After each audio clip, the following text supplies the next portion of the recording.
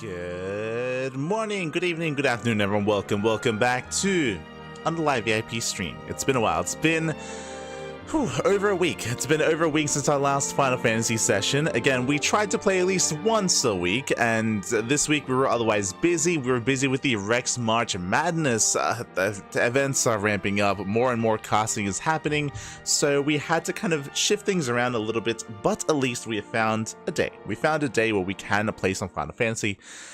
Oh my god. And, the feels, man. Yo, I remember playing Final Fantasy 13 when it came out, back on console, back on Xbox 360. Yo, Final Fantasy 13 on the Xbox 360, I think it was 6 discs? It was something crazy. It was like it was a multi-disc game where when you got to a certain point, you had to put the next disc in, because like obviously the discs at the time would have a limited amount of space on it. So it was a multi-disc game. It was not a very good one. It was infamously Final Fantasy 13's very linear very linear kind of game, and same with the storyline as well. Wasn't very good. But my favorite part about the game, the soundtrack. The soundtrack, straight up, best part about Final Fantasy 13 might actually be one of the worst Final Fantasy games out there. But Final Fantasy 13 2 did get better, but the vanilla 13 was not good. But the OST elicits so many memories. The nostalgia, baby, the nostalgia. Ay. But regardless, hope you're all enjoying yourselves. Hope you're all having a great day, and hope you're looking forward to the weekend as well. Gaha, babiga. Hello, Werehog. I see Sando as well. Did you see my prawns last night? I did see your prawns. Very, very celosa. All my prawns. Final Fantasy 13 was the first one I heard about, if I recall correctly. God, you're so young. Este Werehog. Oh my god. The first Final Fantasy game that I ever played, I think, was Final Fantasy X. Final Fantasy X on the PS2. Because I think I still own it. But back on the PS2, you used to get demos. You used to get demo discs from like magazines and stuff. And I remember getting the demo disc for Final Fantasy X. And you get to play like the beginning part of the game via demo. That was my first Final Fantasy game, I believe. Having prawns again? Let's go. Hello, Stan. Hello. Good to see you. But Final Fantasy 13, I mean, visually was beautiful at the time. Was was stunningly like well rendered and you know, graphically like intense. But the characters, the story, you know, Hope, God, he did nothing but whine. Like Snow and Vanille and Lightning, and it was not the best story, but yeah, the soundtrack, beautiful. I actually haven't played through. You gotta jailbreak the PS1. Excuse me. I played older Final Fantasy games, obviously. Like I played a lot of Final Fantasy 1, 2, and 3. I think I played them on the Game Boy Advance. I think they were re-released on Game Boy Advance, and I remember playing them a lot there. The first 3. I may have also played some of them on an SNES emulator. Like I played a lot of SNES, like Super Nintendo games as a kid. Because I had an SNES emulator on the PC. And I played a bunch of the old Final Fantasy games on that as well.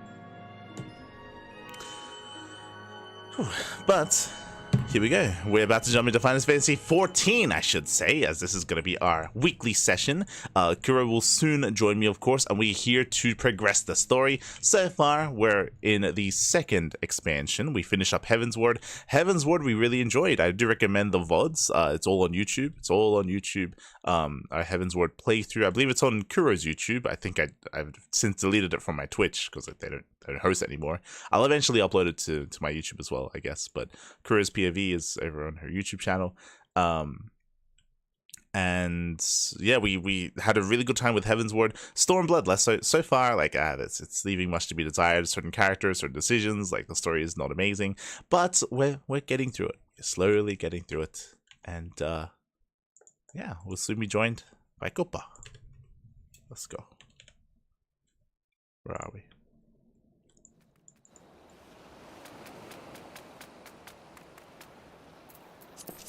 Beautiful.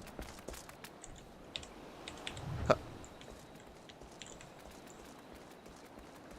Are there like 3 different Final Fantasy ones depending on the region? Yes, that is confusing, but I believe there were certain Final Fantasies that were released under certain names and even under certain like subtitles, which changed like from the international version to the Japanese version. So I remember there's like some confusion there. Yes, that's true. Maybe I'm getting confused with Fire Emblem. No. I believe that is the case with Final Fantasy, with some of the earlier Final Fantasies. I think that's the case with Final Fantasy IV, I think. Maybe Final Fantasy 1 as well. But that might also be the case with Fire Emblem as well. From the early days. But I believe what you're saying rings true for one of them, if not both of them. God, I haven't played Fire Emblem in a long time. I like Fire Emblem. Yeah. Also, I think the last Fire Emblem game I played was on Game Boy Advance. It's on GBA.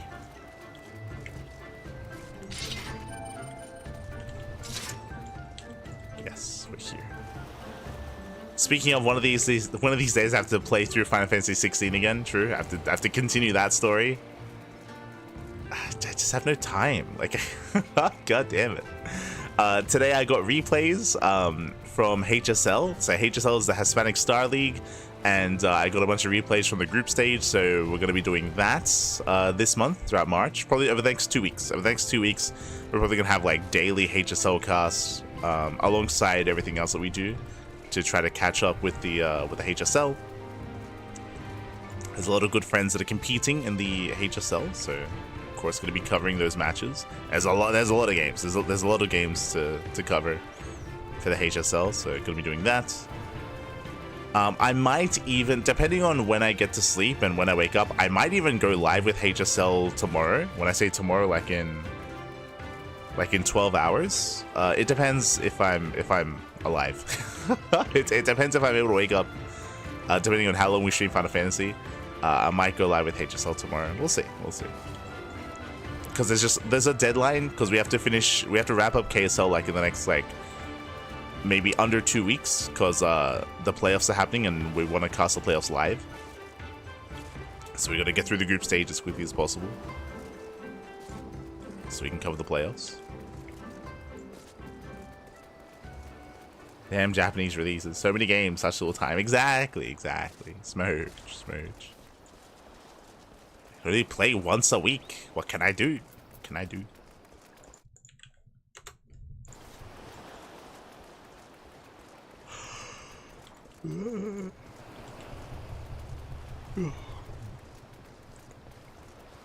But there should be plenty of time next week to cover the HSL.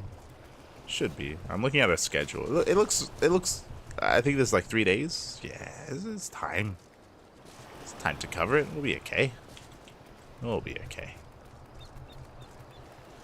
we also have the podcast tomorrow. I still have to watch. I still have to watch the Loco interview. Loco got interviewed at Home Story Cup, so have to catch up on that and go over and take some notes. Take some notes for the Loco interview.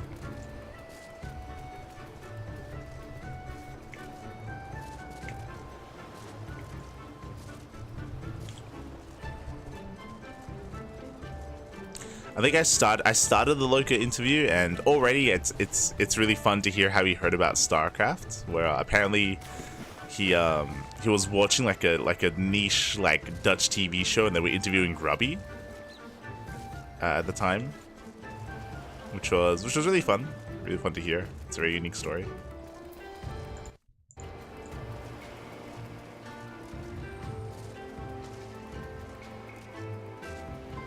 By the way, Kuro is her name in the Skyrim Dragon tongue, right? Like Kuroda. What are you talking about? Aista. No. No.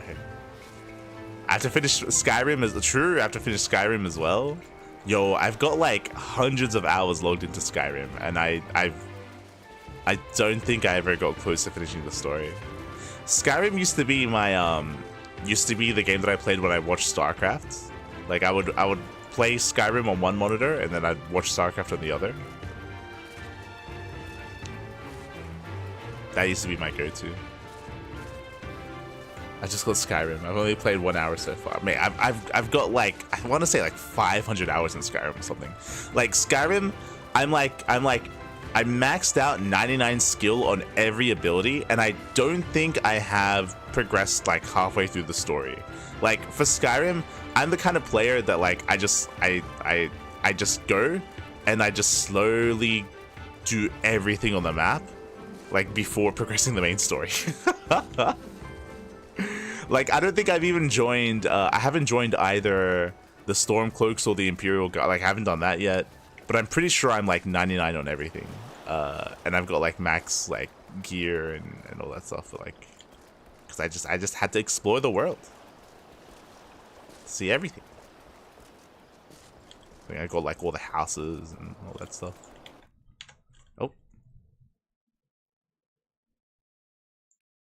Oh, but enough about that, because I'm not alone. I'm not alone. I'm joined by the one, the only, the Koopa.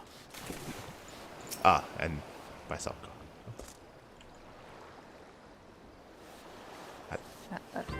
Hold on. Oh. First things first.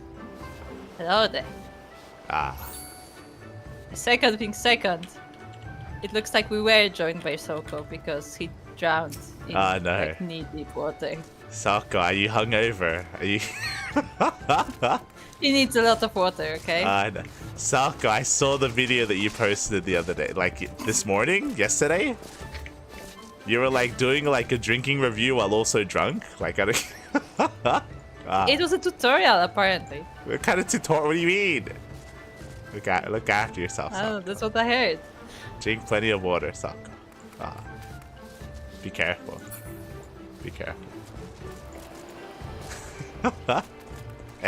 Este Soko. Ay. How does that go with the image of Soko being the grandma? Yes. That checks out. Grandma Soko was making drinks last night. Okay? Again. Again. Oh my god. Like these youngsters, they don't know how to mix. Yeah. Let's go. Este Soko. Alright. But yeah, we are progressing the main story today. So we have actually been progressing. We're finally here on a new continent, by the way. Yes. I feel I don't like how it was done, because if you remember the transition from the center like water area with the Confederacy, and the transition from that to this didn't feel very grand. Like we literally just got to a new continent. It doesn't feel like it, right? Like we not only we got to a new continent, we swam. No, yeah, I think. Well, that's the problem. Is that, remember, like that like center area, we rode a boat from there. Like it was like we literally rode a boat, and like rowing, like with a like with oars. And remember like we had that scene with like where we found out that the Confederacy, like they're all bark and no bite, right? Where they're like, oh, like people just say we're not gonna pay and they just don't. Yeah, like we tell them to pay and they don't, and we don't do anything about it. It's like what the hell? Why did we pay? Yeah, so for some reason, like they've narratively decided to like make them like weaker than they otherwise should be. Like I think our consensus was it would have been better if they were actually like a force to be reckoned with, but they were deciding to be like a neutral party for now, and they didn't want to get involved. And then you progress the story. Against it. Yeah, and then you progress the story, and then eventually they get involved, and then they can have their moment. But like instead they're portraying them like they can do nothing. Like they have like a couple of cannons and like a couple of guns, and that's all they do. Yeah, like they literally said the guards from the other fortress that's like literally 2 minutes swim away. Yeah. Like they have better everything, and like they have no funds or whatever. They have no people. They're actually very poor. It's just kind of here. Yeah, it's just they hyped up this group that like, you know, the control like, the Ruby Sea. Yeah, it's like, oh, the Empire didn't want to take them. Like even the Empire left them be. Yeah. And then it's like, and then they just like, just you know, just a village. You know, Yeah. people just hang out. They don't really do much. They could still salvage the situation if they reveal that maybe like they were bluffing maybe that's all just lies and like actually they got a bunch of stuff and like they can still salvage the situation when it comes to their story, but they have to do like some course correction there and hopefully they do, because like it'd be a shame if they wasted that story point, because I liked where they were going initially. Yeah, it was interesting, right? Like a lot of like, you know, I don't even know if I want to say like political influence, but just, you know, the general like politics between the different parties of this region. Like that was interesting, but they just didn't do anything with it. Yeah, that's basically what happened in Iceland. They control the Great Sea with one boat and one cannon. That's pretty much. They were supposed to be like a great fleet, no? Like the Kogane. We were told. The Kogane like fortress looked more impressive than what the Confederacy had, which was, remember, yeah, like, and it was like an outpost. Yeah, it was like an outpost with like a wall of like a ring of cannons, and they even like said it in the text during the quest where they're like, yeah, like if anything gets within range, we're gonna like blast the fuck out of them. Like that's what they do. Like that scene and that dialogue that we got made them seem more impressive than what we got from the Confederacy, which was like, what the hell. I think even like one of the characters on, I don't remember which side of things, like said that, oh yeah, like the Kogane people are there, well, watch out and stuff, like we don't mess with them. Yeah. Like even they themselves are like aware of it. Yeah. Anyway, let's continue. We now have Gosetsu just let himself be captured to save some people in a village, and from Azula, from the current reigning like warden or like I like of how the we area. just named her. Just called Azula now. Well, what's her name? For those who don't know Avatar, okay? That's all you have to know. Well, look, if her name's not Azula, what's her name, Kura? What's her name? Do you remember? I don't know. She's Azula. Exactly, it's Azula. Yeah, no, we named her like just like Einstein and everybody else. Yeah. Like her name is Azula now. It is. Okay, no one cares what the fuck her name is. Okay, it's Azula. But that was an interesting scene. It could have been done better, but you know, she had like a villager kill his own friend and then attempt to kill his own parents, and he was about to. I mean, he didn't do it. Like he didn't want to do it. No, he didn't want to. Forced him to. Yeah, he did kill his friend.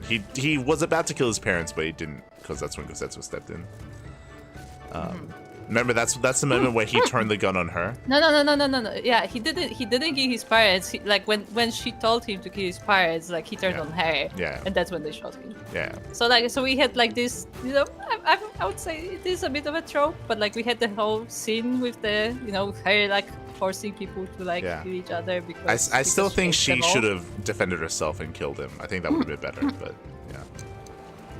Yeah, but I feel like that was kind of part of what the image they wanted to give her, that like she doesn't have to stoop so low as to like, you know, defend herself because she has like loyal people to do that. Yeah, but it would look more impressive and more intimidating if she did it herself, sort of stuff, right? Because then it's like, you know, then she's not just someone giving orders. She's someone they can, you know, there's a reason why they're listening to her, because she'll fuck them up if they don't, right? Like that's what was scary about Azula, is that like, right, she's like literally one of the more powerful like firebenders out there, and if you don't listen to her, she will just kill you, right? Like she'll kill her subordinates, right? And we didn't get that vibe yet. Like we're kind of getting it, but we haven't like seen it yet, right? I mean, she did take a gun at one point. Yeah. So we know that she does fight. Yeah. It was her gun actually that she gave to the villager to shoot people. Yeah. But we don't know if she uses it. So. Yeah. And she probably does. She's probably a raid boss, I would imagine. Probably. Yeah. But yeah, and her design is also interesting, where she has little butts in her hair, which is very funny. Yes. But we were also told that she's actually Doman, that she's a traitor. Yeah. Which is important. Do you think she's like related to someone that we know? Is she like Yugiri's sister? Is that what? Yeah, I was gonna say like Yugiri's older sister. They even look similar. I don't think she's. But, no, I don't think she's. Yeah, I don't think she's a lizard person. But like maybe they could write her to be like an adoptive sister or something. Like if they wanted to, for the drama. Or like a cousin or something. Yeah. Or like maybe they like surfed together. Huh. Yeah, maybe. Like, yeah. I'm sure they are related in some way because we haven't seen Yugiri yet. I'm sure, and she'll probably be the one that kills her in the end. Like, if they're related in some way, then it'd be fitting if Yugiri's the one that kills her. Just saying. But let's go talk to the people.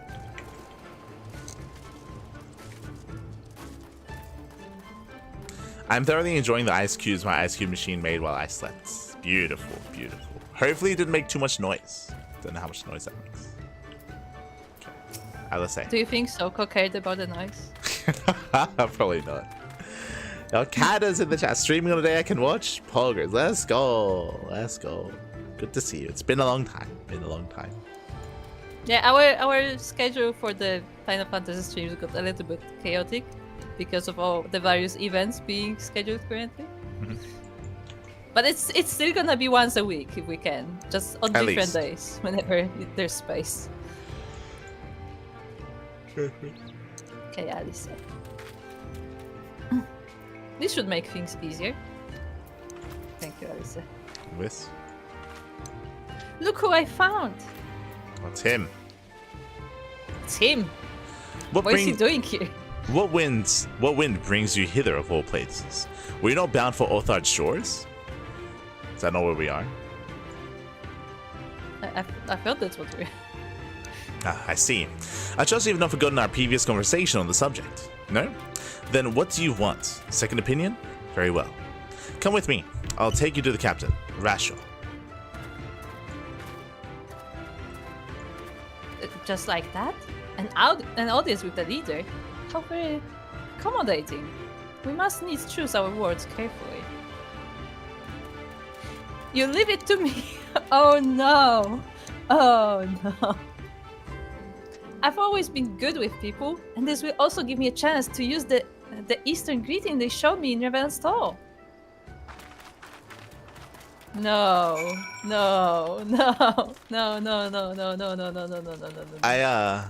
I like the no. I like the idea of, because right now our party is us and Alice, and I like the idea of Alice having to take the role of a diplomat a little bit more. Yeah, because of Alfino. Yeah, exactly. And maybe not necessarily make her necessarily good at that sort of thing, but like give her that role so then she can get like a little bit better of a perspective what her brother's been doing. Yeah. So basically she like respects more of what he does, because she was always like very dismissive, like you do your politics and I'm gonna fight. Yeah. But like maybe she will like respect what he does more because she has to do it. Yeah. So I like that idea if they put her in that situation more often this expansion. That'd be good. And have her again not necessarily be great or even fail at it, just so she can get like a better understanding of her brother. I think that'd be nice. Yeah, because I'm sure like she would still be good at it if she wanted to, but like just make her do it, because that's the better way. She can even have the perspective where she does it, she's okay at it, but she just doesn't like it. She's like exactly. Like, but like I hate to do this, but I mean that's what's necessary. Yeah. I would appreciate if they did that in this story. But instead we're gonna get Liz to be the diplomat. Yeah, I would remind you. And hold on, I will remind you, this is the same Liz who got a contact with somebody who can smuggle us over. And what did he did? It's a fish. Yes, that's what Liz did. She's our diplomat. It's almost like Yaku being our diplomat in Divinity. It's literally that situation. Yeah, the undead guy who doesn't like have any skills in charisma, anything, is our diplomat because he can talk to animals. It would have been better if at the end of that, Alice had the line where she is like, you know what, I'll handle this. It's okay. Yeah. Like there should have been like a line like that for sure. So I do find it quite funny that like she's like, oh yeah, I know Doman greeting from the people from Rivans. I feel like Liz should know a lot more than if she actually like spent time with the Doman people there.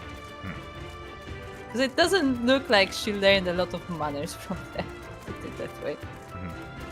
At least not from what we saw in Kogane. Yeah. Right. Yeah. Okay, Liz, what do you have to say? On a second thought, maybe I shouldn't be the one to do this. Thank you.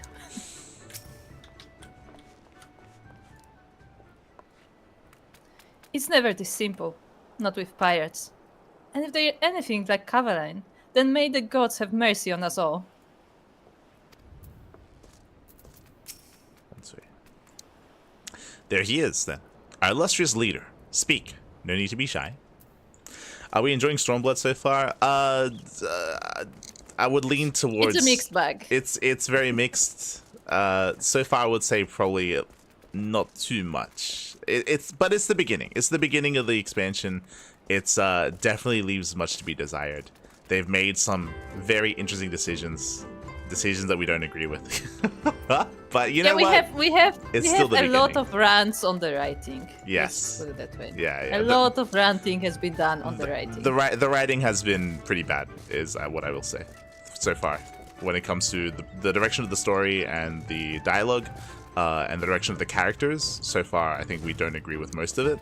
But you know, it's still the beginning, so they can still We're definitely not like just tearing our hair out every second dialogue constantly. It's fine. It's fine.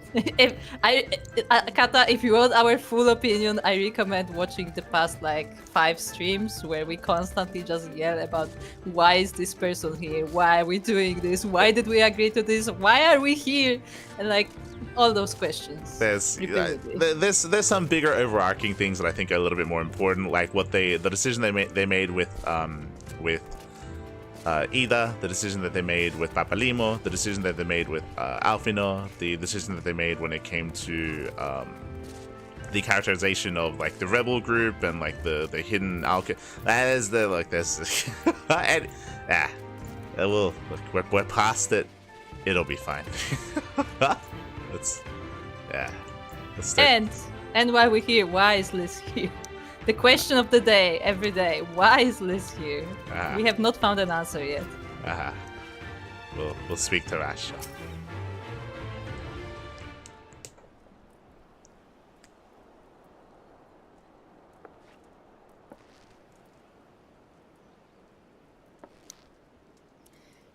Greetings. You must be Rasho, leader of the Confederacy, and so on. I realize this is all a bit sudden, but the thing is, we have a little favor to ask. What favor is she gonna ask? Have we come to an agreement? What favor do we need? I still don't know why we're here. We haven't spoken about what we've decided what we're doing here. Like obviously we're gonna ask for help for Gosetsu. That's what we're doing, but like we haven't internally had that discussion yet.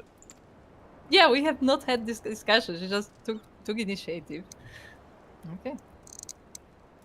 Oh god, I've probably broken half a dozen rules of Far Eastern etiquette already. Well, I'm sorry about that, but you have to understand that we're in a hurry, so I'm going to stop talking now.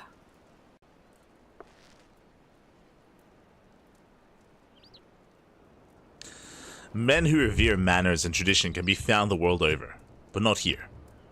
Your candor is appreciated. Speak your heart.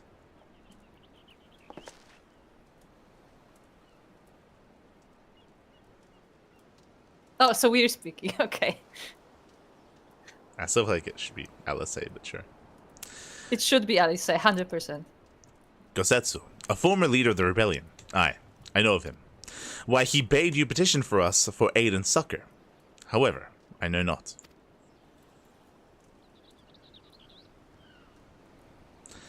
At the risk of repeating myself, to join the Confederacy is to renounce all other ties. We are beholden to none, allied with none.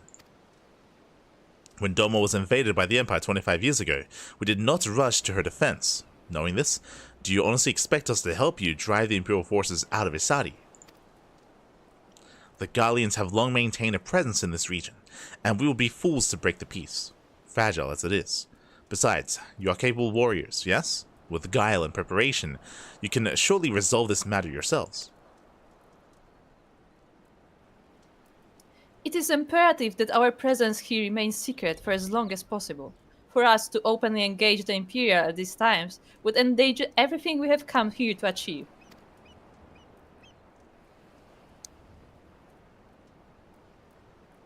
You have told us why you cannot fight, not why we should fight in your stead. If you would speak to me of lives saved, I'll speak to you of slaughter. How many will die when all pretense is lost and the Gallians declare war on the Confederacy? Did you think about that? Huh? Hate is a luxury we cannot afford. You are free to come and go as you please, but you will receive no further aid. Thank you for your hospitality. If you would excuse us.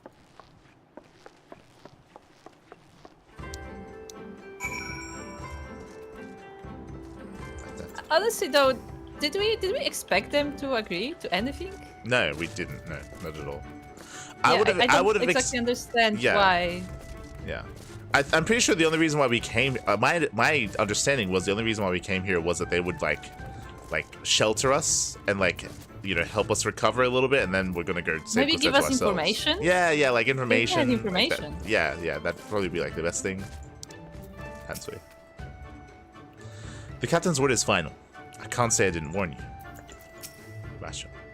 All ties that bind a man must be renounced, without exception, if he is to find a place here. Former lovers and bitter enemies alike must learn to bury their past and work side by side, or else be cast out. No matter how deep a man's hatred may run, he cannot let them dictate his actions. The good of the Confederacy takes precedence over all. Adadaka. Hello. Oh, hello there.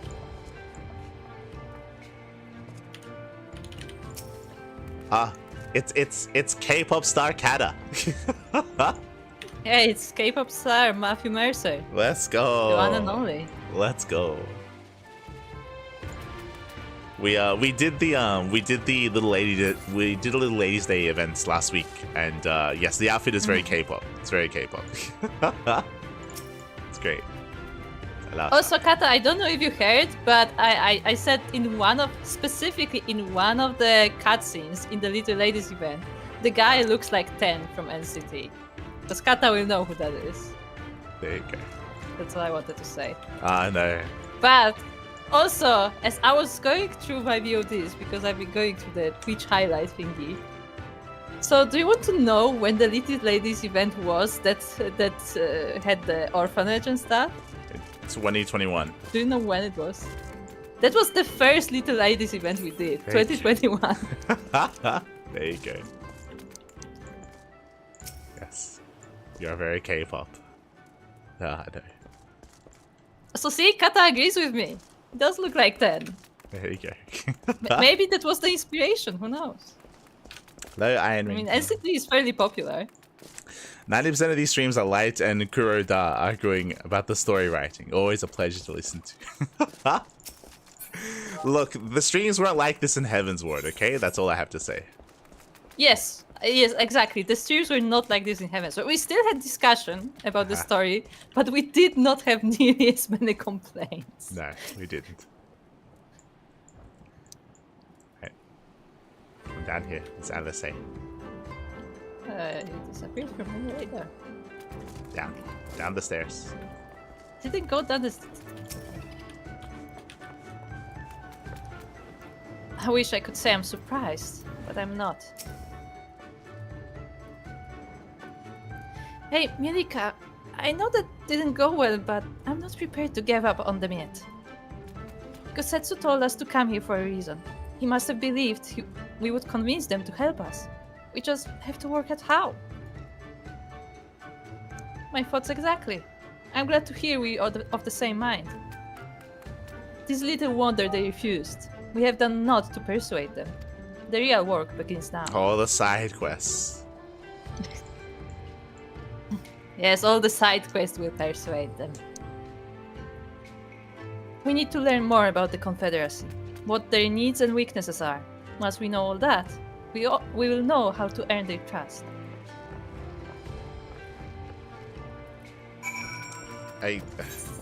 So the problem with what's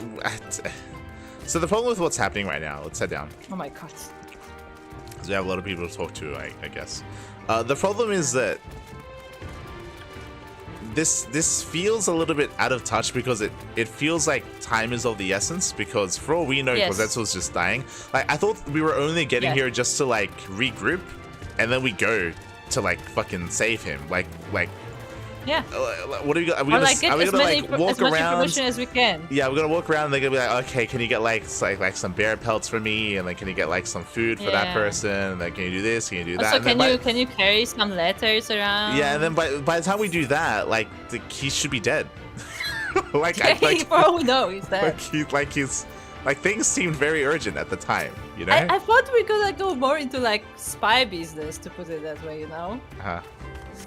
Where like we just like sneak in, we gather what we can, and like maybe call for reinforcements if possible. I thought it was, you know, because they're shinobi. I thought we were just gonna have like a ninja like infiltration mission to like, you know, save him or something. But yeah. That just makes sense, but no. Considering the theme of the story. The arms and armor have been piled up haphazardly. They display no signs of recent use or maintenance, so they don't use them. Okay. So once again, we know that they do not fight at all.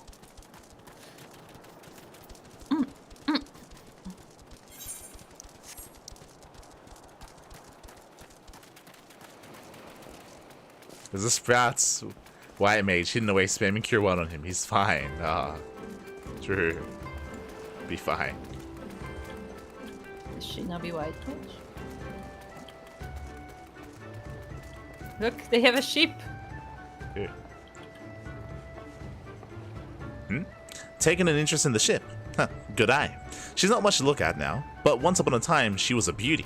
The Confederacy favors flotillas of smaller ships to capture and board errant vessels. The larger ones, like this Sekibune, only take part in major engagements. Not that we've had any of those recently, what with those Imperial bastards throwing their weight around. If it wasn't for them, well, no use moaning about it. No use moaning what you can't change, eh? So basically, what they're telling us is like, oh, actually, the people really want to fight the Empire, so we're gonna convince them that they want to do it. See, I would have thought that the way to motivate them, after we get information, after we infiltrate and potentially save Gosetsu, then that's when you find out that that they actually plan. Why are these people naked? Also, why is this guy called Bankai? That's a thing in Bleach. He is the thing that you yell when you power up. Yeah, literally, that's what happens in Bleach. If you refuse to pay the ruby tithe, we'll strip you of everything you have, including the very clothes on your back.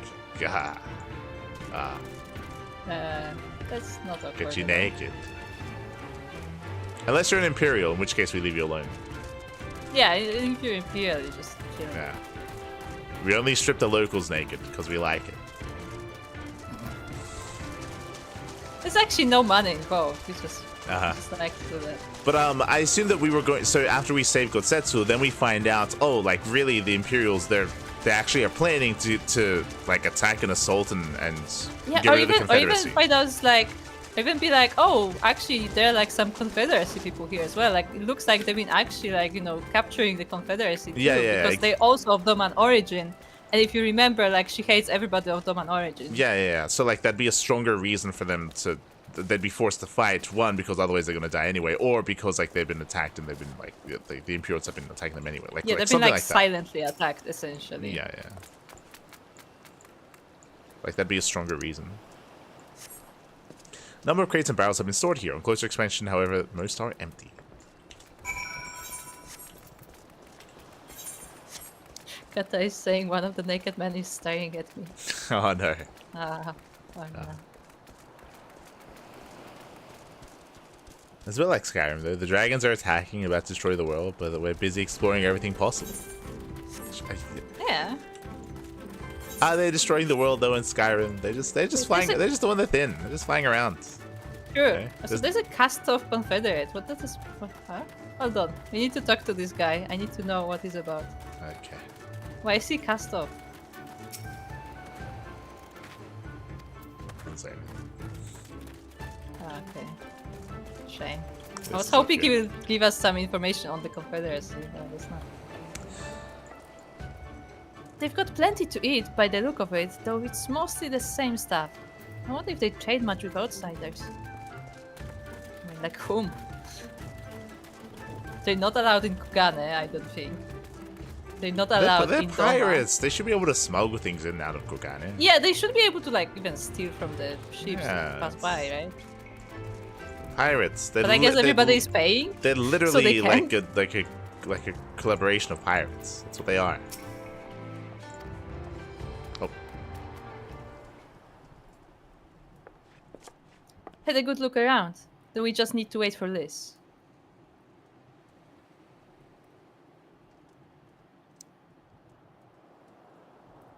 Sorry to keep you waiting, but I wanted to talk to as many people as I could.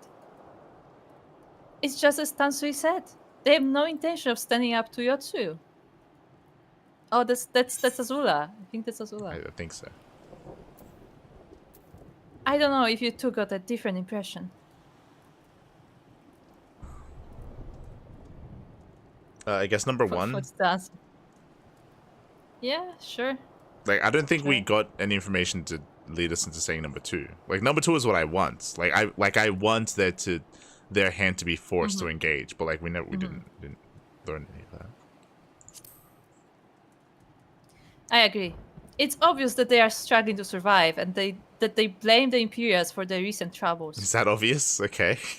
It's not obvious at all. Yes, they're struggling. No, they're struggling. That's why they don't want to do anything. Even if we do nothing, it is inevitable that they will come into conflict with the Empire sooner or later. And deep down, they all know it. The only thing holding them back at the moment is the belief that they lack of the strength to survive the coming war. So we need to prove to them that we're not all talk, that we can be valuable allies in the fight. And what better way to demonstrate our worth than by seeking out people with mundane problems and offering them our expert assistance? Huh? Player? That has to be a joke, right? What do you mean? Did she really just say, "Oh, we'll just help them out with some mundane tasks"? Don't you like side quests? Wouldn't be the first time we've had to earn someone's trust by helping them out with this and that, and you know it won't be the last. I look around the western end of Onokoro. You two take the east. Good luck. I've learned how to bow.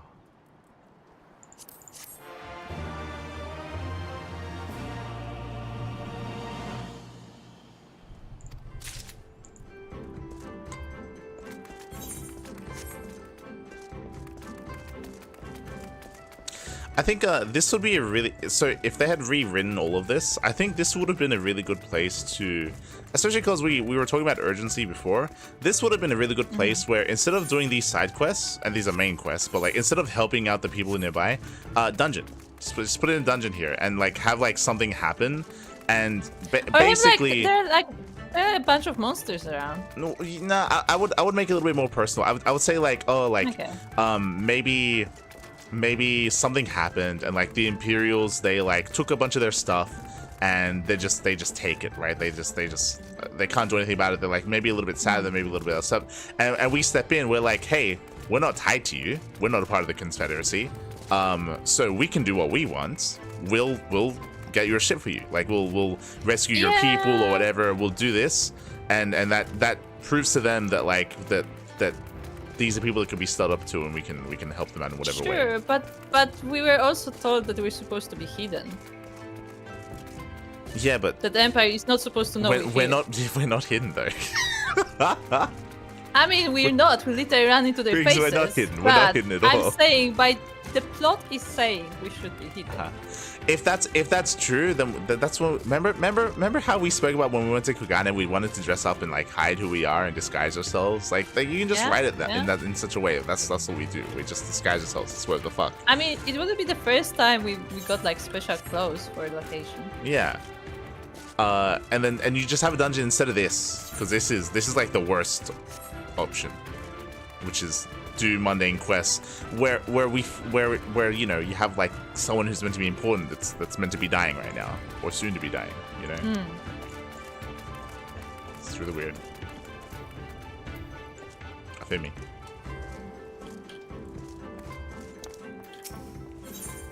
Fumi has no patience for seasick pirates. Kami, take me. What kind of pirate cannot suffer the sway of the ocean? And you recruit from far-flung shores? Listen well, I have a task for you. Go first to Aokumo below and receive on him medicine for men of the earth. Then to Quickscape period of the hapless Doman bemoaning his wretched fate. Quickly. Actually, you know what would be better? She doesn't even know us. She says like, give us orders. You know what would be better if you remember how we spoke about how it was a really weird dungeon on the ship ride to Kogane? Because it felt like it was a dungeon that was made, but they didn't know where to insert it, so it was very lazily put in and inserted, and there was just really weak writing around it because it almost felt like it was like a last minute thing, and they didn't know where to put it, and they just decided to throw it in, and they just poorly like wrote the dialogue around it to try to make that connection. You can just do that here. You can just write like you know, we've been missing like some of our ships. One of the ships gets attacked. Yeah. Or like it's been happening for like maybe the past month or something, and whenever we try to investigate, we can't. And we offer to take the ship that's out there that's like in disrepair. We go in that, and then we go like fucking. Listen. What you do is how you have the dialogue. Remember the guy at the ship? He's like, oh yeah, like this is beautiful ship, but it doesn't like really sail anymore because this and that. He could be like, oh, we don't sail anymore because every ship gets attacked, and like, you know, this is becoming a problem. We have lost like 10 ships in the past month. Yeah. And then we take the ship and fight it. That would be good. Yeah. That's how you write a story. Is that you tie it into things that have been like established here, and then relevant. that are relevant, and then that's where you tied it instead of like having like a random side quest where like where the ship gets like derailed and like strung in by a siren, and you talk about nothing about it, like it's like a place of like undead, like it just doesn't make any fucking sense. Get over here. It's ghosts, and we find out that Alfie is scared of ghosts. Yeah, get over here. Because reasons. Here, get over here. Go back. Wait, but there's a guy here. There's an ether current. Go click on the button. Ah, okay. But this would have been a better place for that dungeon, 100%. Yeah. Also, I started saying that this part of the expansion lacks a guy with sunglasses announcing to everyone who you are in a public place. No. Also, I just thought about this. When you say it like that, you could totally play it as like, oh, he did that. He announced it in public to like, you know, have a leverage on us, to like, in a way, blackmail us because he controls what other people know. But that was never used. Yeah. He was just incompetent.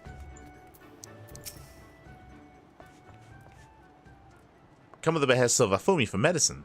My very best is yours for the taking. How pitiful the lot of this Derman, unable to stomach the sea. A true Confederate could raid a dozen ships while in his cups. Mayhap this one should return whence he came. Let's go down and speak to the other. Let's go back up. Let's go back up. Wait, why are we going up? Because we're gonna give the medicine. Okay, but don't we have to do two things? Oh, we have to do the medicine first.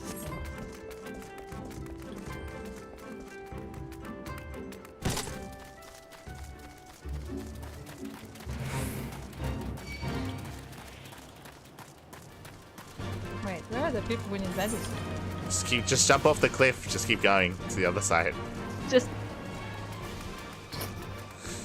Okay, leap of faith it is. I'm already there. Just fucking run. We don't have time to go around the island, okay? And then it just tell me to jump off a cliff, and I look down. It's like 30-meter drop, monsters. I'm like, oh yeah, that sounds safe. Fine.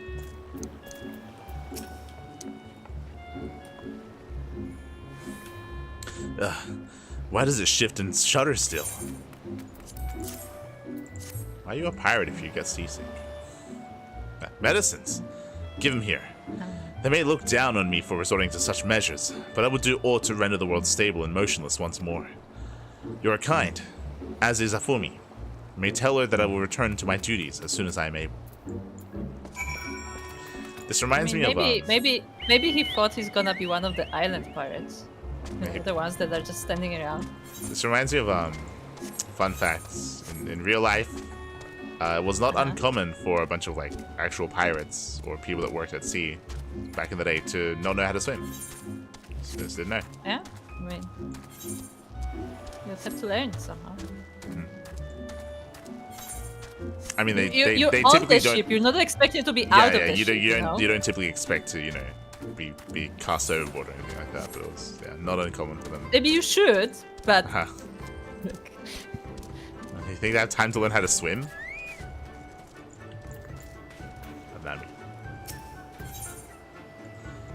Anami is not a man accustomed to being kept awaiting. Which is also why for pirates it was more deadly when they were told to walk the plank, because the assumption was they didn't know how to swim. So I think that's why that's more. I mean, obviously they'd be like behind in the middle of the ocean as well, but like that's Is that why One Piece is a thing? And they can swim. They're all maybe. Pirates. Could be a reference. You there, you. Have you seen a bumbling clod of an Aura? A new recruit I ordered to patrol the northern edge of Onokoro. He is late in returning. A strange boy he was, quiet and brooding, reluctant to speak unless spoken to first. Better that than a fool who never holds his tongue, perhaps. Much as I would enjoy dragging him back by the ear, I cannot. Duty compels me to remain. You, on the other hand, have no such obligations.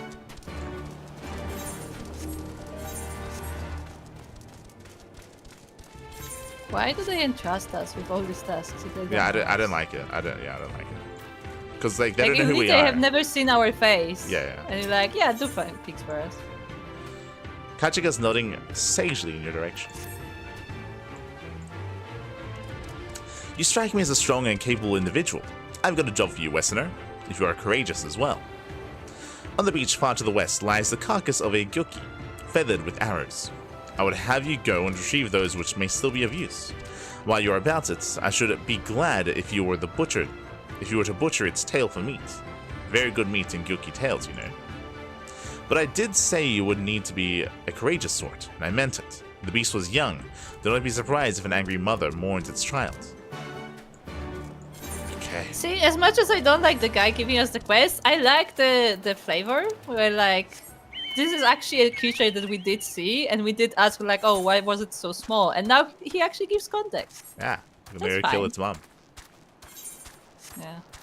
And look, I'm not saying I agree with it, but I like that they actually refer to something we have seen before. Yeah, that's nice. I don't know why they didn't collect its meat when they killed it to begin with. I don't know how long the carcass has been out there, but okay.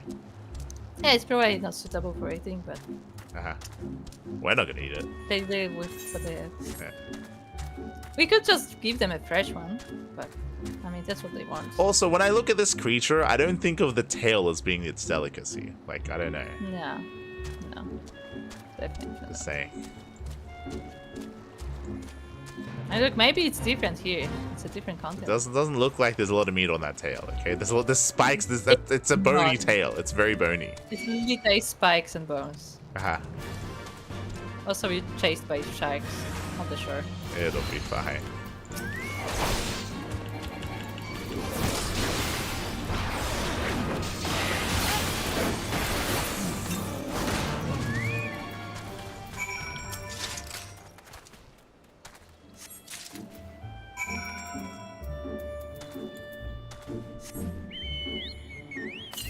Like, of all the meat that he wants us to get from this thing, he wants us to get the tail? Yeah. Not like the belly. It's ribs. Yeah, the neck. The neck. Yes, got a thick neck.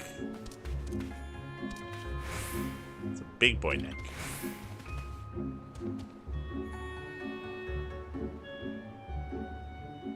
Fun fact, for those who don't know, in Polish division of meat, the pig's neck is a separate thing. Yeah. Which is apparently not a thing in the rest of the world.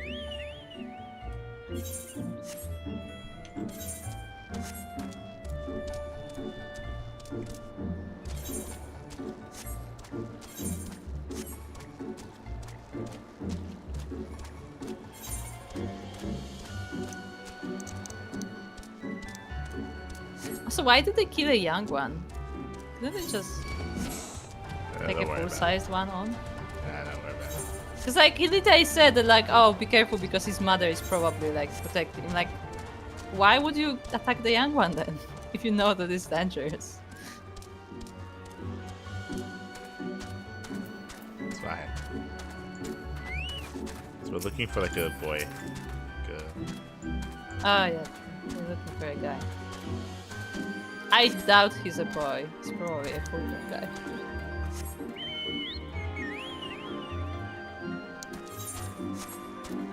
Oh my god, this creature has a face on its side. It's not gonna be that one.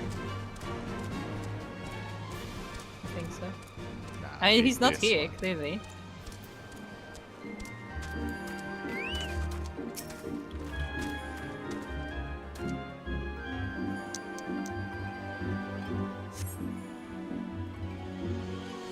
Rocks to the west. Oh, there he is. See? Where's west? It's over the east. Uh-huh. I don't know how we saw him from behind the rocks. Yeah, but... I have no idea how we're supposed to see him. So is he young? Yeah, I guess he's not that tall, maybe. Who are you? Do not look like a man of the Confederacy. Yeah, I don't know why they're telling us to do stuff. But yeah. You're not wrong. We shouldn't know all these things, right? Forgive me. 'Twas but yesterday we bid farewell to one of our own, and I worried that she might have lost her way. We laid her to rest in a boat and pushed her out till the current claimed it, for the sea is our home, now and ever after. But those sent thither with burdened hearts may drift back to shore, it is said. Out of concern for our comrades, she strove to earn far more than her keep. She hunted rare and deadly game in treacherous waters and lost her life for it. But my vigil is ended. Her vessel has not returned to Onokoro. She has made peace with this life and placed her faith in us to live on. So this is a main quest. I would expect. It's probably not gonna happen. I would expect that we're gonna become attached to someone, and they better die, and we better have that little setting off to sea funeral for them at some point. Oh, because this is foreshadowing. Because we're learning their customs on how they bury their dead. So someone has to die, so we can bury them in the same way. That would make sense in the story. Do you think it's gonna be like the captain of the Confederacy? Or Tonsui? Tonsui, he's No, it's gonna be the guy that the guy that's next, the guy, Hanare, the guy, you know the guy, him. Which guy? the one that we just met at the Ruby Sea, that we just met again here, and he was like, oh, I'll introduce you to the captain. Yeah, him. Yeah, that's what I mean. Tonsui. Yeah, him. Yeah. So he's the one who's been nice to us. Yeah, so. Exactly. If anyone dies, it has to be him. Because we don't care about anyone else right now. Yeah, that's probably what's gonna happen. Gotcha. And he's named. We've been away for some time, perhaps in search of the young Gyoki corpse. Yes, here you go. Have the tail. Yeah, have the tail alone. You're see. taking the better part. I did not misjudge you. Thank you for your help. Would that I could have tended to my own kill, but such is life. What does that mean? What does that mean? It's I know.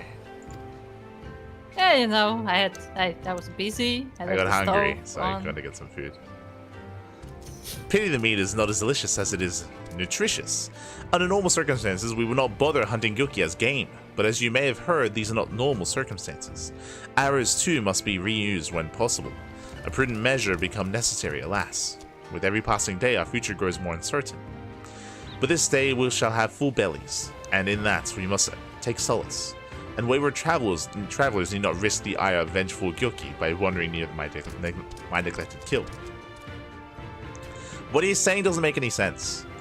He's like, normally we wouldn't bother by recollecting arrows and hunting Gyoki, but we have to, which is why I didn't, and which is why I'm telling you to, because I messed up. It's like, what? Yeah, but the Westerners shouldn't do it. Like, it shouldn't be this way that foreigners do it for us. But I'm glad you did. It's just so weird. A strange sigh passes your lips. Have I said something odd? No matter. Thank you again for your aid. They needed a better reason for him not to have done it. Like, he needed to, like, be injured or something. Or, like, I don't know. Yeah, like, he got jumped by the mother. He was like, oh, no. Like, yeah, and he got attacked, and he messed up, and we have to, like, do what he can't because he's, like, incapacitated. I don't know. Needed something better like that. Otherwise, it just sounds weird.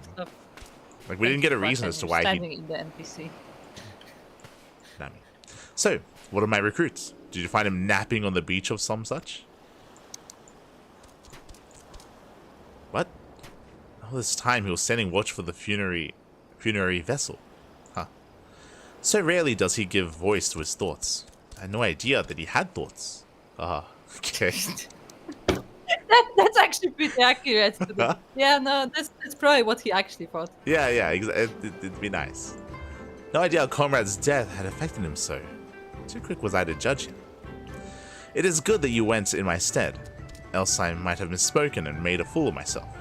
Please, accept this as a token of my gratitude. He gave us money because for some reason he had gear on him. I don't know.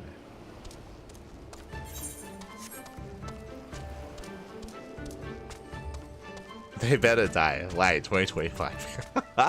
Well, like that's imagine, like that's it. Feel like go on. Yeah. No, I was gonna say, imagine if every like location had its own currency and we had to keep track and convert. I mean, that's what we do with the beast tribes. Yeah, but only with the beast tribes. And I mean, like every like like Kugane would have their own currency and stuff like that.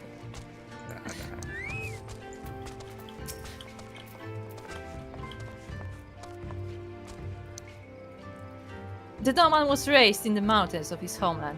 The first time he saw the sea was after he fled his homeland and came to us. He tosses and turns in his sleep, and when he takes to the water, it is not long before he can no longer stand. But he will grow accustomed to this life. He is hardly the first after all. The captain too was once of Doma, though he cast all aside 25 years ago, when the Imperials took his lands and the lives of his parents and brothers. Perhaps you too will renounce your ties and join us someday? Aye.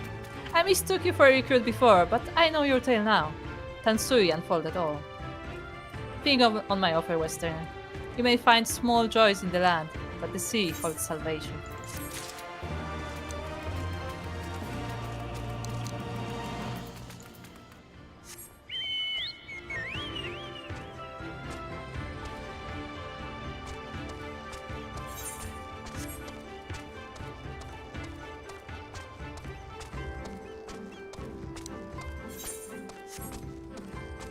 Or maybe Gosetsu. Huh? You think Gosetsu's gonna die? I don't know, man.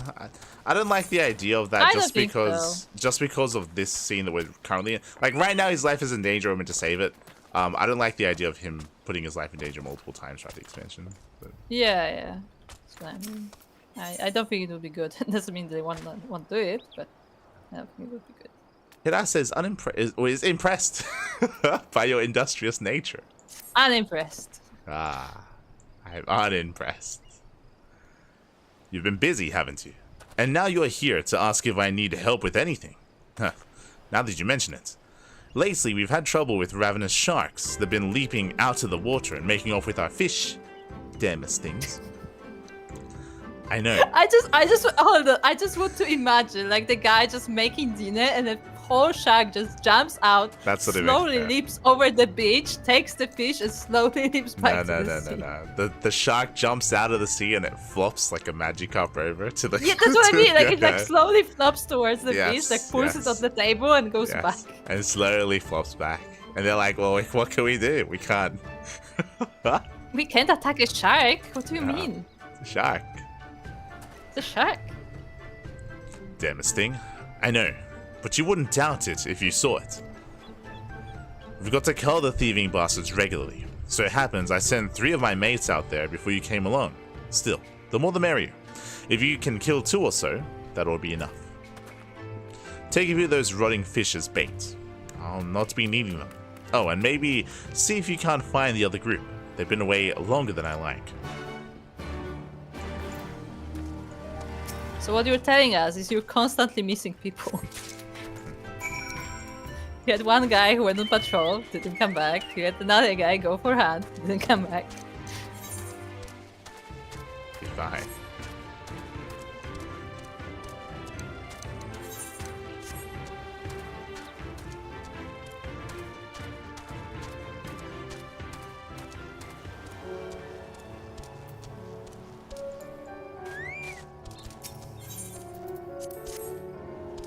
Fish.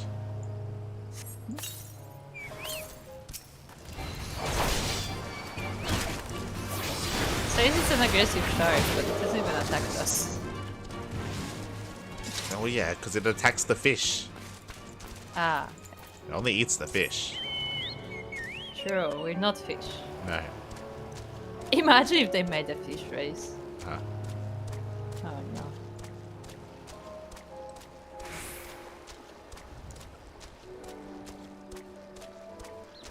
Imagine if you could make a character that's an Amazon.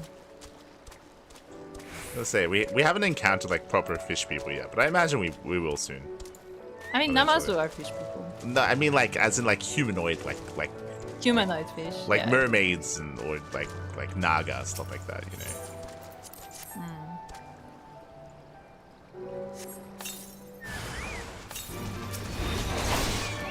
Like imagine like the Dragonkin in Heaven's Ward, but fish people. So I mean like almost fully fish, but still humanoid. Yeah.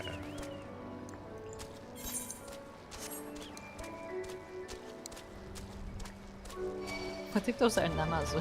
They're just small. They're actually Lalas. There you go. Oh, then I have to kill this big thing.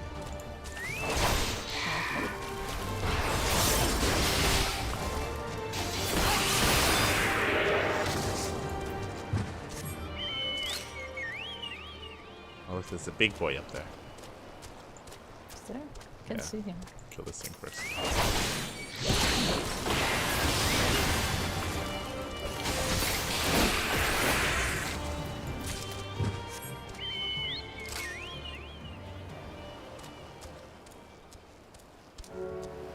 It's a big. Oh, it's the turtle people.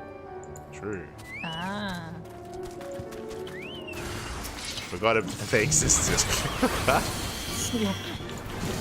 Remember turtle people? Yeah, the ninja turtles. Where they don't actually have shells. There's just things that they strap onto their backs. Yeah, it's just backpacks actually. They are. Kami be praised. Don't know what I would have done if you hadn't come along. My partners and I got separated when we fled. You haven't seen them, have you? Damn. Before the Kojin started chasing us, their leader asked us if we were doormen. They're Kotsuyu's catchers. I know it. First Isari, now this. Gotta tell Rasho and the others. Like, this is what you meant. Like, this is what it would have been nice if we had found this out ourselves, or if this had happened later. Like, this, like... Like as you said, like they're catching their own people, right? They're attacking the Imperials are targeting their own people, right?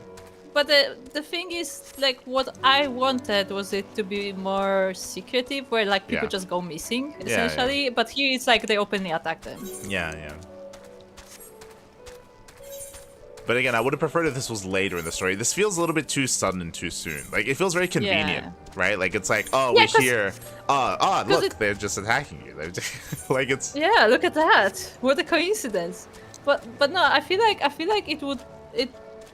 I feel like the pirates being convinced to join us is supposed to be like the climax of the expansion, and it doesn't feel like we're anywhere close to that. Well, not of the climax of this little arc, right? Like it'd be of this arc, I agree. Like that, it should be important. It should be established first that they're not going to help us. That they want nothing to do with us. They want us to go on our way. We do our own thing, and then later we find a reason. It turns out that they have to. Yeah, and then they get involved. But like, as you mentioned, like that should be at the climax of this little like story segment. That's not what it feels like. It doesn't. It should be.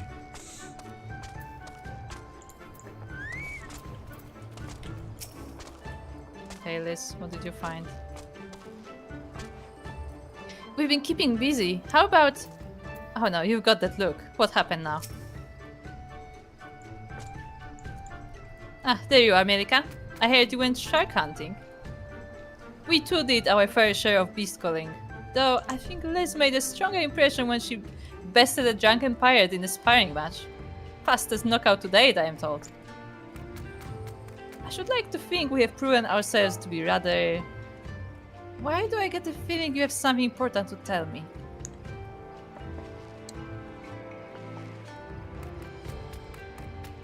Koji mercenaries running up Doman Confederates? Surely Yotsuyu has crossed the line now. We must go and speak with Rasho immediately. Even he cannot deny that this changes everything. At least, I should like to think that he cannot.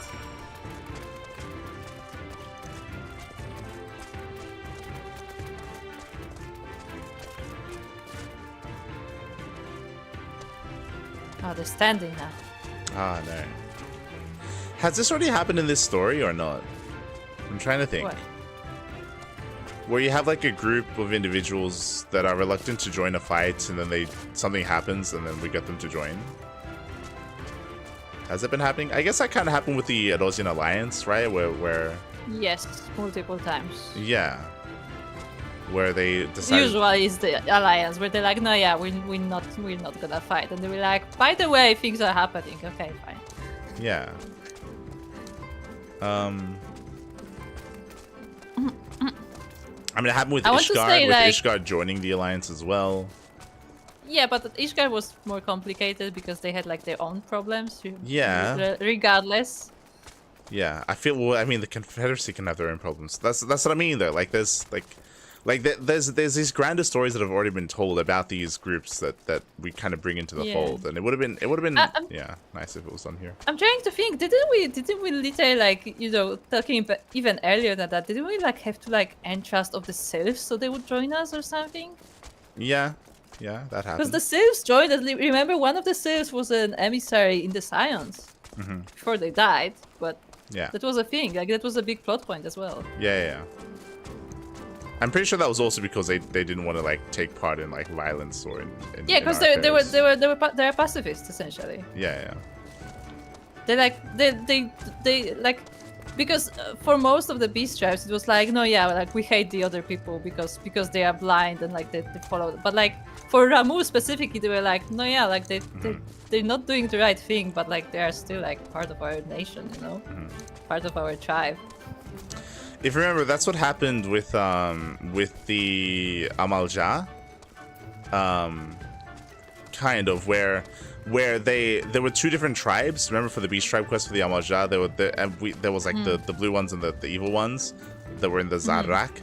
And they'd agreed that they weren't going to get involved. And if you remember, it was the Mikote who was like raised by them. She was the one that was upset. She was upset that they're not involved. Yeah, she was upset that they're not real warriors and they're not doing anything, right? Like they're just sitting on their hands while like all this other shit's going on. And she was going to go to do things herself, right? And she almost got herself killed.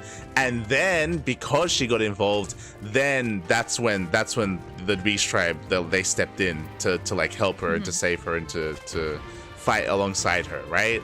Like that's how you write a story. Like that's.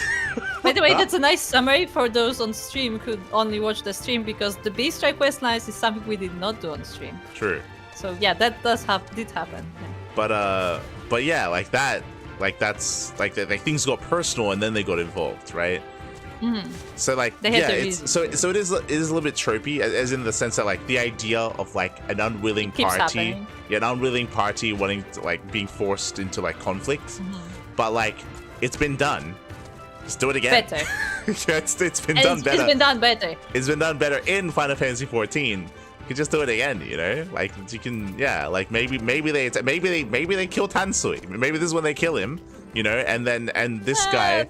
Kill him would be too much, because that would be very open, like, because he's like a recognizable figure. But like, as I said, like I feel like it would make more sense if, like, you know, the lower rank suddenly went missing, because they were like, oh yeah, you know, the ship was lost on the sea, what can we do, or stuff like that. Because apparently they constantly losing people. They're like, oh yeah, he went on the patrol, he never came back. I don't know what happened. So maybe people just started, like, you know, going missing, and they were be like, hold on. You can write it however you want. I mean, like, you can even honestly, when it comes to the dungeon, you can even at the end of that dungeon, you find out that, or maybe in the dungeon as well, you find out that siren stuff that was like dragging in like pirates and getting rid of them. That was actually orchestrated by like the Imperials, and maybe like they're not doing it themselves, but maybe they had like set that up to passively like fuck with the people heroes.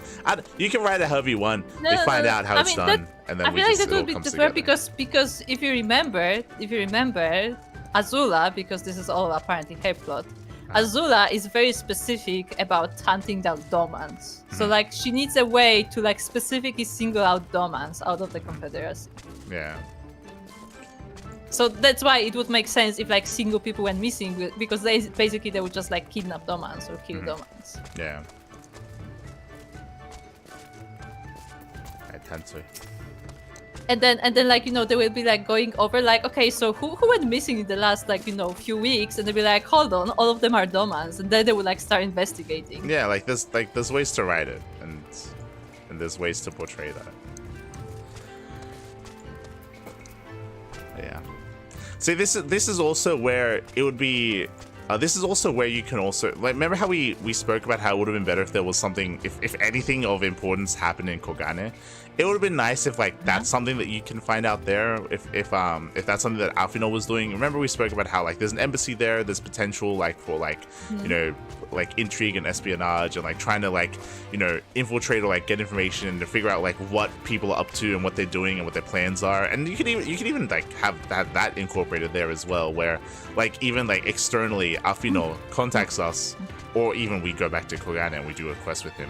Where he finds that out, that there's like a plan that's like ensuing, where the Imperials are like in the area are hunting down and killing them, or maybe he finds like a manifest. He finds like a manifest of like people they've captured and killed. Listen, you can get better than that.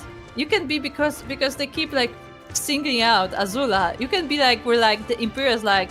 Yeah, I heard like how crazy she went. Like, yeah, actually, like I don't know if this is what she's supposed to be. Like, I don't know why the higher ups are allowing her this, but yeah, she went crazy on this like ton of affairs that she has. Like, you can even get that where like those are like rumors between the Imperials themselves that like she's like, you know, going a bit overboard, maybe compared to like the grand plan that they have. Yeah. I mean, you can do whatever you want, but like you can even like have that be more involved, like with what's happening in Kogane and stuff, because it's nearby enough where like they would be a little bit more in the know of like local like events. And as you said that, I now totally want to see Alphinaud do espionage. I want to actually see it. I mean, because it's all gonna happen off screen. It's all gonna be off screen, but I want to actually see Alphinaud in action, because that sounds hilarious. That should happen though. Like that should happen in this expansion. It should. But, yeah, it should. But I don't think it will. Fashion. So let's get this out with.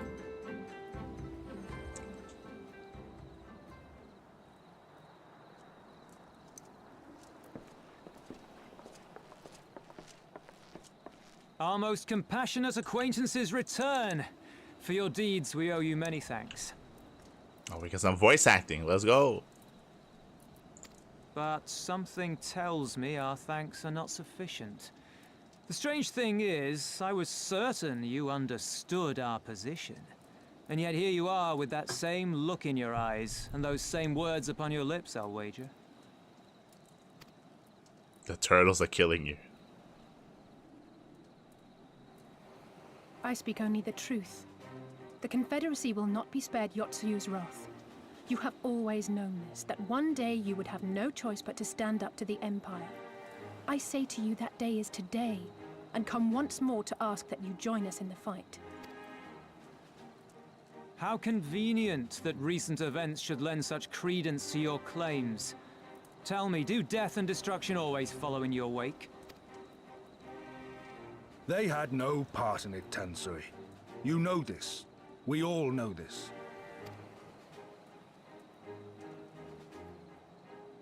They came and took our Doman brothers. They will torture them for her sport. Murder them for her satisfaction. This is where, as we were just discussing with Kuro, this feels too soon. This feels too convenient to have this be the moment where the Confederacy is persuaded.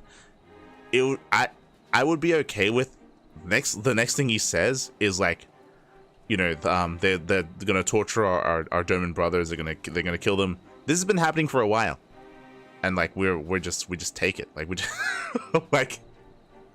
just yeah. Like this is not the moment that they join us. Is what I'm getting at. That something more has to happen. So we attack and get butchered for our trouble, or do naught and let them have their pound of flesh.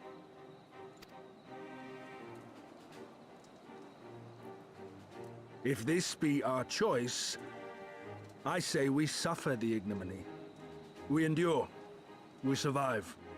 There is no better path. Yeah, like this in the story, this feels too soon.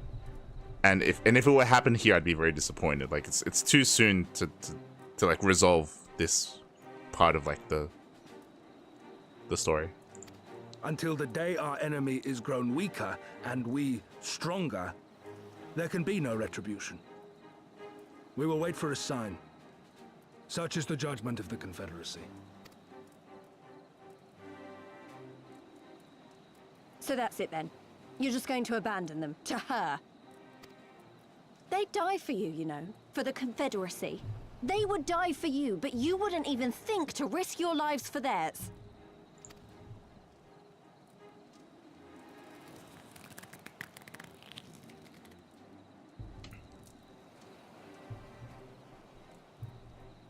I have one last idea, if you will allow. I'm afraid it's not very good as ideas go. It's exceedingly reckless, in fact, and you may well come to despise me for ever having suggested it. Assuming we survive, that is. The question being, do you trust me? Ask me again later. What? Yes. The trust is there. We can't stand by and let innocent people suffer, here or anywhere else. I'll do whatever it takes. Then let us roll the dice. Are we gonna land on the D20? If it's a sign you want, we shall give you one. One rousing enough to make you drive every Garlean out of Isari without a second thought. You are wary of invoking the ire of the Imperial forces stationed in Dome, correct? Then we'll do it. We'll invoke their ire. Know then that once we have rescued our comrade and freed Isari, we mean to liberate the nation as a whole. You will doubtless require assurances that we are capable of achieving this, and that is only fair. Accordingly, we shall demonstrate our seriousness by depriving the Garleans of a key ally, the Kojin. Okay. What, the three of you, just like that?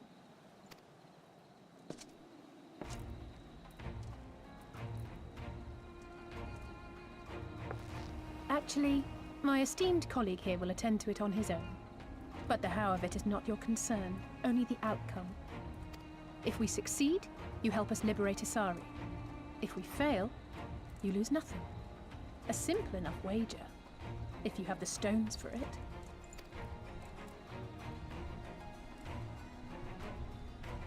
The little miss does make it hard to refuse, does she not?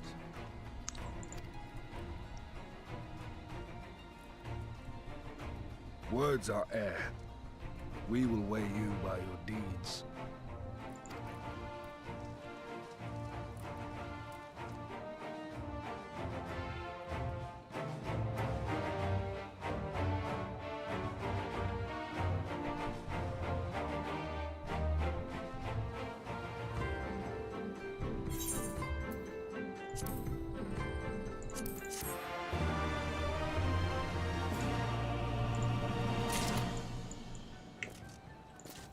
Allah.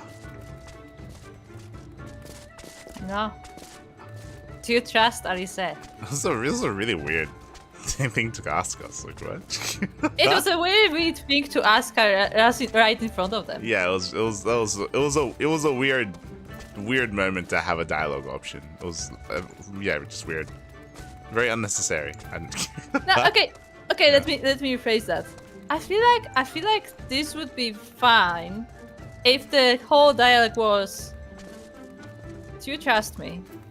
And you like nod. It's like, okay, here's the deal, and she just starts talking. But like it says like, okay, I have a plan. This plan is not very good. By the way, they can hear us. Yeah. But here's the plan. I have this very long plan. And are you in? Liz, are you in? Are you in? Are you in? Okay, you both in. Okay, guys, we have a plan. Yeah. It was weird. It was weird. This, you could still have the same, meaning, but like just execute it much better. Yeah.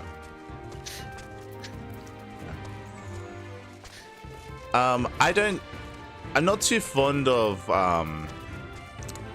first thing, I do like that the problem hasn't been resolved. I was saying to the stream before that I didn't want this moment to be the moment that the Confederacy joins us. Like it felt very unearned. So I'm glad that they're like, I think I even said it. I think before he even said any lines, I was like, I wanted to say that it was when he said that like, oh, our men are being tortured and murdered. I was like, I wanted to say that yeah, we just let it happen because like that's like we endure like that. Because that's the price. Yeah. The price. Exactly. So I'm glad that he said that. I'm very glad that the dialogue went that way. I don't think it's very on the nose. It's very like it's very on the nose. It's very like kid friendly where it's like where we're telling them what we're gonna do. Something better would have just been if we had like left and we come up with this decision on our own, right? And we do this on our own. I think I said before, like I thought the plan was to come here, was to rest, recuperate, and then the plan was to set Gosetsu free by ourselves. We infiltrate them. Yeah, well, and that would show them that hey, you can stand up to them. You can stand up to them. We can stand up to them, and you can succeed, right? Like these are not like insurmountable like odds. Like these are not untouchable like people. If we can do it, you can do it as well, right? And that would like rally them to our cause, sort of thing. This is kind of what they're doing, but again, I don't like how it feels like there's no urgency here because it's like she's like hyping it up. She's like, okay, you know what? You don't believe that like people can stand up for Doma or that we can do anything? Okay, we will. You know what we're gonna do? We're gonna fight the turtle people. It's like, what? I thought we know nothing about. I thought one, that's very out of left field. I thought we were gonna go save Gosetsu. Are we not gonna do that? I thought that was the plan. He can save himself. I thought. He said he has experience with and change. She's like, who? Fine. So what? Like, no, yeah, are we gonna save Gosetsu? No, we're gonna go fight turtle people instead. It's like I understand like it's still something. But like it feels kind of weird because it's like I thought that we were in a bit of a timer here because we were concerned that as soon as he was taken in he was gonna die. Like I felt like, right? Like that's the feeling that we got, right? Like he was gonna get taken in and he was gonna get killed. No, we're gonna go save him. We're not gonna save him. So we're not. Right. And that would be a statement, right? Like if we can save him from Azula, from like who's meant to be in charge of this area, then like that undermines her position, and that makes her and the Imperials look weak, and that like strengthens these people's resolve. Yeah. Like he says that until the Empire is weaker, so that would literally make her weaker in their eyes. Yeah, like, and it's not like maybe it's not like not we're gonna like kill weaker her, but in numbers. Yeah, we're weaker in morale. We're gonna like humiliate her by taking her captive, sort of stuff, right? Like I thought that was the plan. Maybe not captive, but like you mean captive taking her? Because taking her captive sounds like something else. Taking her captive, as in taking Gosetsu. That's what I mean. Yeah. Yes. I understand, yeah. That's yes. was like, we're taking her captive. Whoa, no, hold we're on. taking her captive. We're not taking her captive. You understand English? What are you talking about? Do you understand the difference?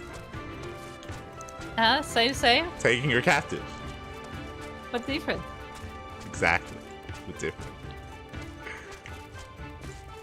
But so yeah, so I agree. It's kind of the line about the turtle people is out of left field because it came out of nowhere, right? Like, were we gonna do like this? What bothers me the most about it because us like suggesting fighting Kojin makes sense in the sense that like, oh, they've been attacked by the Kojin because Empire doesn't want to do it directly, but we also don't know anything about the Kojin, like literally nothing. Like, all we know is that they're turtle people and that there are 2 factions or 3 factions or whatever the heck who have different ideas. And, like, we don't know anything about them. Well, this quest would make more sense if before this quest we actually spent time with our turtle. Remember how we have remember that we got smuggled in here by a turtle, by like a blue turtle? Yeah. It would have made more sense if we had spent some time with him and he had given us more backstory and he explained things and we maybe we even had conflict with the Kojin already at this point, but like if we had interacted and had some quests with him first before this, because then there'd be some greater context as to what's happening here. Yeah, because all the setup we have for this is like when the Imperials showed up, they were accompanied by the turtles and our turtle guy just here, it was like, oh yeah, I don't want to deal with them because they're essentially mercenaries and we'll do anything for money. Yeah. That's all the context we have. Yeah, like we needed more with that friendly turtle first before we came to this conclusion. Like we needed before we want to kill the entire nation. Well, no, not even that. Just like our characters need just more information as to the kind of people they are and what they're up to and their motivations. Like that we just need more context before we say something like that, because it does feel very out of place, just because it feels like we're talking about something that we know nothing about. Like it feels like it's kind of weird. I don't like us making a statement like that without having anything to back it up, you know? Like we don't even know where to look for them, to be fair. I mean, obviously we're gonna go talk to that blue turtle friend. That's obviously what's gonna happen. But hey, it's gonna be like, you're gonna kill my cousin? But that should have happened beforehand, is what I mean. To make this make more sense. Yeah, so we actually we have information to make that decision. Yeah, exactly. You didn't say something like that out of nowhere. No, like you have like a basis foundation for saying something like that. Okay, Alyssa, what do you have to say for yourself? Thank you for placing your faith in me. All that remains is to carry out our promise. Ambitious as it is. Like, because we have no context coming into this makes her seem stupid. Or like it makes what she said, even she said it here, like it makes her sound like she doesn't know what the fuck she's doing. Like it's like I mean, she did say it's a bad plan. No, but it doesn't have to be like, it can be a bad plan, but still with knowledge coming into it. Like it could be a bad plan in a different way. She might maybe not even necessarily think that we could do it on our own, but she knows why we're doing it. Here she doesn't know what the fuck she's saying. Like it just makes her look stupid. Like basically what I was afraid she was doing when she started speaking was that she will start bluffing. Huh. She just like start saying things just to get the reaction. Well, that's what just happened though. She just said things. Yeah, in a way, yeah. Just said things without knowing what she's saying. Like it's just stupid. It just makes her look stupid. Just like unironically. She's like, oh, thank fuck. I didn't even know what the fuck the turtle people are called. It's like what are you talking about? So, yeah, we'll get rid of them. Who are they again? We find them. It's like what are you talking about? Like what? Bold claims and even bolder promises. I should be interested to see if you can live up to them. Rasho. The Rasho is a man of few words. He has some left to say. So, alone you deal with the Kojin. If you are set upon this course, I shall give it to you a word of advice. 2 factions have the Kojin. The mercenaries, like this is something we should already know anyway. Like, we should already know this. Yeah, they probably shouldn't be explaining this to us right now. They shouldn't need to explain this to us. The mercenaries who serve the Empire belong to the red. Those who belong to the blue are the traders. They have made no pact with the Imperials, and so may be willing to aid to your cause. Seek the blue on the Isle of Back. Like, again, he shouldn't be telling us what to do. Like, if we're like, we're gonna deal with this problem, he shouldn't tell us and direct us how to deal with the problem. We take this on ourselves. Yeah, like He literally said your actions will speak louder than your words, basically. So he should be just sitting here and be like, okay, show me what you've got. Yeah, exactly. There, you'll find a cave. The rest is up to you. Thank you, Captain. We shall endeavor not to keep you waiting over long for your sign. Right then, let us head for... Wait, where's Liz? We can leave without her. So look at the minimap. Minimap? Fuck.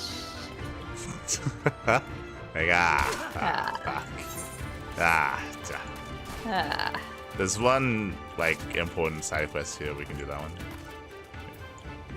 Hansaku. Pulling double booty. Hansaku is desperately searching for a charitable soul willing to lend him a hand. Your clothes, your manner. You must be a man of Edosia. Excuse me? How do you know? Do you know of the East Aldenard Trading Company then? I hear they are a fairly prosperous vendor where you are from. No, they're pretty awful. No, yeah, they're actually the worst business. Yeah, you shouldn't trade with them. Your acquaintances with the Kugane branch office owner. Oh, the chief's been searching high and low for a well-connected man such as yourself. Oh, but before we can get into that, allow me to introduce myself. I am Hansaku, and you would be... I'm the Warrior of Light. Okay. Should be easy enough to remember. Now, Light, do me a favor and meet with the chief, would you? Ever since those damn Galleons strengthened their grip on Hingashi, our contacts in Kugane have quit trading with us. He could really use your help in establishing a new business partner. Please, I wouldn't ask if I wasn't desperate. You see, I only just joined the Confederacy. Life has been hard, really hard for me lately. If things were to fall apart here, I don't know where to go. To the west of this place is a tiny lodge. The chief should be there. Unfortunately, I cannot leave my post to show you there, but I trust you'll find it easy enough. I'm counting on you, Light.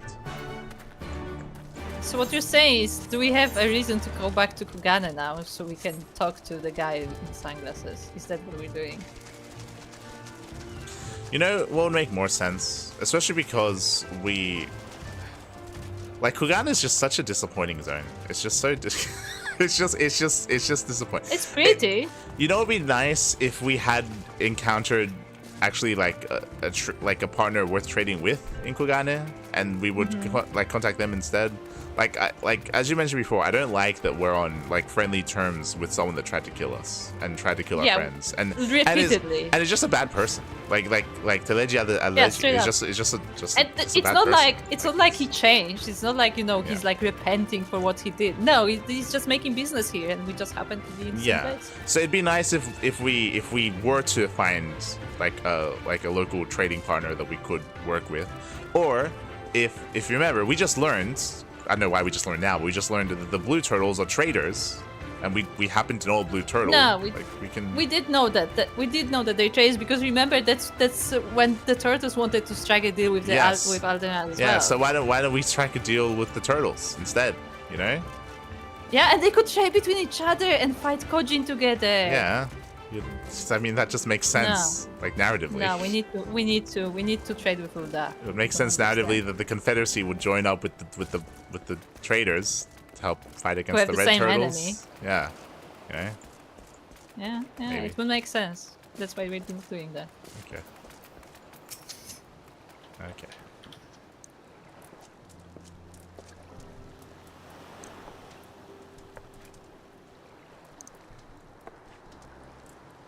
Mirka, what is it? Oh, sorry. I didn't mean to wander off. I just wanted to have a think. You're worried we won't be able to live up to our promises. No, it's not that at all. If anything, I'm frustrated that I didn't think of it first. Ida and my father had a way with words. They knew how to inspire people, how to bring them together. Always thought I might have something of that in me too, but I'm starting to think I don't. What am I even doing here? Yeah, you shouldn't be here. I literally screenshotted that. That's gonna be like the thumbnail of my entire playthrough of Stormblood. It's like, what is she doing here? Liz, you. God, listen to me. I don't know where that came from. Forget I said anything. We have places to go, Imperials to fight, and friends to save. And we're not going to get any of it done standing around here moaning, right?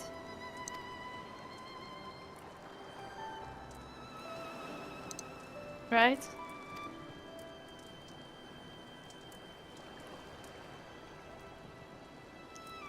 Before we traveled to Gir Albania, I was in Limsalominsa visiting a friend. A young child who has been through a great deal. That's neither here nor there, I suppose. Anyway, on the way back, I passed a patisserie which sold some of the most exquisite-looking tarts I had ever seen. I always preferred cookies, to be honest, but nevertheless, I decided to stop and try one. I'll treat you to one too when all of this is over. Milka too. And I won't take no for an answer.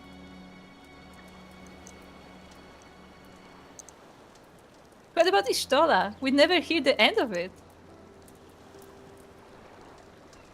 Alright, Ishtola too. Once she's better. Deal? Good. Then let's hurry, shall we? We have a million things to do before then.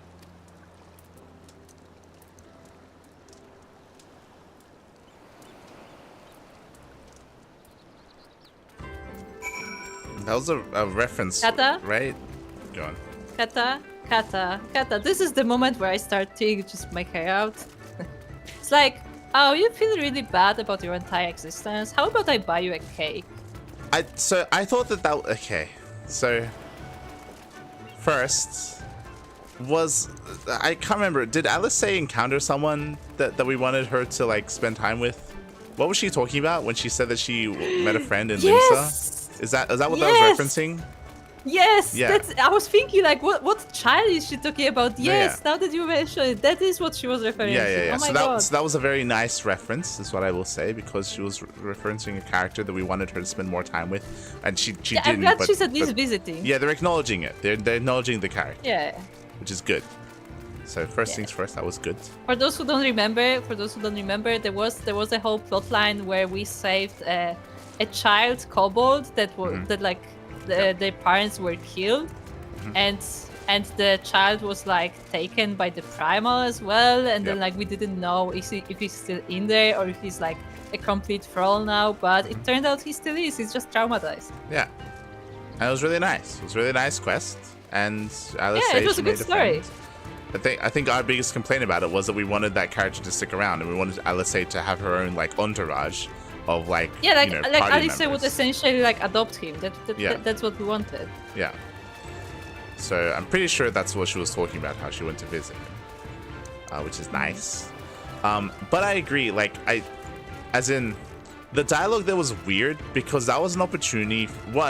That was an opportunity for Lise to be introspective, and once again they just ignore it. That they have a nice line. The best line that she had was, "What am I doing here?" And what you the entire line of her. But what you're meant to do there is she's meant to say like, "What am I doing here?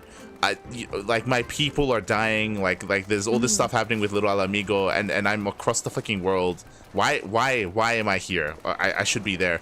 And so you have her questioning like what the fuck she's doing, because we even made the argument that she shouldn't be here. You've been questioning you this entire time. And then you have Alice come in, and she should like console her and give a reason. Give her a reason. Give her a reason as to why she's here, talking about like, I don't know, how you might not be in La Dual Amigo, but like these people also they need someone that Yugiri needs our help. These people are being oppressed. These people are dying. We just saw some people die right in front of our eyes. They have Gosetsu.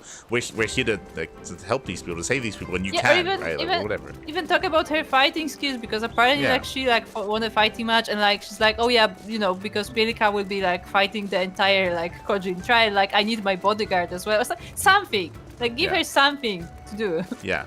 And but instead she's like, what if I buy you a cake? Yeah, well, instead, what this was she's like, what am I even doing here?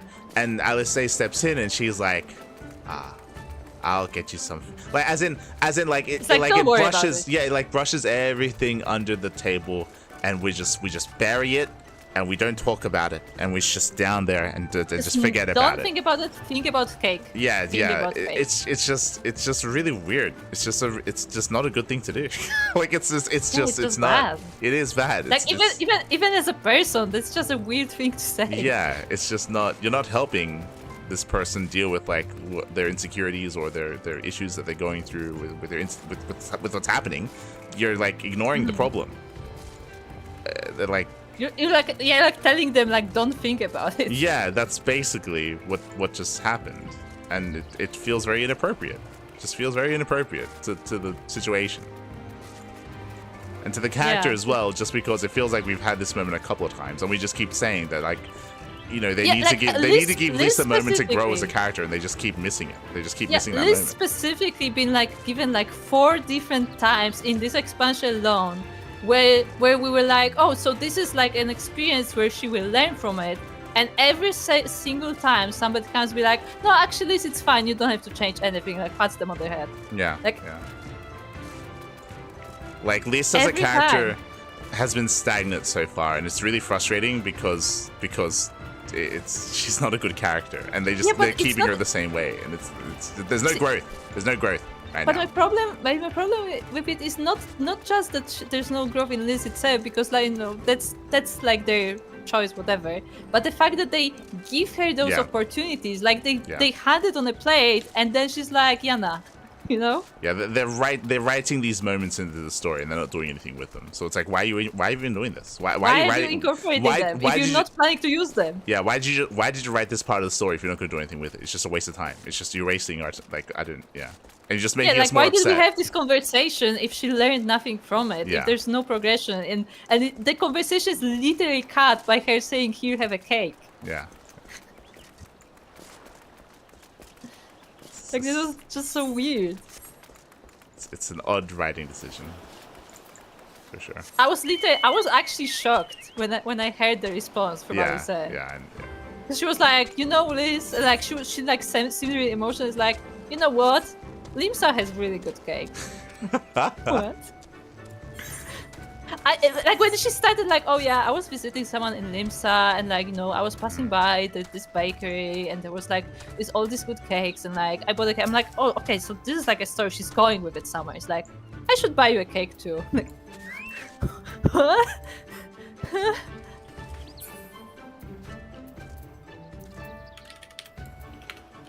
But yeah, it was very inappropriate. I found it really weird that she took the conversation in that direction. Yeah. Because again, I honestly thought she was like telling a story, and she's like, yeah, and the person who sold me this pastry, she said that, you know, she thought she has no place, but then she started a bakery, and she was like, you know what, this is my purpose. Like, I'm supposed to, like, you know, bake for the people because that brings them joy. Like, have something like that. That would be fine. But no, she's like, I'm gonna buy you a cake. Let me. It's you. Okay. As you can see, we are currently in the middle of something important. Come back later. Why are these people not naked? They're partially naked. They should be naked. They're in the process. They said in the process. Instead of standing there and gulping, help me out of these ropes, goddammit. I swear to God. I swear to God, you're going to regret this. Okay, Tsukikage. Oh, we got a cinematic for this. Gentlemen, since you refuse to pay the ruby tithe with coin, you shall instead be paying with your blood. I believe an arm each will suffice. Wait. We're with the East Ardenard Trading Company. I suggest you think twice about this. When word of this gets back, you'll be the ones to pay. Ah, but you see, word won't get back. Yeah. That's the line. Wow. That's the line. And then you There kill will them. be no word back. Oh. But honestly, when we again, Aldenard Company, I feel like at this point we like turn around and just walk away. Yeah. Whatever. Deal with it. I should have said so sooner. Suzume, see that our distinguished guests are escorted to our best room in the dungeons. I shall go and sharpen my knives. Haha. You heard the man. It's like, oh, we got something better for you than a sword. Get up and start walking. Should be naked.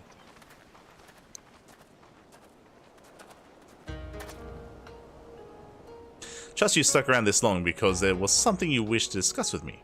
Make it quick. As you can see, I'm a very busy man. I have 5 people to torture this morning. I can't fall behind. So intimidating. Yes. Cannot fall behind. Do you understand the backlog? Yeah, I mean, there's so many ships passing through this outpost. Oh wait, they aren't. Oh. So, at last we are joined by someone actually associated with the East Ardenard Trading Company. Excellent. I do not confirm anything. The Kami have thrown us a lifeline, sir. That said, what was the fool thinking? And Saku should have had the courtesy to accompany our honored guest here. Please allow me to apologize on his behalf, mistress.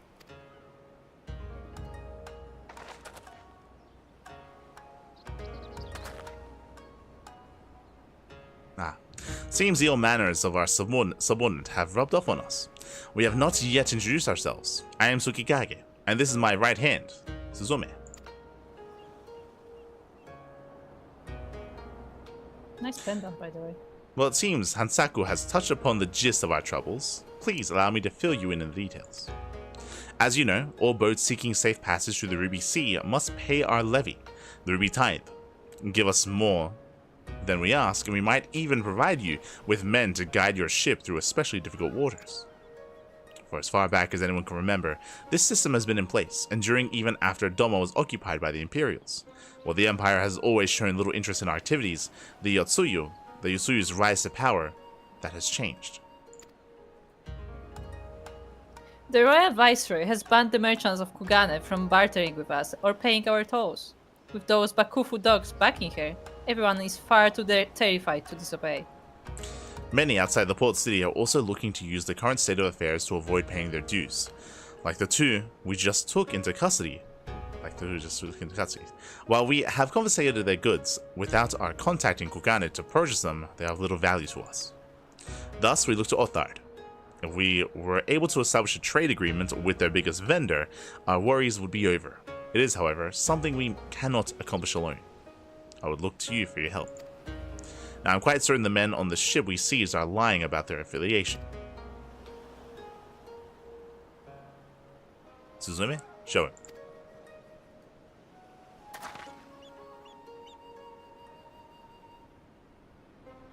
This flag and the items we found aboard the vessel do not appear to belong to the East Altenar Trading Company.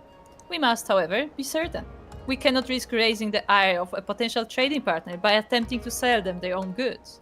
Please, take the flag with Suzumi's inventory list to one of your contacts at their Kugane branch and inquire as to whether any of it is from their ships.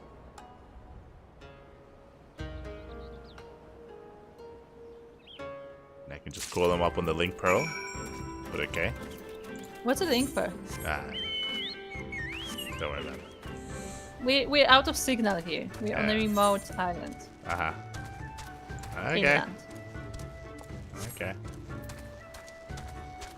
There's no signal, you know? Like, roaming is so expensive as well.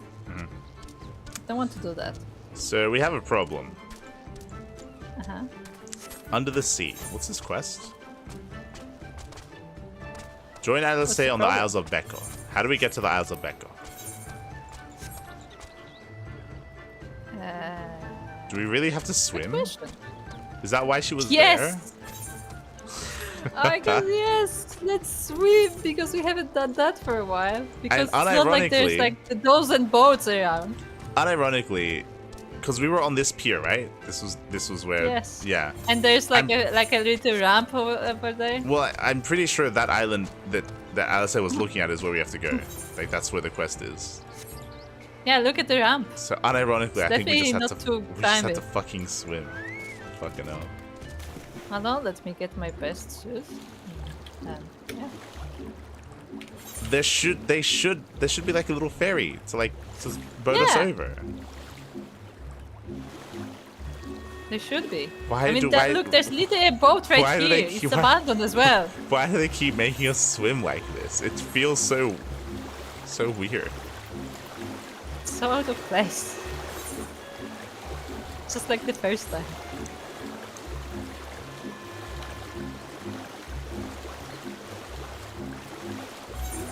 Go to the right side. The right side is more detailed. Well, just level design wise, like in game, it's just not a good way of going from island to island. No, like, just swimming. No, it's not. I mean, it's nice. Don't get me wrong, but it's not the time for it.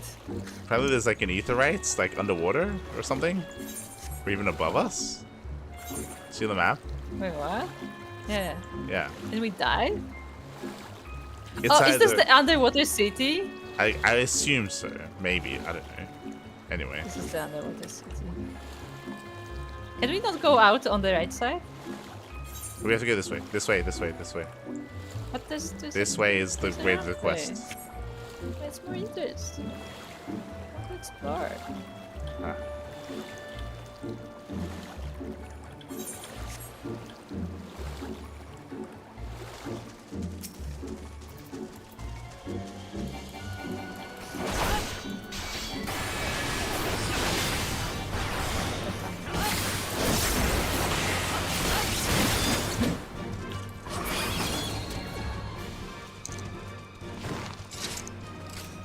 Kill 3 of these turtles. They're not turtles, they're drones. Yeah, kill 3 of these drones. They're literally drones. Where's my truck?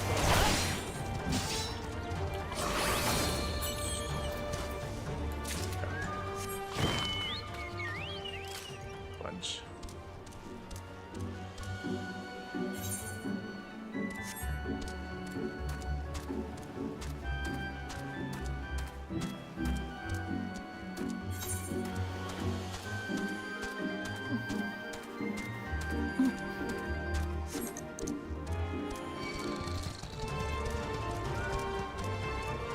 Ah, what's that? Chase bedroom. I'm gonna meet up with them like, oh god. Just leveled up. At the level. I'm gonna talk to them and they're gonna be like drenched in water. No, Yeah, the opposite. like, The opposite. They're gonna be dry. We're gonna be drenched, and they're like, "Why are you wet?" And we're like, "What? Didn't you swim didn't all the way take a from the other boat? island?" It's like, "No, we just fucking took a rowboat. What the fuck's wrong with you?" Liz. Red, blue. Wait, didn't Serban say something about this before? Let's say. I think this is the Isle of Beko. Though, to be honest, it looks the same to me as however many other islands are around here. Rasho said there was a cave that would lead us to their village. We should search farther inland. It's gonna be annoying if that city, that aetherite is just like an underwater cave. I want like a proper like underwater city, you know, like a. Yeah. I think it's gonna be a cave. It is. It's gonna be like an underwater cave entrance. That's disappointing. Underwater city would be more fun. So there's a current. I mean, I'm pretty sure we'll get there around. eventually. That we saw.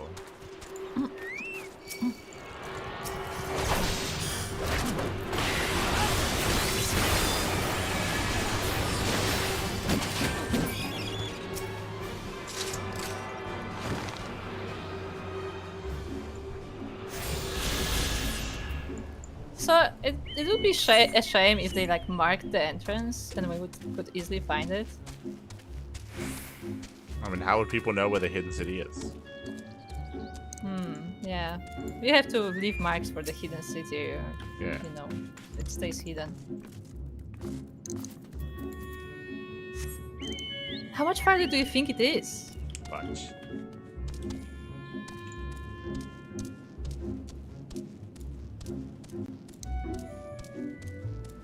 Come on, Rooster.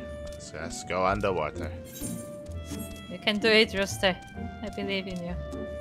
Struggling a bit. You can do it. It's the altitude. It's the depth. The depth, yeah.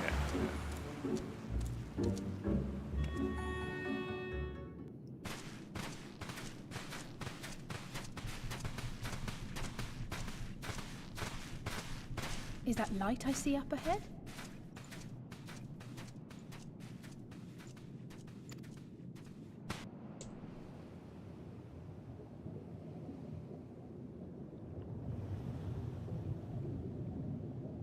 Yeah, let's go.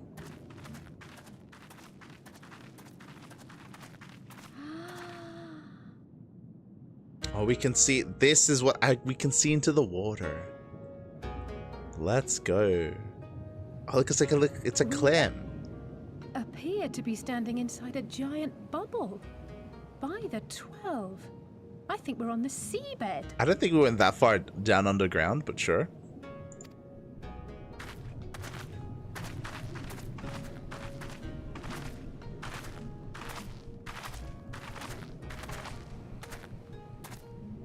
Well, well, I thought I heard familiar voices.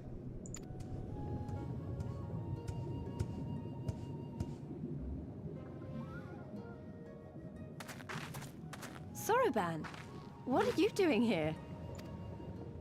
What a curious question. I live I was gonna say, this is where he lives, yeah. What do you mean? Then this is the home of the Blue Kojin. Just so. I bid you welcome to Tamamizu. Ah, tiramisu.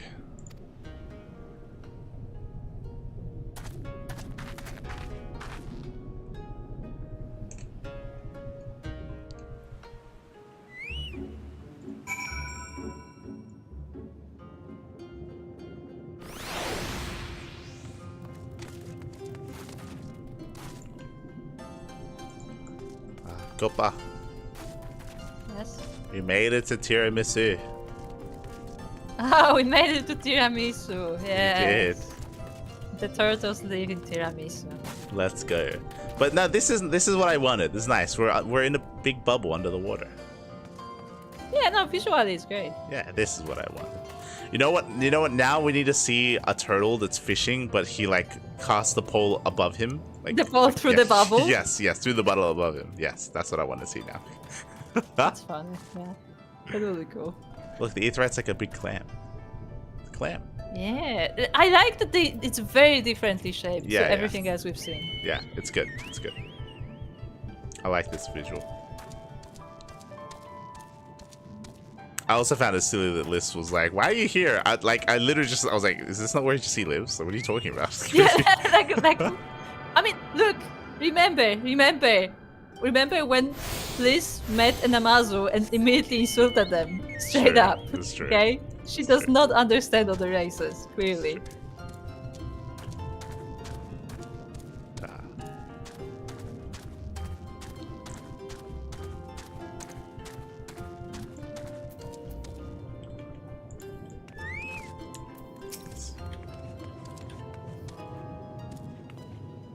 Of course! Sorban said he was Kojin of the Blue, didn't he? Now she's pretending like she knew.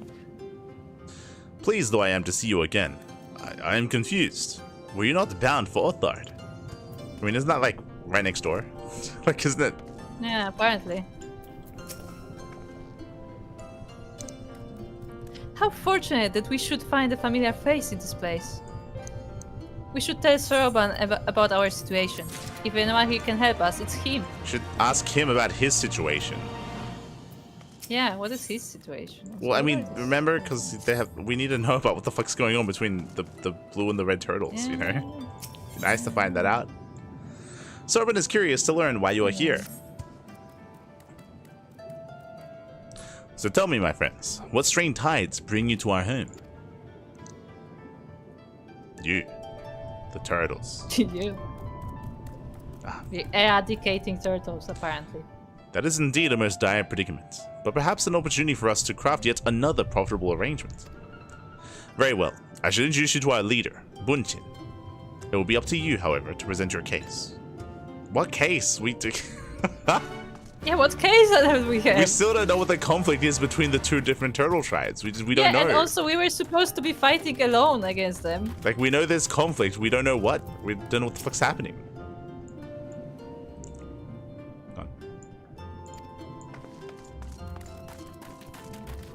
Suzuri. Tell me about yourself. I am the village keeper. Everyone tells me I'm incredibly strong, and that is why I've been asked to stand guard over the city. I have, however, long dreamed of becoming a calligraphist. Nothing is more enjoyable than sitting down with a brush and scripting letters. It's only natural I should feel this way. After all, as my name suggests, I am from the Inkstone. I see you're not familiar with our beliefs. Allow me to explain. Each of our souls once resided in the ordinary objects around us. Once we acclimate to this world, we are then transferred into the eggs from which we are born. Despite the physical separation, we maintain a certain connection to that which we were. So what were you? I was a paintbrush. So, okay. I see. Was a TV remote. I have so many channels in my head. Okay. I feel like what object would you be? What object? Yes. I don't know. It's such a weird question. It is. It is a weird question. It's a very weird question. I don't know. It's like, what are you? I am a ramen packet. Yes. Okay. I was a pair of I was chopsticks. gonna ask, it's like, so how do they know that the object is related to the egg? Does the egg just spawns there? Well, I mean, they know because they were that object. Like, they had memories. Oh, okay. Of being the paintbrush. Huh. Yeah. Used by their parents, I guess. No, by the egg. There you go. Ramen packet sounds like a good Lala name. Oh no. There is undersea fishing, but not with the rod. Okay, I see. They live on Data Sea. I see what you did there. We're in Data under the sea. We made it. What is this place? This is Tiramisu, if you will. Home to the Kojin of the Blue. It is a wonderful place. Well, wonderful if only you know how to breathe underwater. Okay. Don't drown. Just looks at us. Good luck. This place we have cherished for generations. It is the land that the Kami of the sea bestowed upon our people. We receive many blessings from the Kami, in collecting and cherishing the treasures they live in. The bond between them and us is further strengthened. The stronger our connection, the more we receive from them. A good example of this is the trading we do. The treasures we sell bring us an abundance of money and new friendships. You see, money is what we need to survive. Okay. Yeah, on a remote island, the most important thing is money. Yes. I mean, what? Like, some things here aren't quite connecting, but okay. It's their underwater logic. It's different from our logic. You don't understand. The Kami of the sea has bid us that we must make a fortune. Yes, and he requires us to pay him yes. in taxes. Yes, we every month we take our coin, our gil, and we cast it into the sea. we throw it away to the Kami. You know what? You know what? I was going for something like, oh, it's actually the elder that is like, just getting rich, like telling him about. No, but I like your idea more, where they just throw the coins into the sea. I would love that. It'd be kind of like it's kind of like how, you know, there's the thing where it's like you have the wishing well, so you throw your money into the well. It's like a gigantic wishing well. They just keep dropping coins into the sea. Yeah, well, it's not even a well. It's just they just throw it into the ocean and it just gets thrown. Yeah, it just goes to the sea. And that's how they pay tribute to the god. Entire coffers of coins just get dropped into the sea. Like, oh, this would be a good year. Yes. It would be like a nice play on words on how people like they say like when they waste money they burn money, but here like they drown their mony. Like it's I like that. That would be good. I would really like it if that was their like customs. That's what's happening now. We interpret the story. That is what's happening. I want that to be true. It'd be better writing if that was the case. Welcome. Would you like to hire a Falcon Porter? How does this Falcon work here? How does that work? It's a blue Falcon. How does that work? It's a fucking Falcon. What does it do? Swim in the water? Is that what it does? Yes, it does. Apparently. Excuse me? Look at its eyes. It's seeing things. It makes no sense. Why is there a Falcon under the water? It does not make sense. They could have went for like any other creature, but they went with Falcon. Sorry about it. Look, they have manta rays. Look, literally here. It should be manta ray porters. Yeah, 100%. That'll just make more sense. It just makes sense. Takotsuba. She is adorable. Yes, she is. One day, this little girl is going to be the savior of these seas. Okay. Oh, she is adorable. Oh, can I like step into this? Oh, good. Well, there's a guard there, though. I do want to go there. Okay. It looks fun. Looks like an aqua park. I'm praying to the kami for luck since I'm about to leave on a treasure hunt. Would you like to join me? Yes. Pack me in your shell. Is this where they throw the coin? Yeah.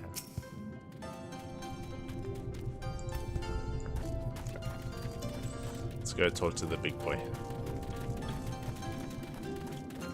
We did that tune, right? It's careful, son. Look like you might have a few interesting stories to tell. If you have a moment to spare, we'd love to hear them. Thought he would say something important. Sorry about it. I present to you the honored Elder Bunchin. You should probably refrain from addressing him by name. He does not much care for it. Then why'd you tell us his name? Yeah, probably should have. Hold on. Hold on.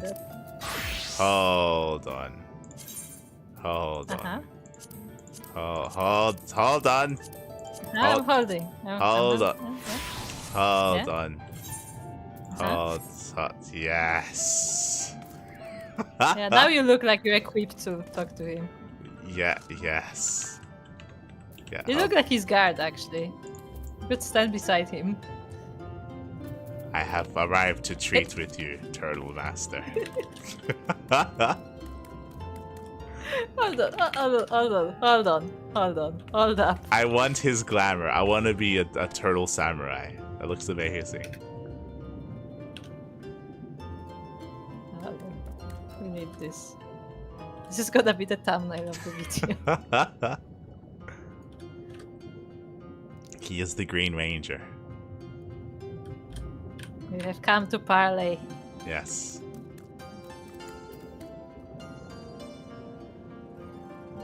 We have come to pay tribute to the kami. Show us where to throw our coin. Yes.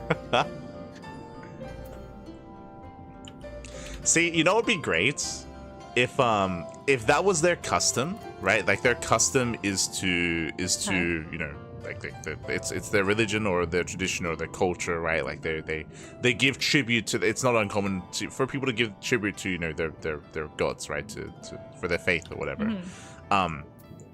So they literally like throw coins into the ocean, and we had maybe even a quest or some dialogue from the Confederacy from up top, and apparently they have like a team of divers, and what they do is they go down underwater, and they don't even know why, but they're like, we just keep finding treasure down there. Like every now and then we like, we just piles of coins. we just find like buried undersea like gill. It's like and our goal is we just go down there, and we just keep finding them. Yeah, and that just ties into it, and they don't know why. They just know that like. They just know that they can find money down there. Yeah. And they take it for themselves. And that's how they still like stay afloat. Yeah. Because they clearly have no other trade. I'd love that. See, we have created another universe. It would just be nice little like flavor text. It'd be great. Yeah. Okay. Bunjin.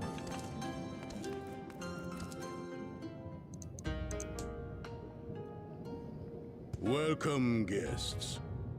Gratitude to you for aiding Soroban in his negotiations. Yes. We thank you for your hospitality, honored elder. Pray forgive me my brevity, but I wish to discuss an urgent matter.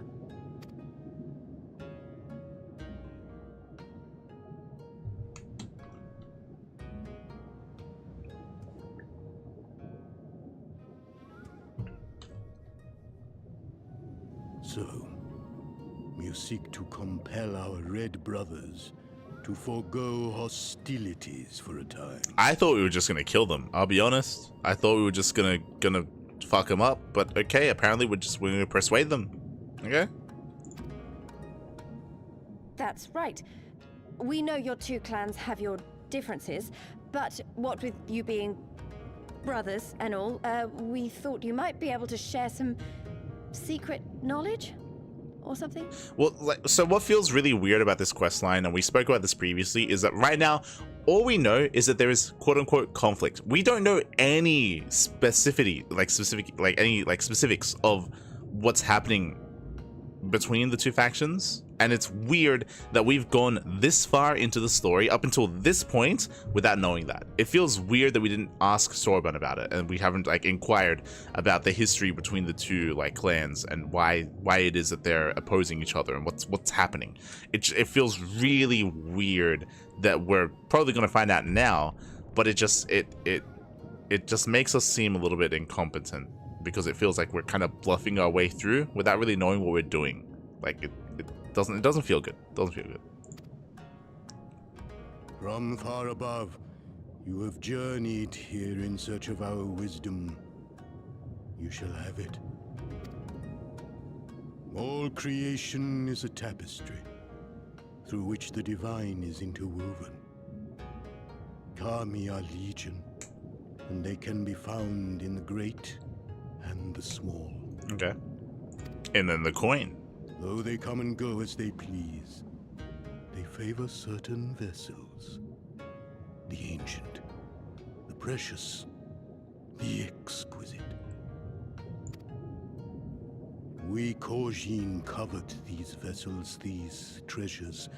We go forth and bring them home to keep them safe and bask in their divinity. They bring prosperity and joy to us and our children. Okay.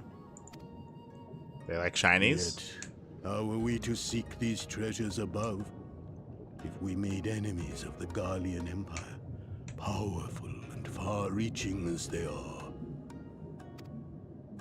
Wiser to join with them. So resolved the Red Kojin. Cautiously and carefully, for the Garleans are blind to the divine, nor will they suffer their subjects to see. So the Red masquerade as mercenaries who seek money and power, and never speak of their faith in the presence of their masters. Okay. To honor the divine, they deny it. A twisted and misguided path. Okay. They make it sound like the only issue that they have with them is that they're not publicly vocal about their faith. Aye. Kami will not abide such foolishness. This they shall learn to their sorrow. While our red brothers live by the sword, we blue Kojin uphold the old ways, engaging in trade and valuing peace. Alas, men distinguish not between our clans, and judgment for the doings of the red falls unjustly upon the blue. Thus do men grow more and more reluctant to deal with us, denying us our treasures. This cannot continue. On that point, we are in agreement. You are willing to aid our cause, then? There is a way that the red may be driven to retreat into their shells. Okay. But to share with you this knowledge is to reveal secrets of the divine. Assurances must first be had, trust forged, a bargain struck. Well said, Elder. In great crises is great profit to be had. This is such weird dialogue. Like the contrast between we value peace, prosperity, you know, God is in all things, in all beings, great, small, you know, we are Zen, you know, we are, you know, good people. By the way, we here to make money. Like, what? Like, what is this line? Like, what is this line? Hold on. Like, well said, Elder. In great crises is great profit. Like, what? What's he saying right now? It's like, yes, when there is blight, when the people are suffering, it's time. This is when we take advantage. It's time to make money. Like, what? Like, what are we talking about? What are you implying here? Delight not overmuch in such things, Soroban. Now, tell our guests what must be done. Like, how am I meant to feel right now? Like, this feels really weird. Like, what is being said? As you wish. Well, I've no idea what we've gotten ourselves into, but so far so good, right?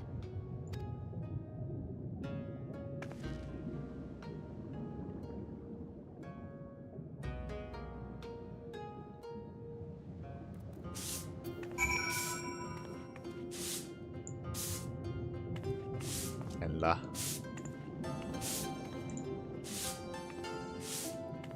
Hello. Hello. Could you explain what the hell just happened?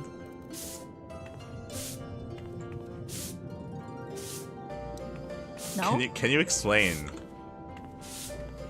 what we're meant to be feeling, Kura? When I'm sending you a screenshot right now. Yes, Diamond, you're correct. In this place. Makes no sense. Yes. I just sent you a screenshot. I don't know if you can see it. Yes. Yes, I was also very, very, very confused. Like, how are we meant to feel, Kura, when Soroban says that? It's like, yes, kill him. like we're being kind of like painted this picture of this society. They're talking about like, oh, they're all about their faith actually, and like. No, they said that like actually we are not all about being rich. It is actually a very spiritual thing to us because the exquisite things are the ones that are closer to divinity. So we just care for the really nice things, you know. Well, like, no, like, and then Serb is like, profit. well, no, like, initially he was like, oh, you know, like, divinity, it's in all great things and small, you know, we value peace over anything else, you know, we're here to just serve, like, our faith and all this stuff, and that's what we value more than anything, and we just want to live, you know, freely and stuff like that. And then, like, you got this undertone, as you're saying, of, like, really weird lines where he's like, no, yeah, that's why we hoard all these things, like, we need them, like, honestly, like, when he said that, specifically when Soroban said that, it felt to me like they are the ones being fake and not the red ones. Yeah, it's weird, right? Because that's very like shallow, or that's really like materialistic, obviously, right? It's like whereas you would think that that you wouldn't need these physical things to feel close to like your divine faith or whatever.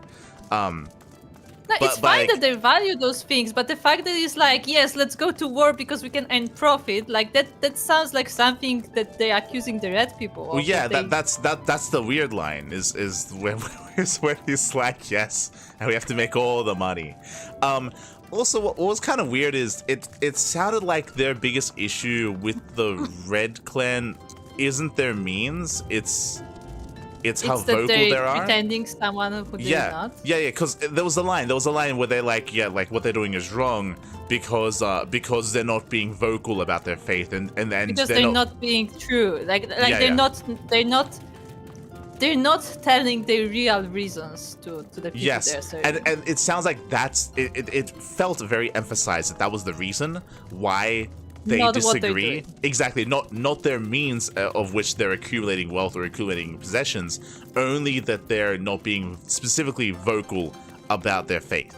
That's what it is. Is like they need to express, to let everyone know what it is they believe, and that's the problem. They're not doing they that. have to tell them that they're not doing this for profit, but they're doing it for spiritual. Yeah, which is weird. It's weird that there's that distinction. Like that's a weird thing to like kind of like to separate over and to have the issue with. Like again, like the issue is not that they're mercenaries, it's not that they're killing people, it's not what they're doing, it's just why they're doing it, or not even why they're doing it. It's just why they're doing it. It's just that they're not saying why they're doing it. Yeah, exactly. That's the only problem, and that's weird. That's weird. that feels like that doesn't feel like a very, like, I don't know.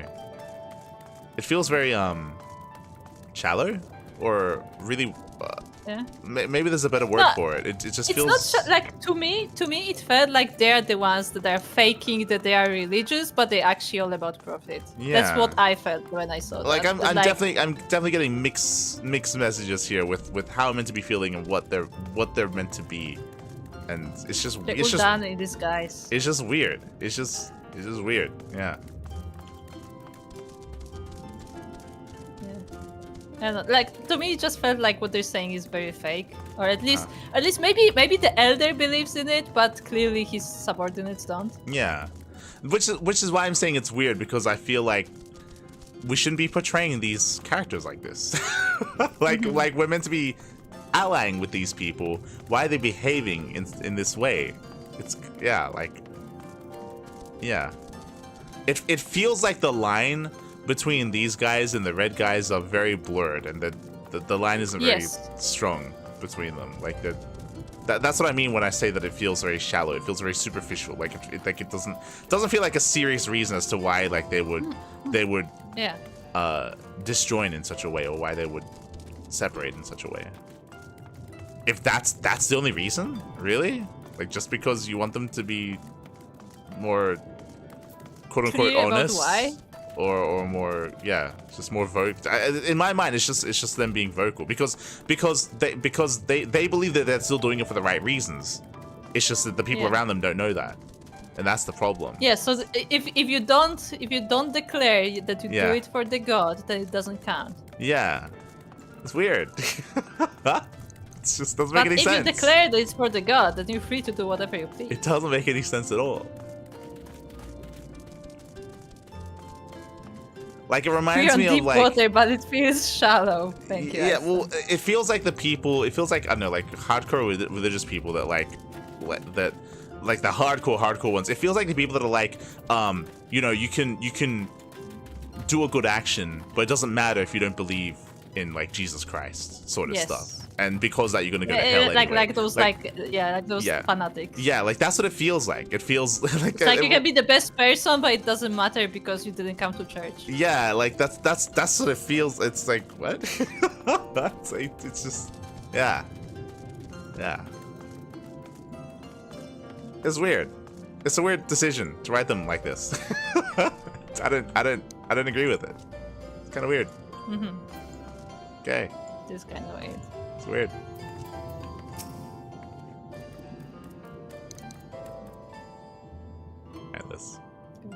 Bless. What do you have to say? Whatever it is we've got to do, we'll do it, right? I mean, what other choice do we have? Say. 1,000 gods found within the great and the small. Rather different from Eorze and her 12, but I have heard of stranger things. In some lands, for instance, men refuse to acknowledge the existence of all but a single god. Like, all they had to do here was just to write. All they had to do was to write that that they believe that objects have like a spiritual nature to them, and the only reason why, and the only they literally said that. Yeah. They said that they take names from objects because they're their soul. Yeah, that's it. That's how they're birth. So all they have to say is like the only reason why we value monetary gain and coin is because then we can purchase more objects, and we're really just like, you know, hoarding ourselves in a way, or like, again, like they just have value in that. But and then they have a line at the end, but what's important about our faith and important about what we believe is the manner in which we obtain these objects, right? Like that, like it has to be like in good faith, or like it cannot be taken. Trade. That's why they do trade, exactly. Because it needs to be fairly acquired. Yes, it cannot be taken, cannot be stolen. If it's taken by means deemed like you know, shameful or whatever verbiage you want to use. Yeah, it would be tainted, and it's like an insult to the soul or to the spirit within the object, and to Kami as well, and that's why we don't do that, and you know, these guys have lost their ways, and all they care about is collecting objects or whatever by any means necessary, and they're a disgrace to what we do and to what we are, and that's how you write it. That's all you have to do. That's all that's all you have to do, and bam, you just make a distinguish between the two cultures and between the two ways of being, and it makes it more. Just makes it more, more like ethical as to what it is they're doing, and to what the others are doing. But no, they just didn't do that at all. Which is what we like. That's the obvious thing to do. What I just said. Like, it's very like anyone can write that. Like, it's very it's easy to write that. They come up with that in the past 5 minutes. Yes, that's what you're meant to write, and they didn't do that at all. It's like, what are you doing? Like, who's writing this? Like, what? No, you need to announce your faith for it to mean anything. That's the problem. Okay, I guess. Sure. Bunchin, does he have anything to say? May this bargain be the first of many between our peoples.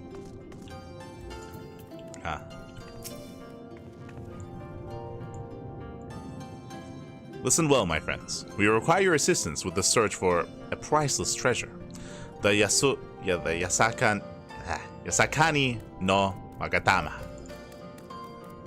This jewel, the most sacred of Kojin relics, was in the possession of Hingashi until they decided to present it to the Gallians in a gesture of consolation. The Red would not abide this, and so they plotted to seize the vessel, bearing it to their imperial masters. Alas, though they succeeded in the ensuing chaos, the Magatama was lost to the sea. We wish to recover the sacred jewel before our brothers. However, were we to come into conflict with them, it would be problematic. Therefore, we turn to you. So, you want us to search the ocean floor for this treasure of yours? I'm not sure how we're supposed to do that without, you know... Drowning? Just let to swim. I didn't think about that.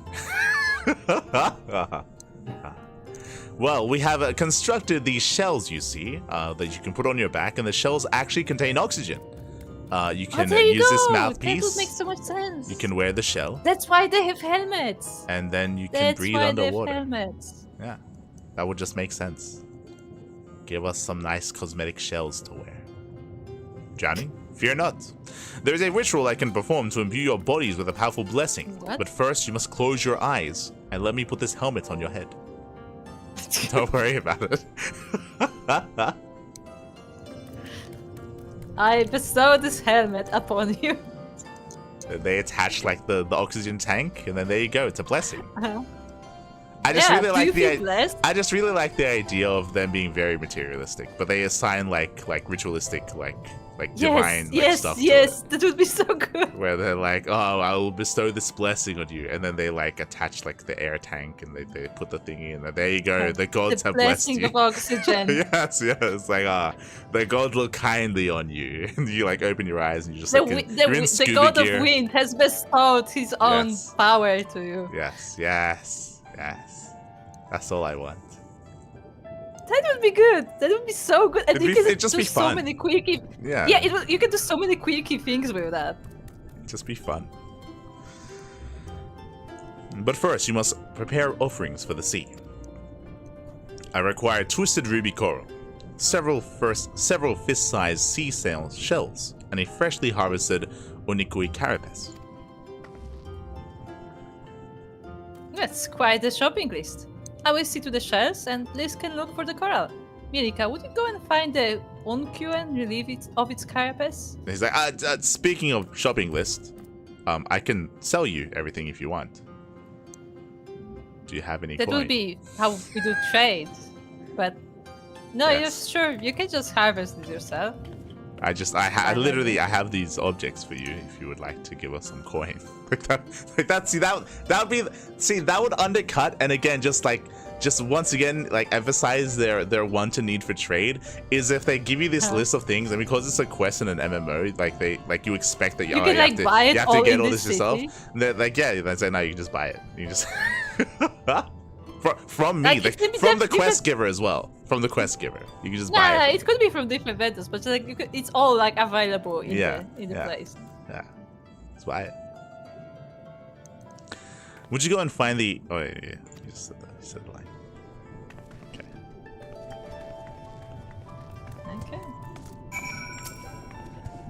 I guess we're going to remove a carapace from a creature and just leave it there? Question mark. That's how we make the oxygen tank. Ah, he's gonna make us a carapace. Yeah. He's gonna make us a shell. I mean, you saw them like polishing the shell earlier. They're here. Yeah. Look, these guys. See, the ritual is actually him making the shell. See, whose shell is it again that I've been polishing all day? Do you have a line? Small talk. That's it. Just keep rubbing it. Just like that. You're doing great. Ah. Oh my. Keep going. Did you know that turtles can feel through their shell? They can. Thankfully, these are not turtles. Like, the shells are not. Yeah. I mean, he clearly enjoys it. He does.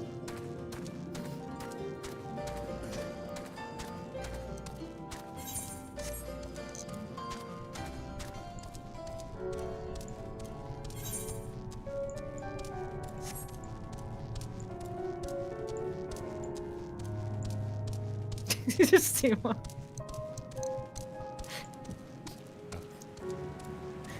Rule of Acquisition 34. War is good for business. Rule of Acquisition 35. Peace is good for business. Okay. Greed can be a faithful trait. Apparently so. It's just some weird You could narrative like you could choices, still have the same outcome, but just write it better, right? Yeah, that's what I mean. You can just portray these people in a better light. Like, it's just really weird how they're portraying them. Yeah, like they don't make them more likable. No, they don't. They give you a reason. Like, I want to like them. I like the place that they're living in, like the underwater place. I like the aesthetic of the turtle shells. It's nice. They just sound like underwater Ulda. Yes, yeah. Like, why are they writing them like that? Why are they giving us reason to dislike these people? it's weird. Oh, hello. Those crabs don't like you. It's because they know that I'm after their shells. You want to take their minerals. I think I see some ruby core over there. It's a bit far, but I can swim for it. Good luck.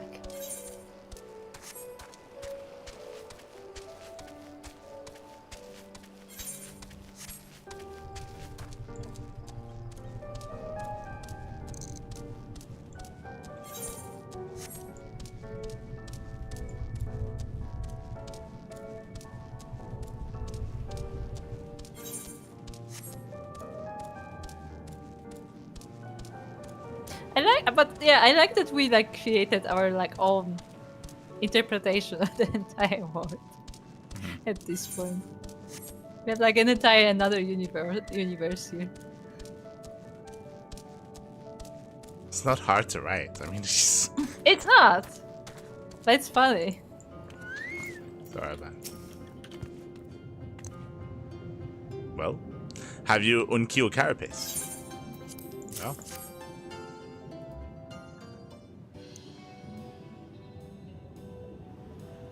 How splendid they are. The kami shall be pleased, most pleased, I'm sure. I got it. I got the ruby coral you wanted. And I have the seashells.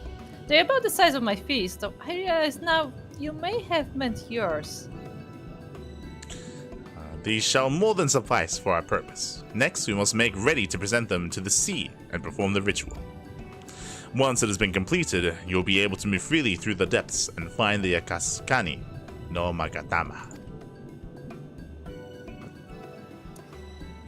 Out of curiosity, how large is the sacred jewel of yours? Unless it's far too large to be carried by the three of us, how are we supposed to even find it? The Ruby Sea is not exactly small. Surely you realize we have been searching this whole time. The area we wish you to explore is but a small fraction of the Ruby Sea.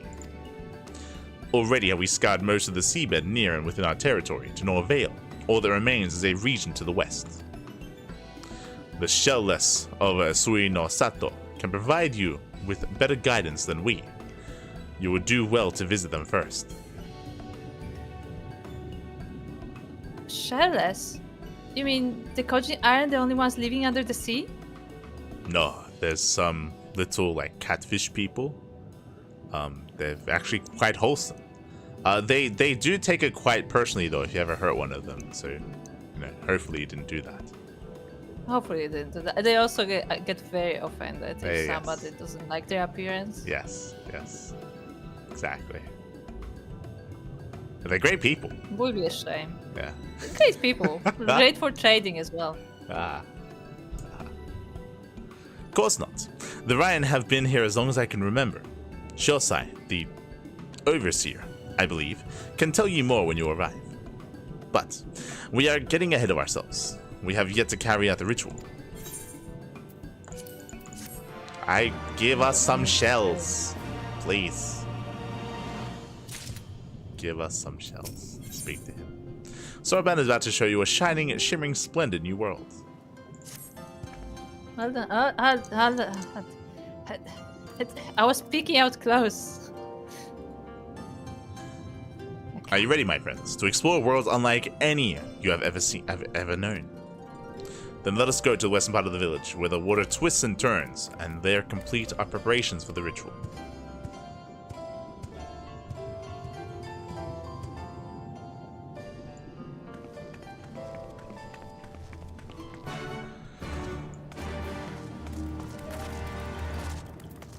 So are we getting into the current thing?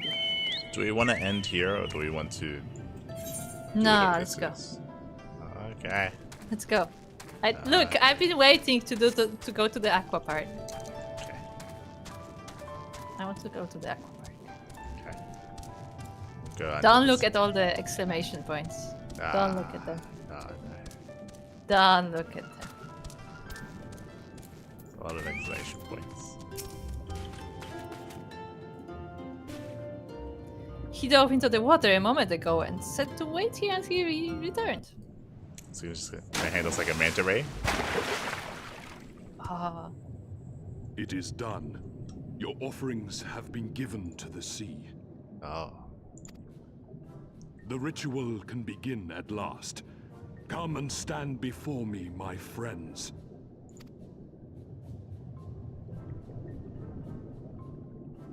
Give us the turtle shells. Full of oxygen. Yes, yes. Listen to my words, and let all else wash away. Listen to my words, and feel them flow into your heart. At first a trickle, then a flood.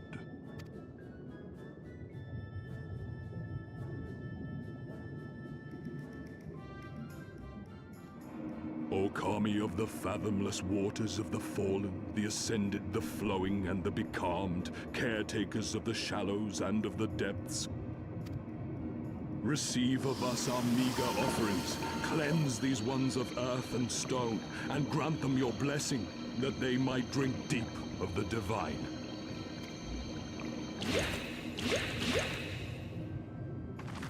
The ritual is complete, my friends. You may now breathe in the depths as you would upon land. Strange. I don't feel any different. Are you sure it worked? Let's find out. Grabs her and like shoves her into the water. Reasonably. The blessing does have its limits, of course. While it will allow you to dwell in the depths, it will not help you traverse them. I can swim well enough. How about you, Alize? It's like, it also doesn't help your body acclimate. Thankfully, we are creatures of the sea, so we have really strong built bodies. If you go in there, the pressure of the depth of the sea will crush your bones. But you look like sturdy folk, you'll be fine. Okay. Oh, like a fish, in contrast to my doggy paddling brother.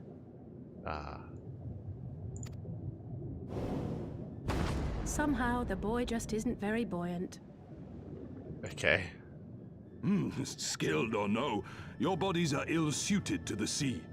Your cause demands alacrity, and you shall have it. But first, let us take to the water. I don't know why we zoomed in on that, but okay.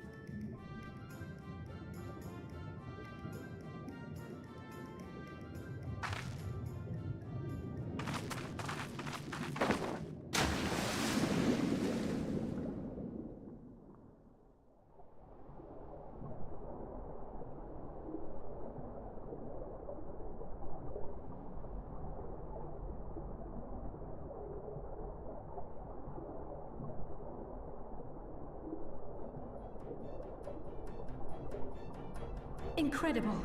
I could swear I was breathing air.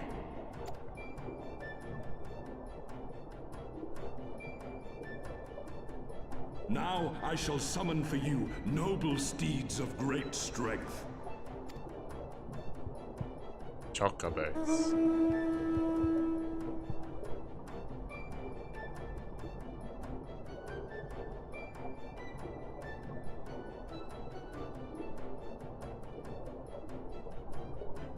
They're not chocobos.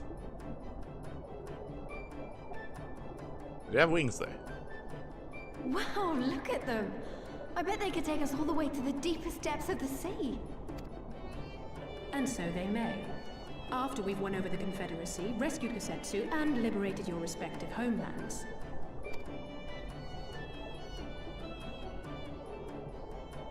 Should you become parted from your steeds, return to me, and I shall call them again. Take care, my friends, and may the Kami speed you on your way.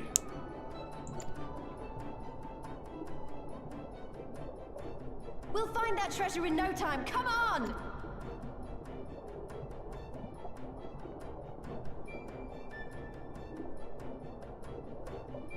It's when I sink because I'm like wearing full plate mail. Like I just can't swim.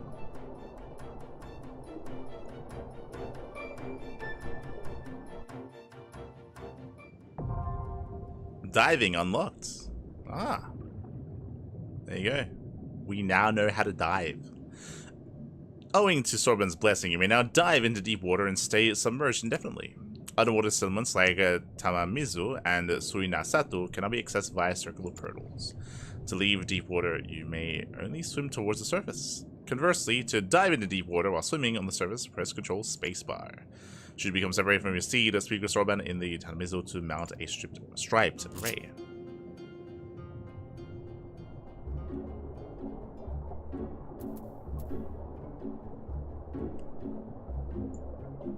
We have learned how to dive.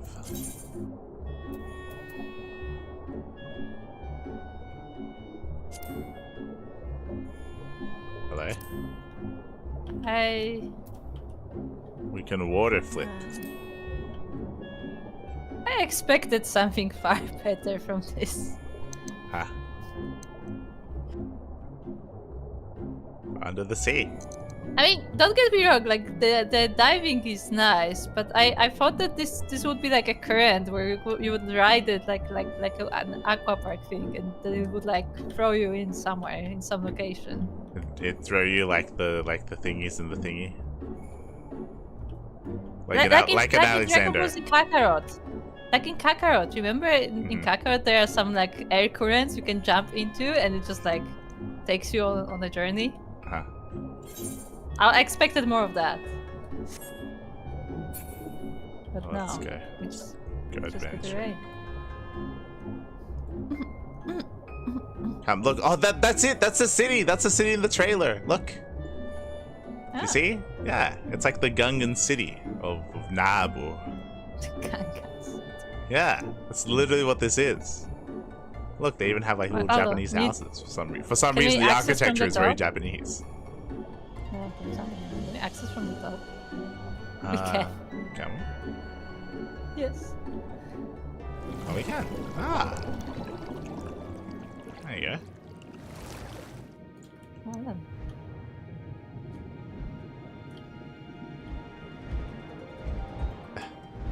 There you are.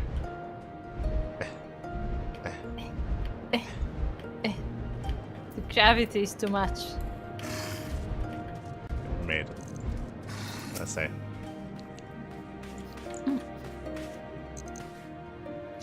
I'll admit, I had my doubts, but this is a blessing worthy of the name.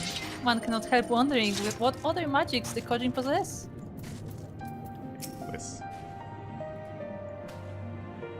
This must be Sui no Sato, the Ran village Soroban told us about. Right then, let's see if they can help can't help us find the Kojin's missing jewel.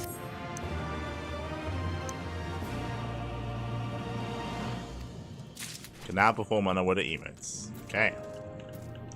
This would not delay in beginning to search for the Yasakani no Magatama.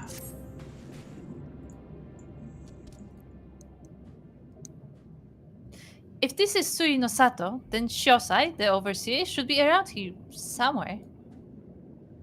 I dare say one of the locals will be able to point us in his direction. Though, now that I look around, I get a distinct impression we are not welcome here. Are these fish people? Oh look, it's sashimi. I think he said Ryan, and Ryan are auras. Yeah, here, they're auras. Like I am Ryan. Is there anything I might help you with, madam? Tell me about yourself. I am Sasanami. I serve under Shiosai, the High Priest of Shusui of the Violet Tides. My duties include drafting the necessary paperwork for collective functions and the village, as well as writing letters and arranging meetings. Whenever the High Priest is too busy to do so himself, I will also attend to the needs of his beloved author, Nisobe. What kind of place is this? Long ago, we, the Raan, were driven from our ancestral home. Our forefathers sought refuge here under the sea, and thus the humble but peaceful village of Sui no Sato came into existence. We are ruled by the Ruby Princess. Few besides those who served at the royal courts, however, know her face, and even they seldom see her in person. Currently, Her Highness is carrying out a private ceremony of sorts. All, including her most trusted advisors, have been barred from entering or exiting the palace. I was read it as existing in the palace. Ah. They barred from existing. You know what's weird about this? So usually, when like a nation is in turmoil and under danger, like they would try to escape, right? You'd think that this would be the place that they would go to first.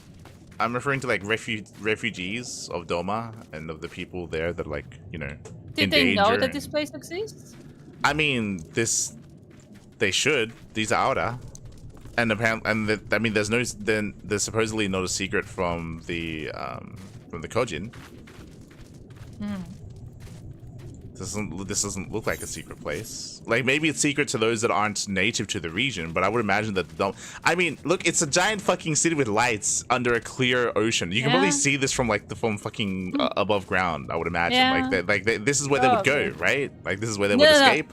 This is the equivalent of them going to underground bunkers to hide, right? Now how they're like underground bunkers that you'd like rush to, or like underground like tunnel systems to like escape from like invading forces. Like it'd be this. It'd be like underwater like cities, right?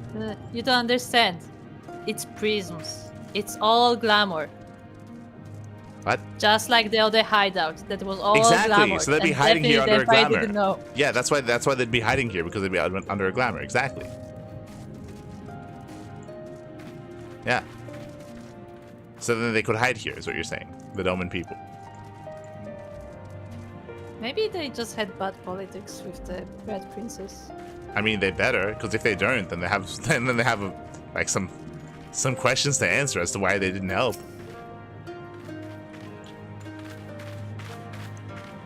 So this is the first time I see little auras. Oh yeah, these are, look, it is for the first time. We have little baby auras.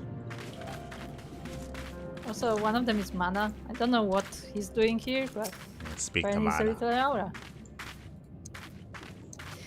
It is my dream to one day meet the Ruby Princess. I bet she's beautiful. Have you ever met her, Miss? Do you think the only... Am I mistaken? Were male auras... They were introduced with female auras, right? It's just the bunny men that are new?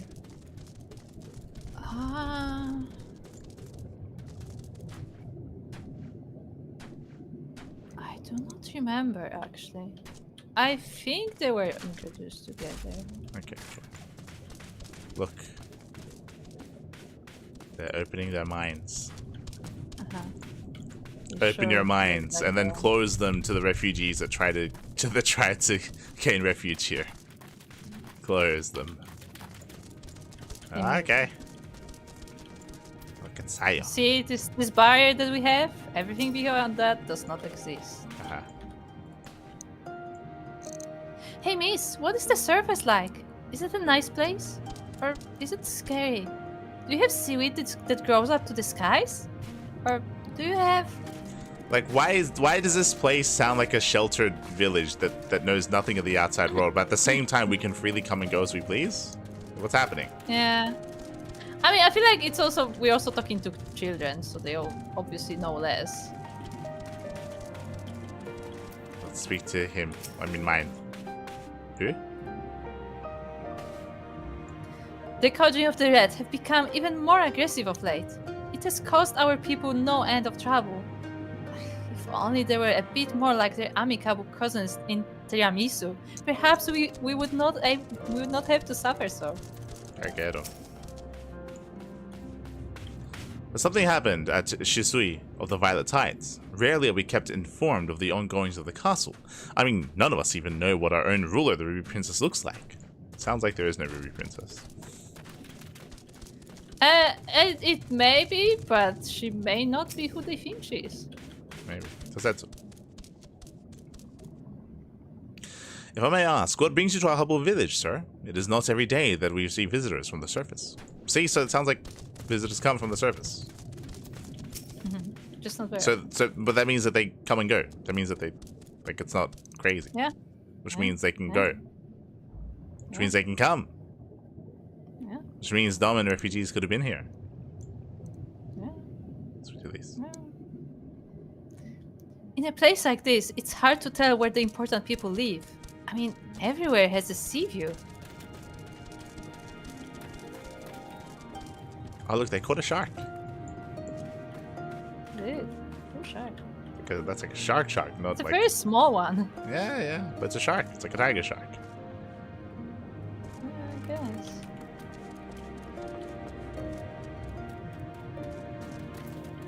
What's going on here? Why do we look like Aladdin? What's happening? Where's everyone's clothes? Currently in the middle of delegating fishing tasks. Unless what you have to say is of great import, pray come to find me later. Now, I would have not have assumed that Aura were like fish people. Yeah, I did not assume that they were like underwater people. It's like, sure, they said that they've been like chased away from their homeland, but it's weird. Yeah, it's a weird choice. I did not expect to be part of Atlantis. Yeah, like it doesn't feel like they should be underwater people, but okay. I mean, they did say that they're like they found refuge here. That like this is not their original place. Yeah. But still. Excuse me? Oh dear. What have my sons done this time? I'll be honest, I thought I was Your talking to another sons? child. I'll be honest, I thought I was another kid. You're literally a child. She's smaller than you. She is so small. I was very taken aback. I was very, very confused for a moment there. Like how young do you have children here? No. She looks like a child to me. She so does. I'm sorry. Yeah. Like there's no difference between her and like the other children with me. Mazel. Let's talk to this old lady. Oh yeah, this grandma. I could have sworn there were at least 2 fish left on this line. Did someone sneak off with them? Oh, this is where they dry their fish. Under the sea. Yeah. Don't wanna wear wet fish.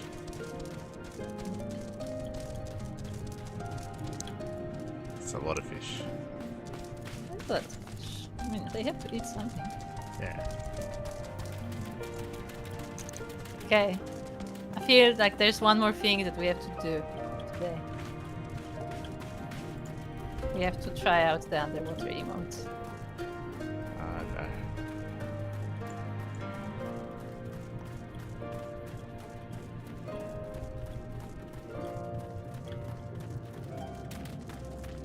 I'm glad we climbed all the way here. What is this? What? It's a decoration. It's where they sacrifice their kids to the fish gods. Ah. Okay. They bless the coins here and they give them to the Koji. They do. Let's go speak to Isobe. Oh, it's the catfish. No, what is that? Ow. Ah, it's an otter. Oh, you found the otter?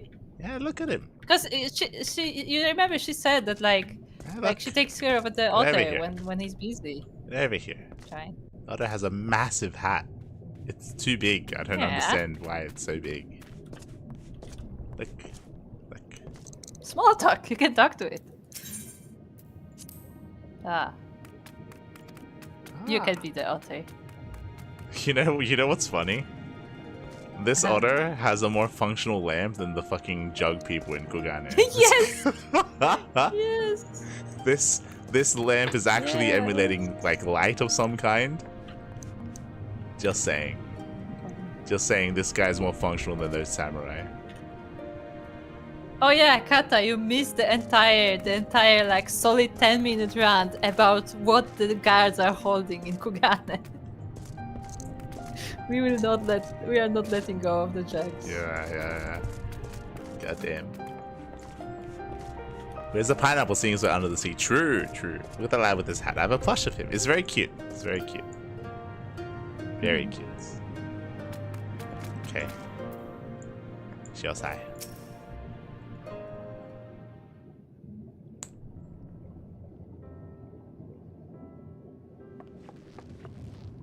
But yes, Kata, we found that there are samurai in Kugane where their only job for the day is to stand there with the fucking jug of light to like fucking be a lamppost. But they're also stationed next to like other lampposts or other like fire places that emulate light that are more effective than them. So it makes no sense. It makes literally no sense.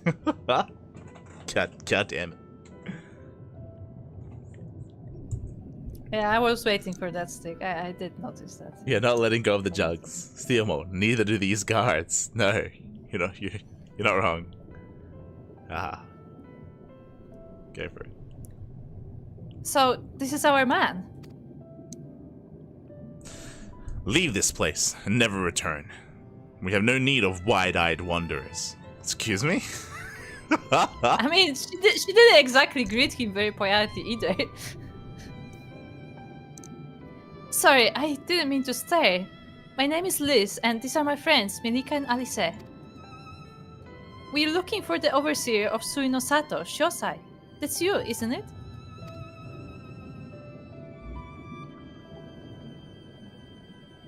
The Kojin of the Blues sent you hither, did they? I am no overseer, nor ever would I claim to be one. I am High Priest of Shisui, of the Violet Tides, Shiosai. So you are the man we're looking for. Great! We need your help. We're looking for this jewel called the Yasakani no... Stop. I will hear no more. We will suffer no outsider troubles in our sanctuary, especially those of would-be treasure hunters. Yeah, fuck him.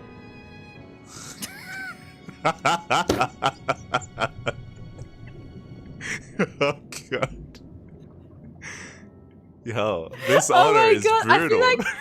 I feel like okay, look, we were talking about interpreting this whole universe, but I feel like we're gonna create a whole new character out of this author just now. Yeah. It's gonna be like always swearing, always like very brutal. Yeah. Yeah. Very brazen. It's the character. Not very polite at all.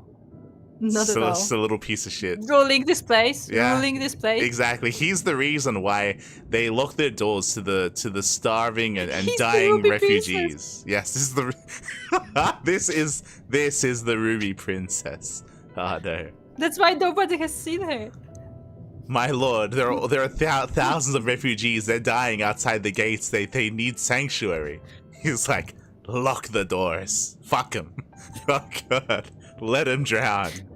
Feed them to the sharks. As you wish, my lord. Oh, no.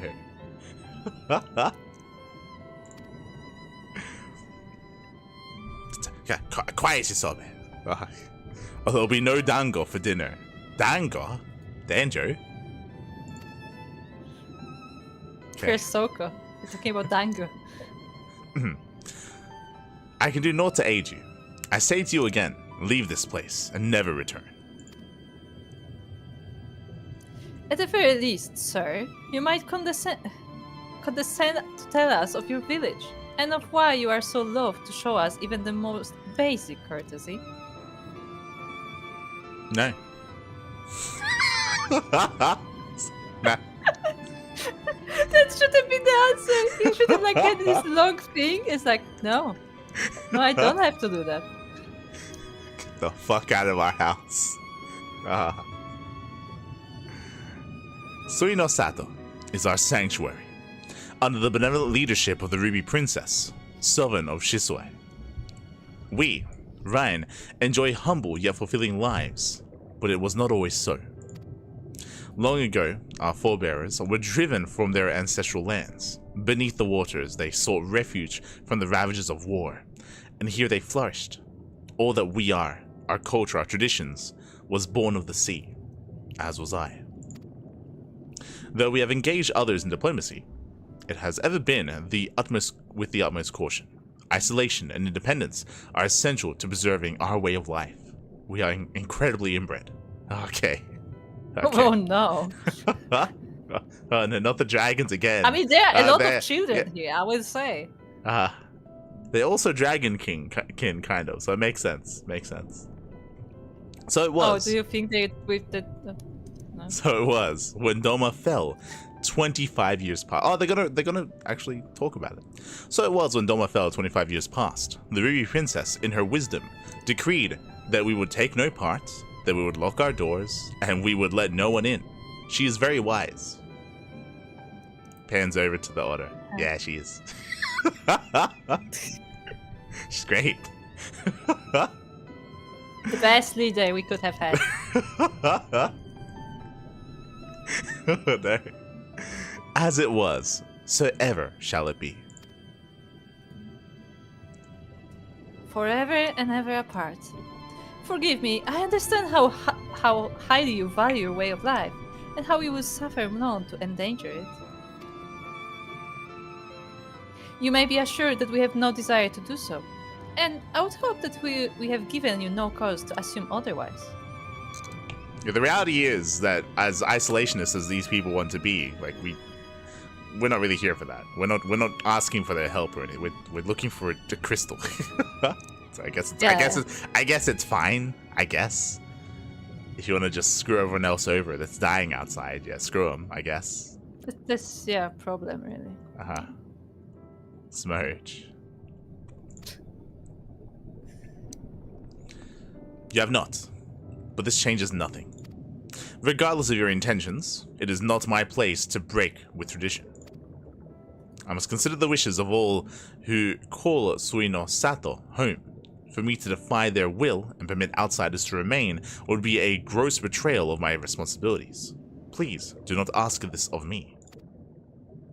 Then we won't. We'll ask the princess. Where is she? Busy? Ah. Thank you for your time, sir.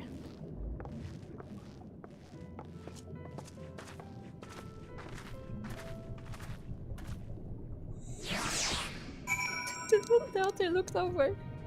The otter knows. Yeah. He's very proud of his priest. Like, you did well. Yeah. You can now eat some dango tonight.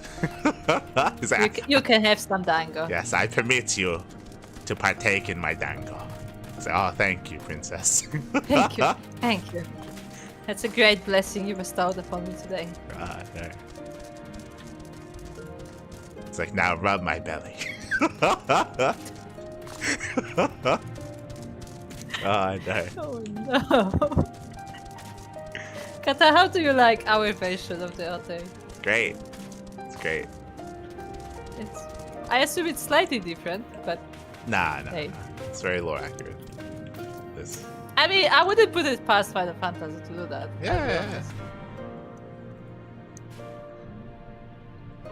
Everywhere we go, it's the same. Go away, we don't want any. You'd think I'd be used to it by now, but some stupid part of me just can't help hoping for the best. Let's say.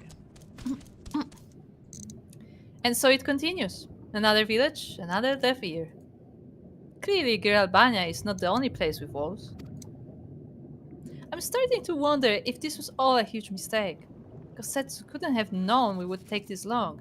I only hope he's still alive. Yeah, I'm glad they actually referenced it, because yes, there is meant to be urgency with what's happening, and I hope there are repercussions for this, because we are taking our sweet time. He's like, go get help, because I'm not gonna last long, and we're like, okay, and we're gonna come back like in a month. What's going on? Like he should be dead.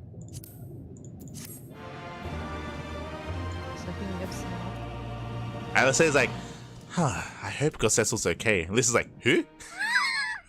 She's like, what? Okay, cinematic.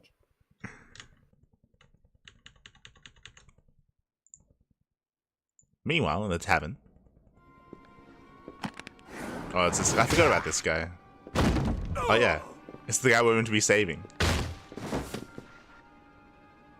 Remember him?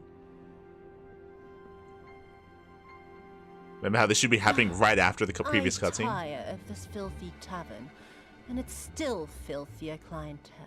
Like what's happening here should be happening right after the previous cutscene that we saw Gosetsu, and we have been going around and like talking to people and like questing. So like I really don't like how much sweet time we've taken, considering like the tone of what was happening at the time with Gosetsu. It's like there is zero sense of urgency. It's crazy. Scant reward for your treachery, aye. A painted woman of your rich experience deserves a better class of customer. Oh, name calling. Is that what we've been reduced to? Orphan of the Nayuri. Widow of Sashihai. What joy it must have brought you to be revenged upon us all. Oh, he crossed the line. Do it. Kill him.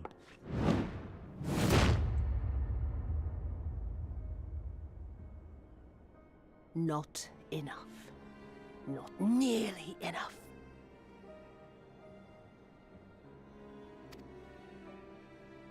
My appetite for your agony is as an abyss. Bottomless. Insatiable. I wish she was wearing like high heels instead of like the platforms that she's wearing. That would have, yeah. Before you die, you will cry and beg and prostrate yourself upon the earth.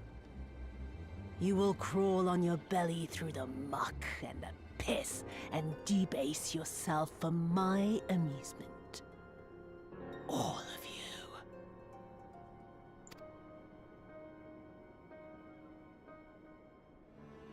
But you think you are made of sterner stuff? Rather than have him beat you, mayhap I should have my oaf go and fetch your master's head.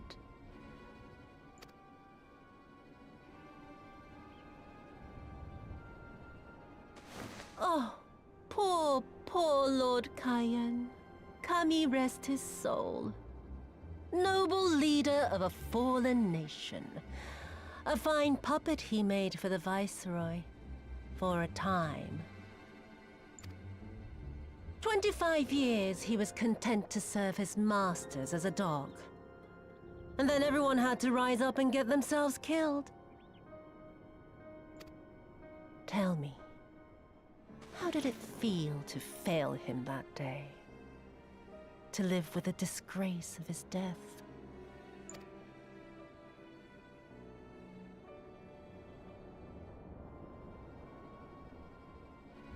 Is he dead? I thought we were going to save him. Not that you were a stranger to living with disgrace, of course. In the what was it? 25 years since you were humiliated and tossed into an imperial jail? You had plenty of time to get used to it. Oh yes, I heard the stories. About the samurai who would do anything to return to his master's side, even if it meant pledging his blade to his sworn enemy. They say he walked with death, that he slew 1,000 men in the Empire's name. Truly a tale for the poets. I do not deny my sins, but I will not be reproached by the likes of you. Oh, I mean not to reproach you, but to praise you. You're a survivor, samurai. Just like me. So, let us not dwell on the past, you and I, and instead give thought to the future. To wit, I would ask you again to help me resolve this vexing matter of Doma's missing heir. Living or dead, it makes no difference, really. But the Garleans are most insistent that we put this problem behind us. And I know you helped him flee. So tell me, what became of Lord Hien? That's who I was talking about. I thought they just said that he was dead, but no, it's a different lord. Okay. To my dismay, the details escape me at present. Mayhap your dog could jog my memory. Get on with it, and mark me, brute. There is no limit to how far you can fall. Of all the bloody stupid... When I get back to Eorzea, I'm gonna find that little shite, and I'm gonna make him pay.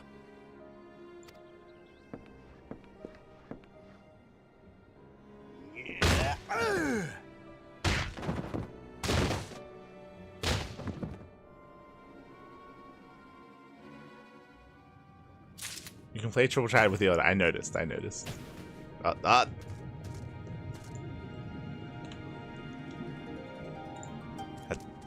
Hello. Do you know how much I love getting thrown random scenes that my character has no possibility of knowing? That's my favorite part of playing a story. It's meanwhile, remember this guy? We just mentioned it. Like it's like the events that we just saw should have happened right after we saw them take him into the room, into the inn. So it doesn't like that's my biggest issue so far with all this questing, is that it just doesn't feel like there's been any urgency when it comes to our characters and how serious we're taking the situation. Like, yeah, I like the scene. Like, I like what was happening, and the problem is that it feels like our characters don't understand the gravity of the situation with what's happening to the person that got taken in. from what has been happening, from the pace we've been going, I thought he was just like taken to jail. No.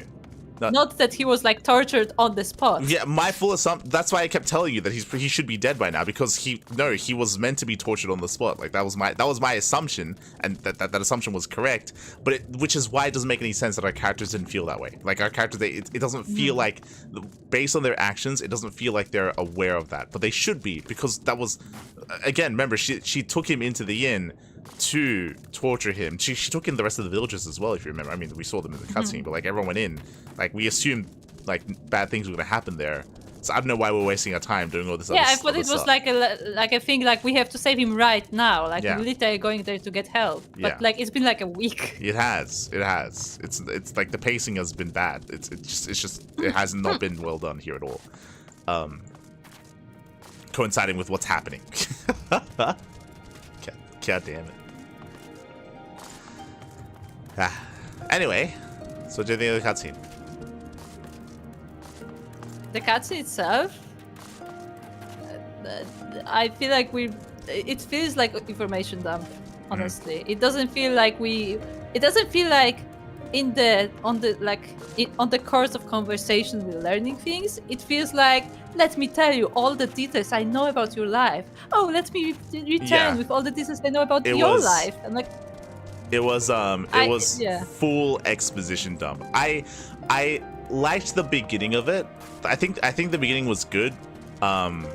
Where I think he calls her a couple of names, right? Like I think he calls her like the orphan of this and like the widow of that, and like I think that's fine, because like he's like, you know, insulting like her history or backstory. Because that was good. They are like insults, but they're not like insults. They're not like, he's not like swearing at her. Like he's insulting her very personally. Yeah. Like that was good. Like I liked that.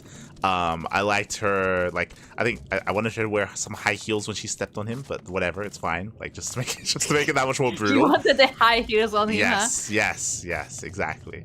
That was fine, but I agree. Like it was full exposition dump on like, yes, you used to work for the Gallian Empire, and you worked for us, and we killed How long was that? Oh yeah, for so 25 years and like job. 6 months and like 10 days, and you did this, and like that was it was just full exposition dump for no reason. Yeah, like the beginning was fine, but then they just kept going.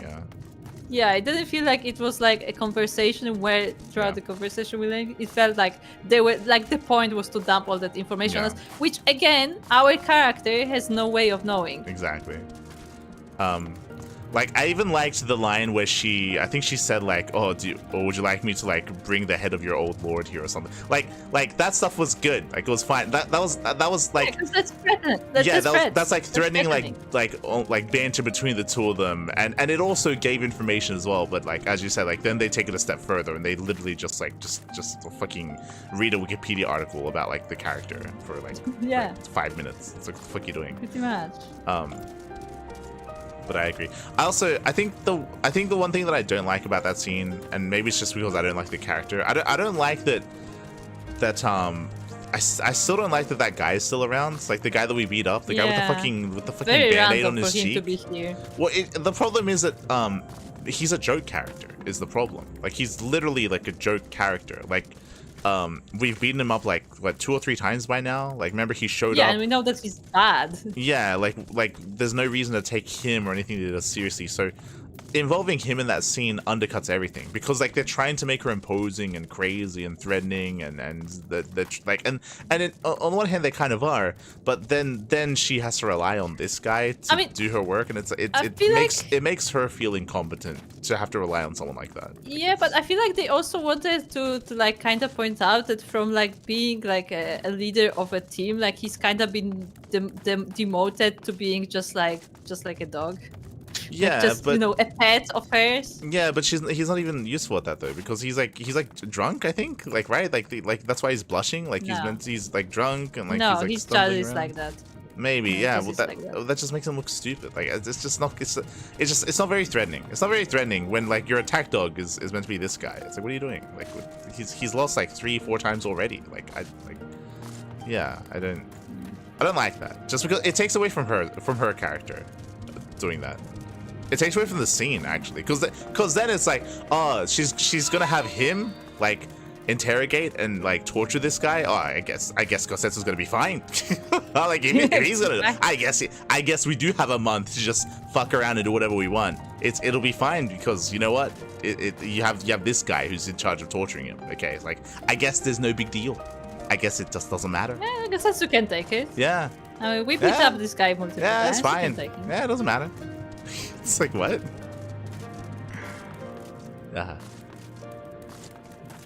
Well, yeah, thank you so much, Slow Joe, for subscribing. Thank you. And Noam Chomsky as well. ¿Cómo estás? Good to see you. I'm just catching up with the chat. It's a very thick line between book club and vengeance. You'd be surprised how thin that line is. You'd be. Apparently. Oh no.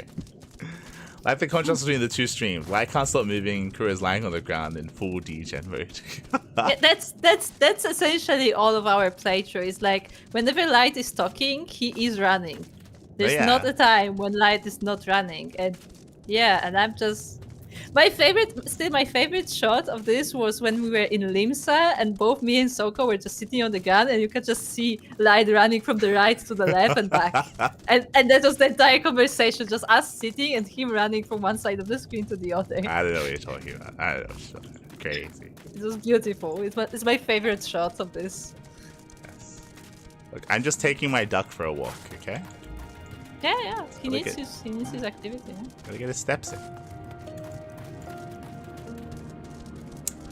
But yeah, it was a strong start, and I think in general I mean it's hard not to find some like issues with the character of Azula. I think it's just fine. But I agree, like it was basically that scene felt like it turned from a scene into just like the writers are like, oh, okay, we need somewhere to like divulge this backstory. Yeah, and it felt like oh, by the way, we have this bit of story we have to put somewhere. Yeah, that's exactly what it felt like. And the problem is that you can do that in a much better way. Like especially like, but all you have to do, we could have already had it by now, is for whatever reason, if you remember when we spoke to the leader of the Confederacy, like we spoke about Gosetsu, and that's it. Like he was mentioned in a line, like, oh yeah, we came for him. It's like, oh, okay. Like, and we don't even know how they know each other, right? Like we don't even know why he sent us to them. What do they know about Gosetsu? Like that would have been the more natural opportunity for the leader of the company or the leader of the Confederacy to like sit down with us and talk to us about their relationship or about Gosetsu, about the person that we're trying to rescue. Especially since we were now told that Gosetsu was part of the Garlean army, so I feel like there's even more reason why he would be like, okay, listen, what you know about Gosetsu is not all that you should know. There's more to this story. And that would be more of a reason as to why they're like neutral, because why they don't want to mess with that, because he has been on both sides. Yeah, exactly. Like he's been working for the Romans and for the Gallians, and like that's another reason why to like stay neutral, because it's another way to further emphasize as a reminder, hey, a lot of the Domans that we care about are now working, or now they're in the Gallian army, right? Like killing Gallians is killing our own people as well, right? And that's another angle that you can emphasize, something that they've brought up a couple of times, but I haven't really emphasized too much. But like that's like another thing to like that you can just bring up, and like another argument for his neutrality, right, as well. Like there's better ways to bring that up, and we've had those moments and those opportunities. They just haven't taken it. They could still do that after we do the stuff with the turtles, and maybe when we have a better relationship with the Confederacy, then maybe we can have that scene. But if we're gonna have that scene later, then have it later. Don't have it here. Don't have it here. Yeah. It was very random, especially in the dialogue. It was like, so this is where we at. Oh, by the way, do you remember Gosetsu? And then cut to the cutscene. Yeah, it's felt very like inserted in. Yeah. Well, I think the other problem with it as well is that it's been a long time, and that felt it as I said before. That scene feels like it happened right after he got taken into the inn. Like in the passage of time. In the passage of time, it feels like that was a long time ago from this point. So it feels weird to get that cutscene here. It feels like we probably should have done that earlier, if we were to get it at all, right? Like it's just weird timing. Weird. I agree. It feels like this has happened like at least hours ago. This feels like just like the issue that we had with the dungeon, where it felt like the creators of that dungeon, they made it, and then the writers didn't know where to insert it, so they just put it in. It felt like the animation team made that cinematic, and they had it, and the people that created the quest lines and the stories, they, at the end, they're like, oh, we have this, we should probably use it somewhere. Yeah, it's like, let's put it in here. Our character is gonna be like somewhere there to see this, but I guess not. Well, that's it. Feels inserted after the fact. It feels like it was created ahead of time, and then when they came down to putting the script together, they were like, oh, we have this stuff that was animated, that was voice acted. We have to put it somewhere. We'll put it here, I guess. It's just very poorly done. Very poorly like choreographed or like just directed when it comes to producing the story. You could literally put it right after like the events where like we reach the village or whatever, and that's where we see it. Yeah, you could. But if you really wanted to use that scene, like that's where you could put it, because that would like even more like emphasize that we need to hurry with whatever we're doing. Yeah, but that's what it feels. It feels like the director of the story didn't know where to put it and chose to put it here after the fact. It's just a bad place to put it. Like it's just a bad decision on the director's side. Which made it feel like more hastily put together. Which is not the first time we've seen that so far in Stormblood. And yeah, probably not the last time, but yeah. Probably not. But like it's specifically like because again, like we talked about this before, that like we had our comments about Heavensward, but it definitely wasn't this. Yeah. Like it's specifically Stormblood that for some reason has really messy writing. Criticizing Yoshipi's masterpiece sacrilege. I mean, I doubt he was the one that was like the story director or the storyboarder or like again the person that not the writer of the story, but the person that that like pieces it all together here in game. I'm pretty sure that falls under someone else. Yeah, I mean, like a project like this, there's many divisions, right? Yeah. I don't know the title of said person that is in charge of like piecing all like the cinematics cohesively, like in a narrative within a quest line. Whoever did that's who I'm like assigning this to. Whoever puts it together in the end. Yeah.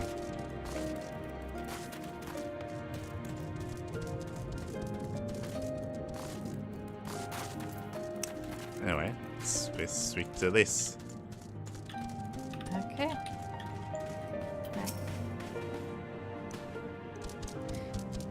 It's the same dialogue. Okay. But yeah, it's the same criticism we had with the dungeon as well, and with the dialogue shrine of the dungeon. Like it was very inserted. It was very unnatural. Yeah, with the way that it was implemented. Like it felt like it was after the fact. They're like, oh fuck, we made this dungeon, we better put it somewhere. Here, it's like, oh fuck, we filmed this cinematic, we gotta put it somewhere. And they just don't know where to put it. And there are better ways. It feels very disorganized. I'll say Sai tells you all you need to know about her state of mind. She's like, yo, did you see that cinematic? That was crazy. Yes. Oh god. That's exactly what she's saying. We seem to have reached an impasse, and to make matters worse, every solution I can think of will only take more time. I don't suppose you have any ideas, do you, Mirika? Oh. We tried talking Shisoi around. Nope, we could ask the villagers if they know anything. Soroban sent us here, mayhap we should ask him. We find some red kojin and encourage them to talk. What? I guess the second makes sense, like if the villagers, because they fish, so if they fish, they might have seen something. Yeah, they are fish. They are fish. Yes, I think that would make I think it would make most sense to ask people around. They'll probably be more willing to talk. Yeah, because they have told us a lot of rumors already, not knowing who we are. Right. You are the ones that come from above, yes? If we could have a moment of your time.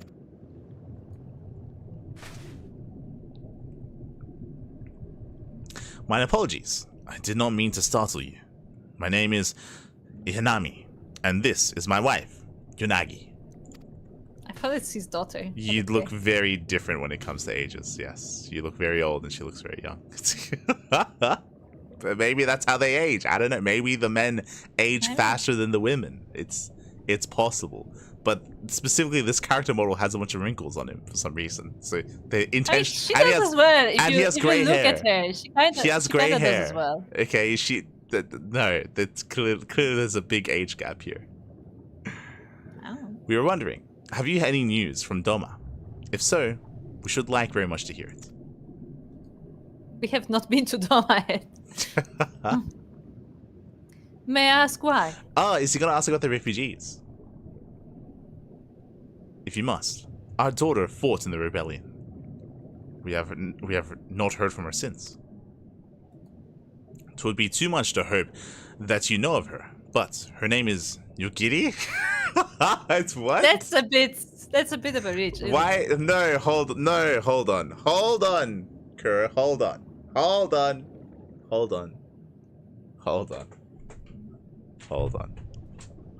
You're telling me that Yukiri came from the underwater place? Remember how we spoke about how they're meant to be isolationists? Remember that? And how like they're not meant to. Yeah. How we even had like the Order Princess like confirm that like, you know, they don't indulge when it comes to outsiders or anything. Like they don't take part, and when Doma was attacked, they did not react. They did not react. Apparently Yukiri did. And we just so happened to run into her parents?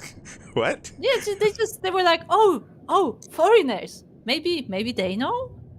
Do you remember our daughter? Like, we haven't seen her for like 25 years. I got the impression that, she was like maybe a part of the households that got attacked, right? Like, wasn't she not meant to have closer ties to the Lord? From what Gosetsu said, it sounded like she was serving under the same guy. This makes it sound like she wasn't. This makes it sound like she heard about the rebellion and she decided to fight for the people that were fighting the rebellion to help their cause, but that she didn't have personal ties with what was going on. Right? That's what it sounds like, which is weird. That's a weird narrative decision to change. I would say this is a retcon. Maybe also another thing is she's a shinobi, and I haven't seen any places to train here like at all. Like they just pacifists basically. This feels 100% like a retcon. As in, if you remember, Yugiri, she was introduced in Realm Reborn, right? Was it Realm Reborn? End of Realm Reborn when she was introduced? I think it was like after Realm Reborn, like the after. Yeah, but she was introduced in a previous expansion, and she was given this. As you mentioned, the backstory was meant to be that she was serving her lord, that you know her people were refugees and all that stuff. That she had this personal tie.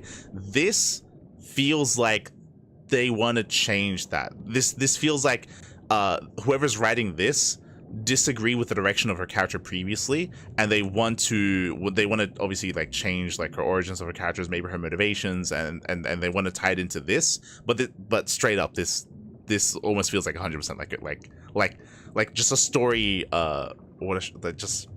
Just a change in how they wanted to approach the character of Yukiri, from expansion to expansion. That's what this feels like. Which is weird. It is kind of weird. It's weird that they're doing this, but that's what this is. Almost 100%. It's like I'm trying to piece it together, and like I guess the rebellion has been like working for the past 25 years, and maybe that's what she joined. But like that still implies that they somehow know about the rebellion, like have information about this. Well, like first things first, how old is Yugiri?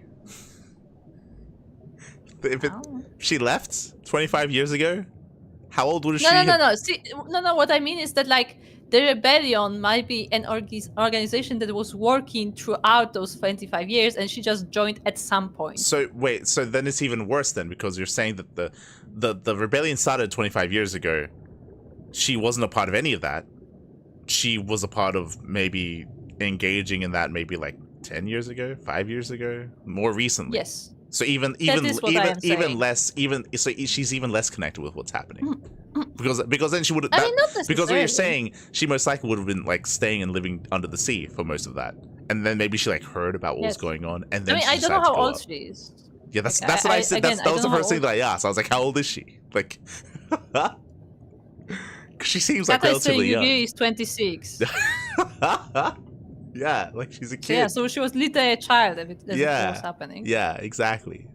So that means there's even less of a connection there. Is what I'm getting at. Is that she was Like what is the reason for her to leave the village, if the village is not like connected?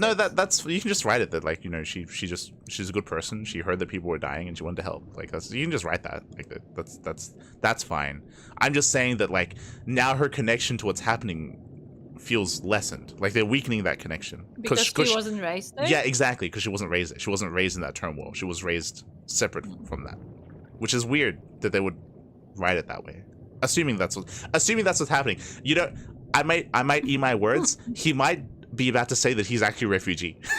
he might be a refugee. He could be. If they do that, that's fine. If they do that, that's perfectly fine. That would be beautiful. I like that idea now that I think about it. I like the idea that these two like snuck in, or maybe they're the exception to the rule, and they're refugee and she got them in. Yeah. And they're refugees from the surface. And she saved her parents. Or yeah, and she didn't like take them with her because she knew that they would be safer here. Yeah. So if these are refugees, then all good. I actually really like that if these are refugees, because then it shows that maybe they did let lesser people in, like knowingly, unknowing. I don't know. Okay, let's figure it out. It would be too much to hope that you know of her, but her name is Yugiri. All the reaction shots. They're like, oh, what a coincidence. See, she's all. Kami be praised. She lives. She lives. We're looking for her too, actually, but I'm sure she's alright. We had no idea she hailed from Suino Asato.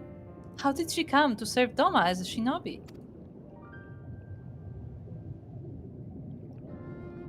They're not refugees.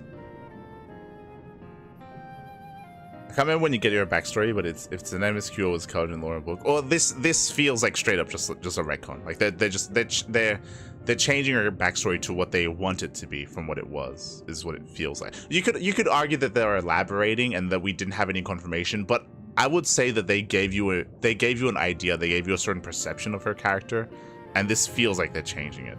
Which is, I mean, is also why the characters looked a little bit shocked there as well. But like, that's what this feels like. It all began when she was a little girl. She and another child crept out of the village, having grown curious from the outside world. To Doma they went, where they met a young boy, a proud son of Yanxia. His tales of imperial oppression left a lasting impression on her. When she returned, she spoke passionately of the Doman's plight. And this is literally like Little Mermaid, where like she's like a girl from like fucking under the sea, and she met with like a boy of like the above world. This is. Where's Ursula? Is Ursula the princess? The ruby princess? Yeah, the red princess. Yes. She's an octopus lady. So, I just want to point out that every time I hear the ruby princess, I can't help but think of the red prince. Mm-hmm. I'm sure they're related. It's not a retcon. I mean, they're both lizards.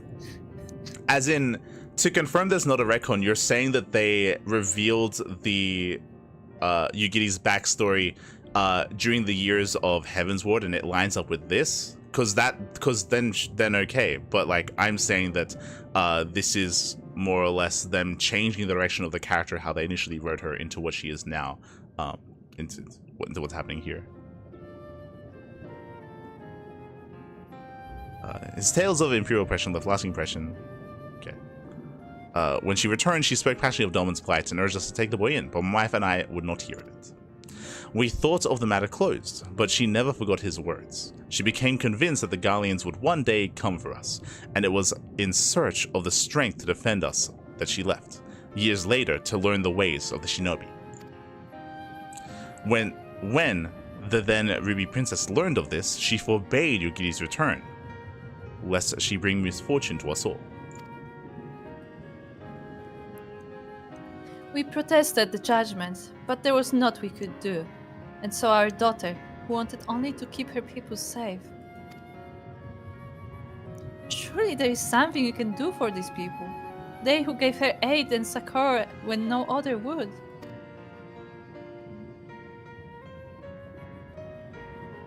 I am but a humble stonemason. But if it is the Yasakani no Makatama you seek, I may yet be of some assistance to you. The jewel is known to possess an unusual property. To the naked eye, it is a jade, but when bathed in particular light, it shimmers with a divine resplendence.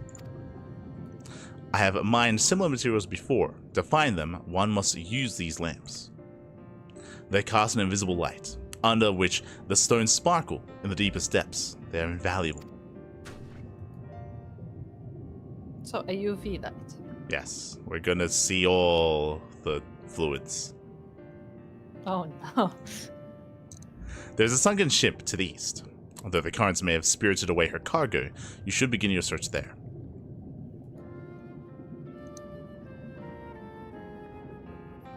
Thank you so much. We will do just that. I hope you find that which you seek. I only wish there was something more we could do to assist you. Know that you will be in my prayers. And when next you see our daughter, pray tell her not a day goes by that her parents and her brothers do not think of her.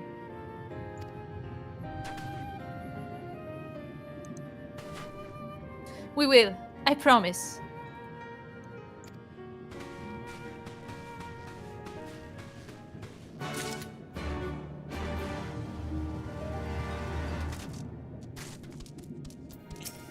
Now, I would so dearly like to hear more of your adventures with my daughter, but I understand time is of the essence. Go now, and use the lamps as I told you. Ah, but be aware that their light only shines for short periods. Nagi.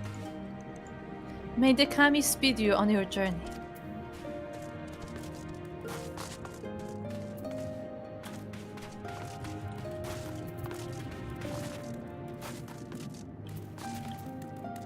Ah, there's more quests, by the way. No. there's a ether quest. Ah. Ah. Let's go. What's that? I wanted to. I want to see what the emotes are. What emotes? The water flip. I want to water flip. Okay. Ah. Let's go speak to Kurenai. Okay. It's the name of a Naruto character. Kurenai is staring intently at you. She's very red. She is very red. You are a woman from above. I am Kurenai, sister to the Ruby Princess, the ruler of these seas. Okay. She is Ruby, alright. Your bearing bespeaks of strength, a strength and courage few possess. I have been waiting for one such as yourself to arrive. Though not many know it, the Ruby Princess' life currently hangs in the balance.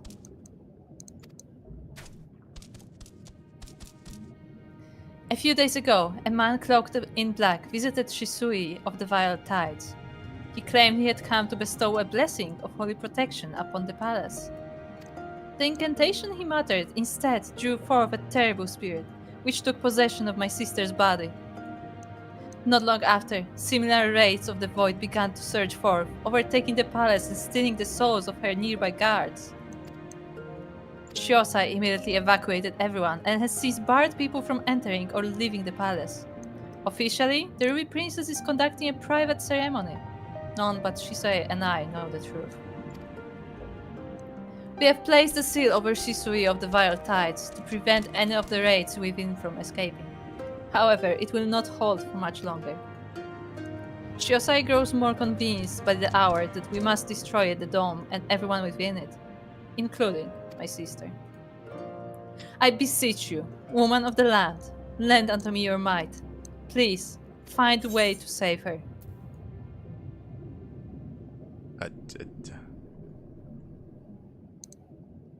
Do we promise? I mean, we have no idea what the situation is, but also I feel like this person needs a promise. Okay, we'll do number one. Okay, I will see that she is kept from danger. But if I have to, I may have to kill her. Thank you. Truly, I know not what I would have done had you said no. Now, please follow me. We must go speak with Shiosai. I must meet with him to ensure he does not act prematurely and do something we will all regret.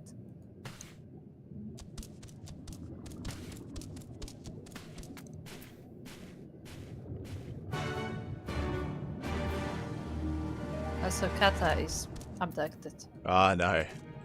She's been taken by the aliens above. Ah, no.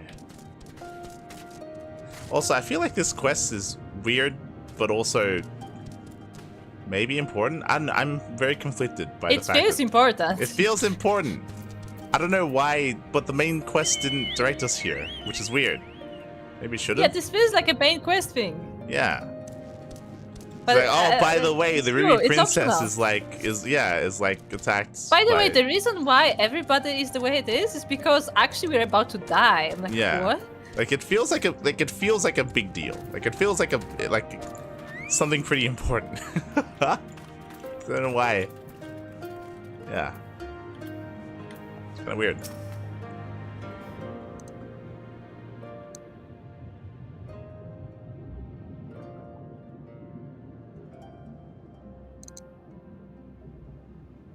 Don't worry about it. And you are? Ah, it's these fucks again.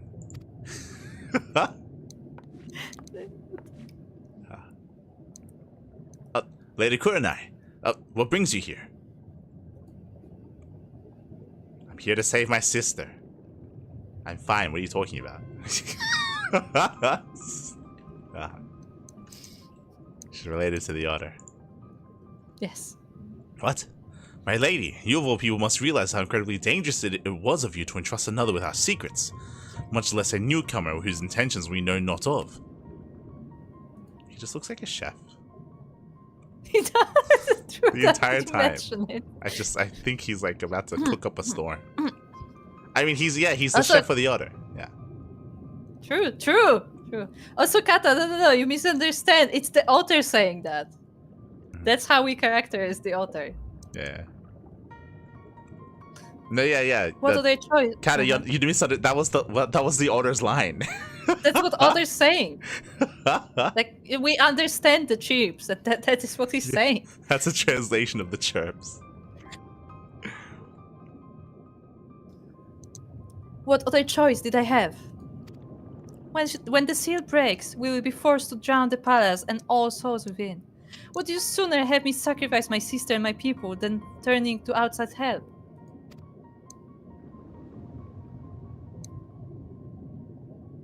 And you think that this man has some hidden power, capable of delivering Sui no Santo from untold disaster? I realize it is not in your nature to ask for assistance, but like it or not, there is little else we can do. No outcome could be worse than losing the Ruby Princess. Even you must realize we only stand to gain by requesting this woman's aid.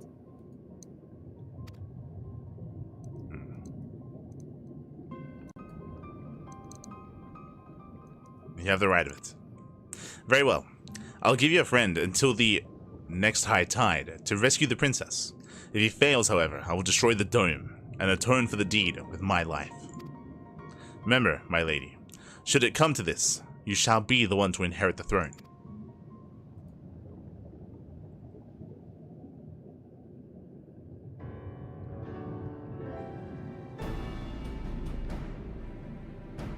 Here, take the scroll.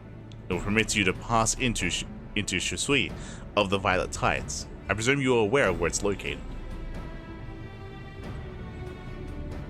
Not to worry, I shall show her there. Oh, is this a dungeon? Yeah, I was gonna say though, like, wouldn't it put her in danger though? To show us the way to the palace where everybody is being possessed? It's all part of the plan. And she's the one to inherit the throne and everything? Nah. Okay. It's all part of the author's plan. Don't worry about it. Oh, the author is gonna inherit everything. Yes. I see. Yes. Yes.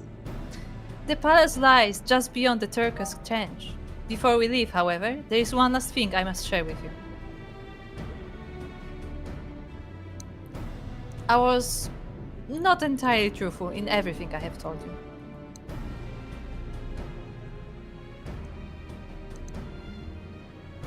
It is nothing that affects our current predicament, but it is nevertheless a lie I mean to set straight once this is all over. Forgive me. If it was something I could tell you now, I would. The lie is, I am the Ruby Princess, and I am possessed. The lie is, I am an otter. Ah. Ah. It all makes sense. All makes sense now. Exactly.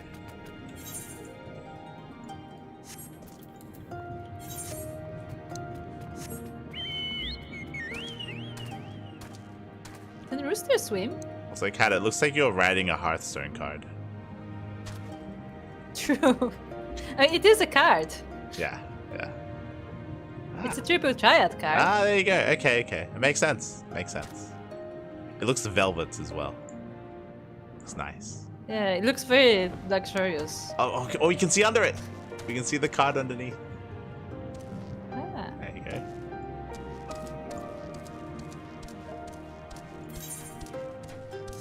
Oh, there are people walking around. Yeah. Not just standing. They can walk. It's crazy. It's crazy. Do we instantly get on top of the manta rays here? Or do we have to swim manually? Ah, okay. I guess we just... Rooster can swim. Okay, okay. Now all flying mounts can swim. Looks so graceful. Look at him. Hold on. I'm a little bit confused. Floating. Hold on, I'll be back here. Bye.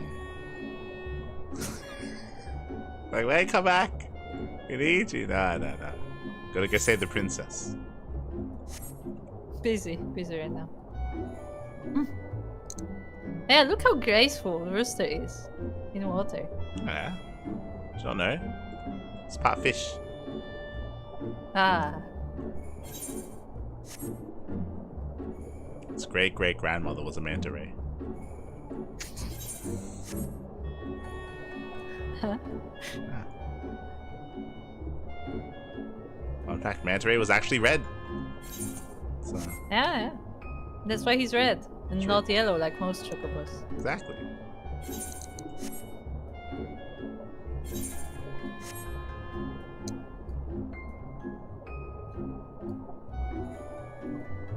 Why is the palace outside of the city? Why is it so far? Why is it so far? This doesn't make any sense. Why is there no direct path to it? Why is it sunken on the bottom of the sea? Yeah, I don't... Well, the sunken is fine. It doesn't make sense that it's so far away because they're... It's meant to be like they're, like, they're in an enclosed it's a society. completely different biome. Yeah. It's weird. Because it makes it look like you can just make more biomes and just expand. Like, very nice. These are the gates to the palace. Inside are the Ruby Princess and her guards. Thank you, Mirika. Though he might not show it, Shosai is secretly very grateful to you too. The thought of having to kill the Ruby Princess, however indirectly, has been tormenting him. Now, there is not much time left. Let us make our way in. You have the scroll of entry, correct? Remember, you will be unable to pass through the gates without it.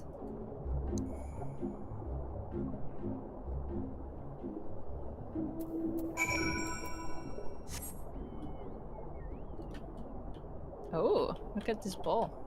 Yeah. It's a ball. Look, I'm in the ball. Punch. Okay.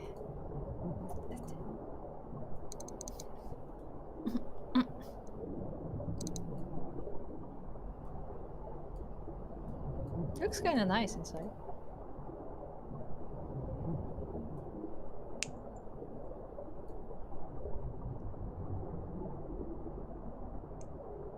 It would be a shame if we couldn't like walk around.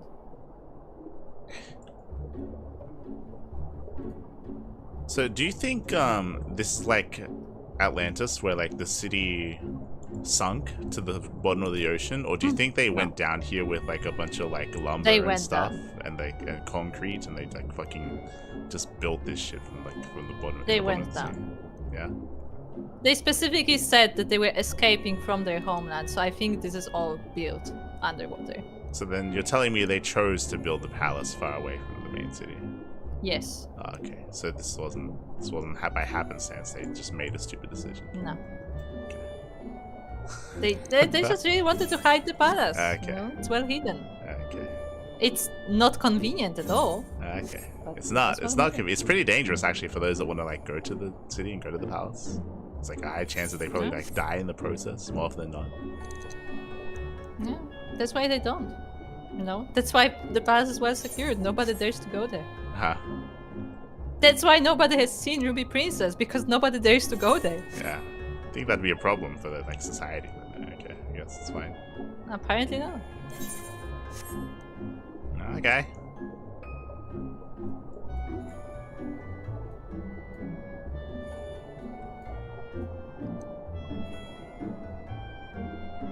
You know, we can go back to treasure hunting in the sea. Okay.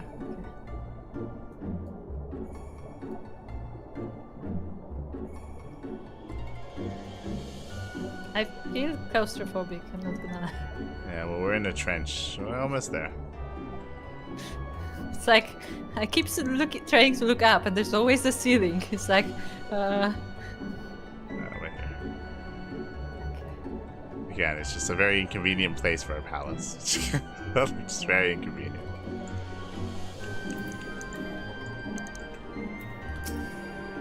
Hold on. Ah, hold on. What's the command? Go do the flip. Yes, I want to do the flip. I don't know what the command is. It's a water flip. It's a full command. It's a flip?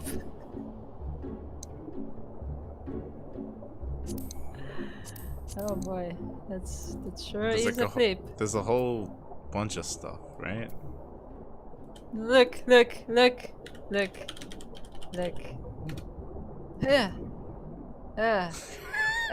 working really hard for that. Yes, that's what I mean. That's not a flip, that's swimming in a circle. It is, yeah, it's not a flip at all. Yeah.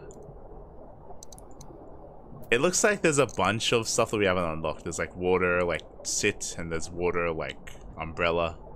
It's like a bunch of water stuff. It's like slash water everything. But like, I think we have to unlock it. Maybe. Wait, so where do you see it? Or maybe not. No, sorry, my apologies. That's something else. Can I splash underwater? I can photograph underwater. That's good.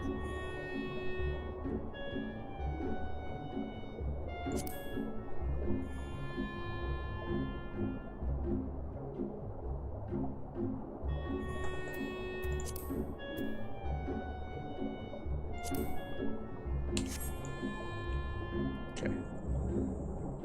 Bueno, vela. Max Pax. Fan of Max Pax even. ¿Qué tal? ¿Cómo estás? Buenos días. Ya casi vamos a terminar. Casito. See what Alice say. Let's finish this up. Before we head off. Okay. It's late. Not this? No. Okay. If this wreck is the selfsame vessel of which Sorban spoke, then if the gods are good, the Magatama is nearby. Ready your lamp and keep your eyes open, Mirka. We're going to need to take this slowly. Move too fast and we risk overlooking something. You can drink tea underwater, of course you can. Yeah. You can eat.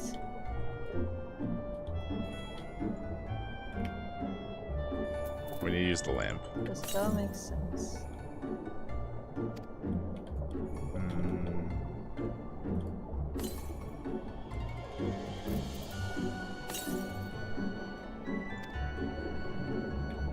The distance. Do we just like... We're getting closer. Do we just keep flashing it? Beneath a fine layer of sun, you spy something shimmering. Oh? I found it. Ah, there you go. There you go.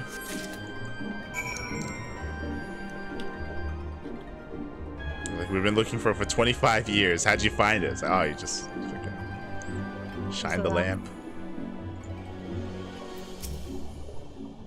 I'll say.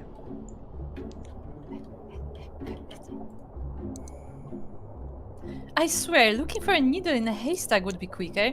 Gosetsu will have died of old age by the time we finish. You haven't found anything, have you, Milika? Oh, I found this little thingy. This is it! The Yasakani no Magatama, exactly as Soroban described. It would seem that our fortunes have finally changed for the better.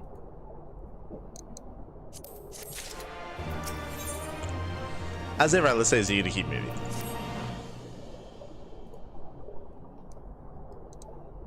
Much as I would like to return and thank you, Giri's parents, for the assistance, time is of the essence. I say we make to Tiramisu at once. Hold on to it for now, Milika. Once we arrive, present it to the Elder, and then we can finally learn how to deal with the Red Kojin.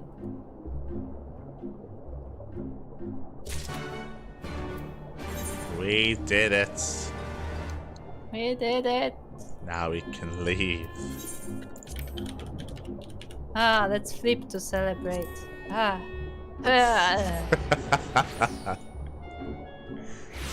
Takes So you like joyous. fucking 10 years to do a flip.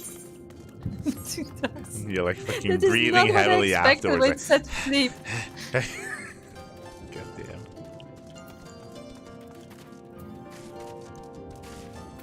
Right up back. You can also read books underwater. Oh, that's good. Yeah. Oh, it's Sokka. Yeah, Sokka's been here the whole time. I knew we'd be coming back. Yeah. This? What do you think it will be? Some sort of secret weapon or elaborate plan? I can't wait to find out. No, not at all. We fulfilled our end of the bargain. Now it is their turn. It's good to see you again, my friends. Have you brought the Magatama? You have returned. And with the Yasakani no Magatama, I trust.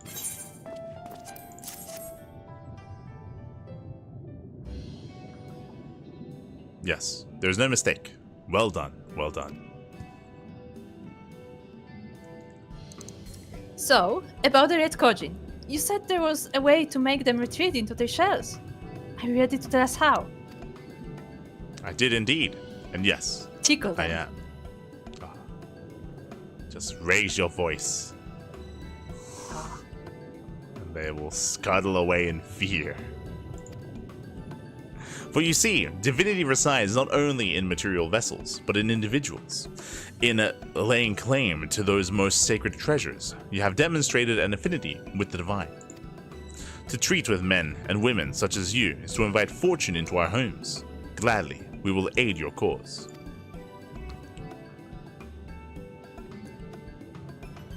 All is ready, Soroban. Then give them what they require.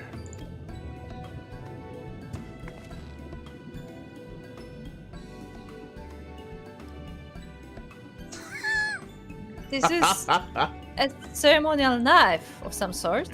He's like, yes, you stab them with it.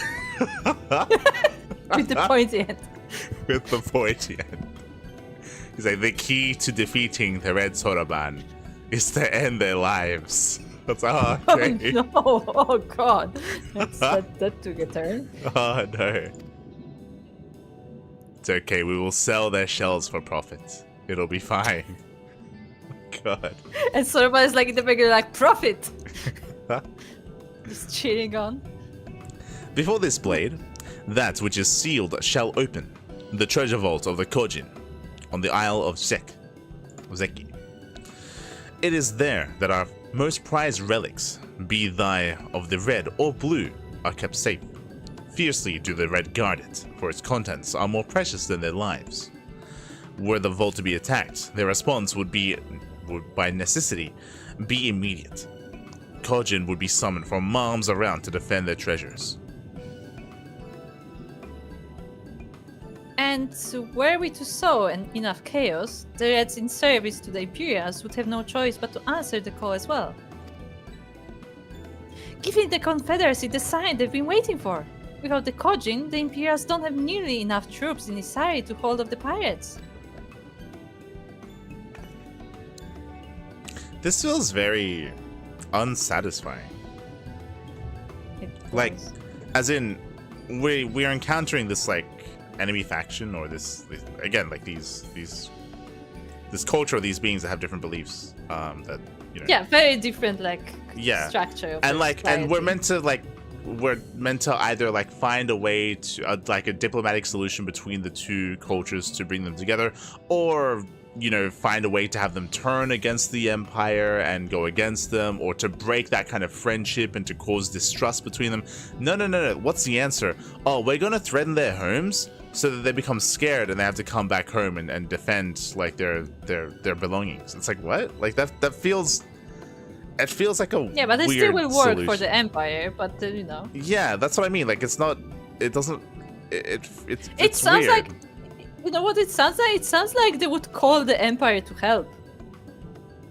Yeah, but like, even if they didn't, it doesn't feel like the right answer to the problem. Like it's just it doesn't give us anything. It's really weird. No, it accomplishes the goal, but it's like a temporary solution, right? Like it almost feels like we're deceiving the people that we're trying to help, right? Because it's like we're gonna deal with this problem that you have, right? We're gonna get rid of these people. It's okay, what are you gonna do? Okay, well, what we're gonna do is distract them. We're gonna distract them. We're gonna cause a distraction that's gonna cause them to overreact. But then once they realize that they're fine, because we're not gonna keep attacking the place, right? That'd be weird. Like we're gonna do it once. Once they realize that they're fine, then they go and come back. Like it doesn't solve the issue. It doesn't solve the problem. It doesn't even feel like a short-term solution, because it feels very temporary. So it's kind of weird. Like it doesn't. Yeah, it feels like we're lying to the people that we're helping, right? Because it's almost the equivalent of like, oh, I have this problem. I have like a I don't know, like maybe like a rat infestation in my home. So I'm gonna fix it for you. I'm gonna like put food outside your home so they leave to eat the food, and then when they're done eating, they'll be back. But like they left, but they left though. They left for that couple of hours while they were eating. They left your home. I did my job. They're gonna come back, but they're gone. And like it feels weird. It feels wrong. Like right? Like this. Because this doesn't even feel like this is like very This is like a couple days solution. This is like buying time. Yeah, but not even though. Like it's. But we don't know how long it will take, but they still have the problem. Well, I think the biggest problem that I have is that it's not like we're doing this for a reason. Like, so okay, imagine if the reason why we wanted to get rid of the Kojin, the red Kojin, was because we wanted to assault, like, I don't know, let's say we wanted to like assault like a stronghold, right? And to do so, like they have like this strong security. Well, what we're gonna do is we're gonna temporarily, right, distract these guys, which will work because they have less security. But it works because we only need them to have less security for this set amount of time, and then we're gonna attack them. We're gonna infiltrate, right? That makes sense. But the problem is that the deal that we made with the Confederacy was, hey, you have this problem standing up to the Empire, right? And these people are causing you problems. And remember, the Kojin, they were stealing like members of the Confederacy. They were like kidnapping them or killing them or whatever. They're straight up assaulting them. Yeah. We're gonna deal with this problem for you. Like these people are harming you. They're killing your people. What we're gonna do is we're gonna distract them for a little bit, and then they're gonna be gone for a little bit, and that's it. You have like a day. I don't feel comfortable doing this because I feel like because we're gonna come back to them and gonna be like, oh yeah, we fixed the issue, but that's not true because they're gonna come back soon anyway, and the issue's gonna persist. Like we didn't fix anything. Part of why they didn't want to take part is because they care more for themselves. Yeah. So like it would be like, oh, so they're gonna leave to like help us fight whoever, and as that is happening, like their home is gonna be attacked. Yeah, like this is just a really weird course that the quest is taking, because it doesn't feel like it's solving anything at all. Yeah. It's weird. However, you must understand that the vault is holy ground, home to 1,000 kami. To intrude upon it without paying the proper respects is a sacrilege we cannot condone. So, if you were to pay the proper respects, it would be alright. Great. How do we do that again?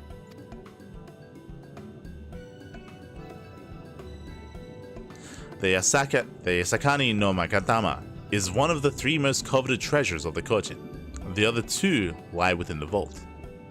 We are to deliver the jewel onto the others and thereby make them whole. The kami may forgive your trespass and instead delight in your mischief making. Ah, mischief making.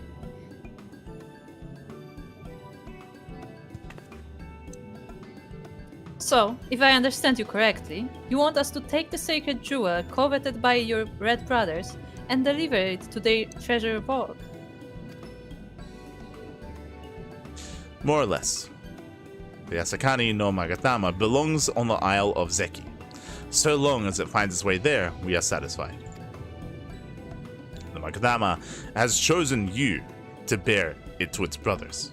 Had it not, you would never have found it, and we would not be having this conversation. I shall inform the Confederacy of your plans, and bid them make ready to act when the time is right. Well, what are they gonna do? What? Nothing. They're supposed to be watching. They are supposed. Remember, they meant to watch because actions speak louder than words, and we were going to do things ourselves. Remember that? Yeah, remember that. The Isle of Zeki lies to the west of Sui no Sato. Look for a cave beneath the waters. May fortune favor you in this and all other endeavors.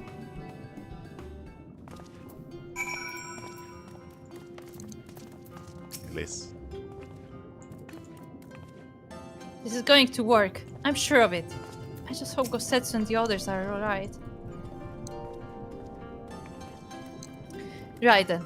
I am not normally in the habit of sneaking into heavily guarded treasure vaults, but if this is the only way to convince the Confederacy to act, then so be it. We should be prepared for a fight. The bigger, the better. The kind where you wish you had 7 or of your most battle-hardened friends at your side. We would call it a raid. We call it a party. Much like her brother, Alisei also loves it when a plan comes together. I don't know about you two, but I'm as ready as I'll ever be. Me too. Let's do this. Right. Not left to say then. It's the Isle of Zeki. You nervous? that's a funny one. Should we ask you nervous? I'm asking you nervous because it's funny. Okay. Me? Nervous? Come on now. I mean, it's not as though I haven't risked my life in ridiculous ways before. Well, maybe I am. A little bit. Strangers think that. Completely out of character even. Anyway, let's go. Right, let's go find that cave. You get. Okay. I thought I wanted to pick on her a bit because if you remember, like at every possible chance, she's like, "Oh, because I'm the best and the bravest and much better than Alfino." Like at every possible occasion. So I wanted to pick on her a little bit. She needs to be humble. That's true. Okay. Well, I think that ends our stream for today. Ends our stream. Next time we play. Need to find a nice place to sit. Yes. Sit with the. We'll touch the shells. Yes. Let's rub on the shell. I can polish his shell while he's polishing the other shell. You should sit closer. Could have sit next to me so I can. Oh, you're gonna polish his shell. Yeah, that's what I said. Oh no. Yeah. Oh no. Oh no. But he has a quest now. He might ask us to polish some shells. His shell. True. Gonna make us massage his shell. But yeah, the next time we play, we'll have our quest. We'll have we have a dungeon and we have a raid to do, I guess. So we'll have two duties to do. That'll be the plan next time. Otherwise, we have progressed the story. We found ourselves underwater. We learned some backstory on some characters. Apparently, Ugiri was born under the sea, and she's like Ariel, the Little Mermaid. And she met with a boy from upstairs, and they fell in love together. And he grew up to be. They never said they fell in love, but yeah. It's yeah. Do you think that little boy was the young Lord Hien? Do you think that they're one and the same? See, that would make a lot of sense. Would make a lot of sense, and also why she's like so intense about finding him. Because you know that would make a lot of sense if that was Hien. Yeah. Especially since they did say that he wasn't like like anyone. Like I think they mentioned that he was like a noble. Yeah, it would make the most sense if that was who it was. Yeah. We'll see. And I'll be joined. If I'm around, I'll be down to join for some things. Nice. Polly polishes turtle shells by the seashore. Yes. Steel mode nice. But otherwise, thanks for watching. Thanks for watching. Our next Final Fantasy stream should be next Tuesday, right? I believe.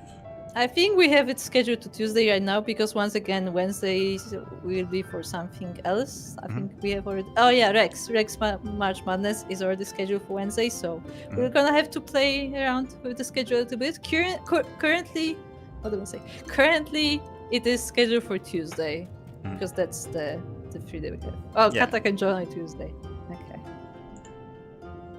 We may just do Tuesday then. Yeah. It's currently Tuesday should be the day. As we have casting every other evening. Otherwise, thanks for watching. Thanks for tuning in. Our next broadcast should be the podcast tomorrow. So the podcast, I do have some catching up to do. I have to watch the Loco video and catch up with the interview. But the podcast should be tomorrow. Otherwise, we're wrapping up. Dungeon. Make sure to join the Discord as always, as that is where we share our updates on Final Fantasy and screenshots and all the likes. That's also where we do like off-stream stuff, like if there are any like duty roulette or whatever. Yeah, Mocktoms are on, by the way. We completely forgot that Mocktoms are on. Yeah, I've done a couple of like daily duties here and there, but I'm not. So if anyone wants to join in on that, that's also a thing. Yeah, true. Can join. Otherwise, thanks for watching, everyone, and we'll see you guys next time. We'll see you next week for some more Final Fantasy, where we will progress, we will do the duties, and we might finally be able to rescue Gosetsu. If he's not dead. It's like Gosetsu, you will need to like wait a week or two, or maybe more. We'll see. It's gonna be a month. He'll be fine, because remember, you have like an incompetent like guy that's like in charge of torturing him, so he'll be fine. Perfectly fine. I mean, she's also stepping on him though, so. Yeah, but she doesn't wearing high heels. Okay. It's not doing any damage. I mean, it may be doing damage, like mental damage. True. That's too late.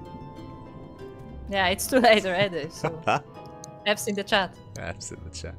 But thanks for watching. I, Stan, Soko, Kata as well. Thank you for dropping by for the stream. Do appreciate it. And we'll see you guys on Tuesday for some more Final Fantasy. Yeah. Until then. Bye.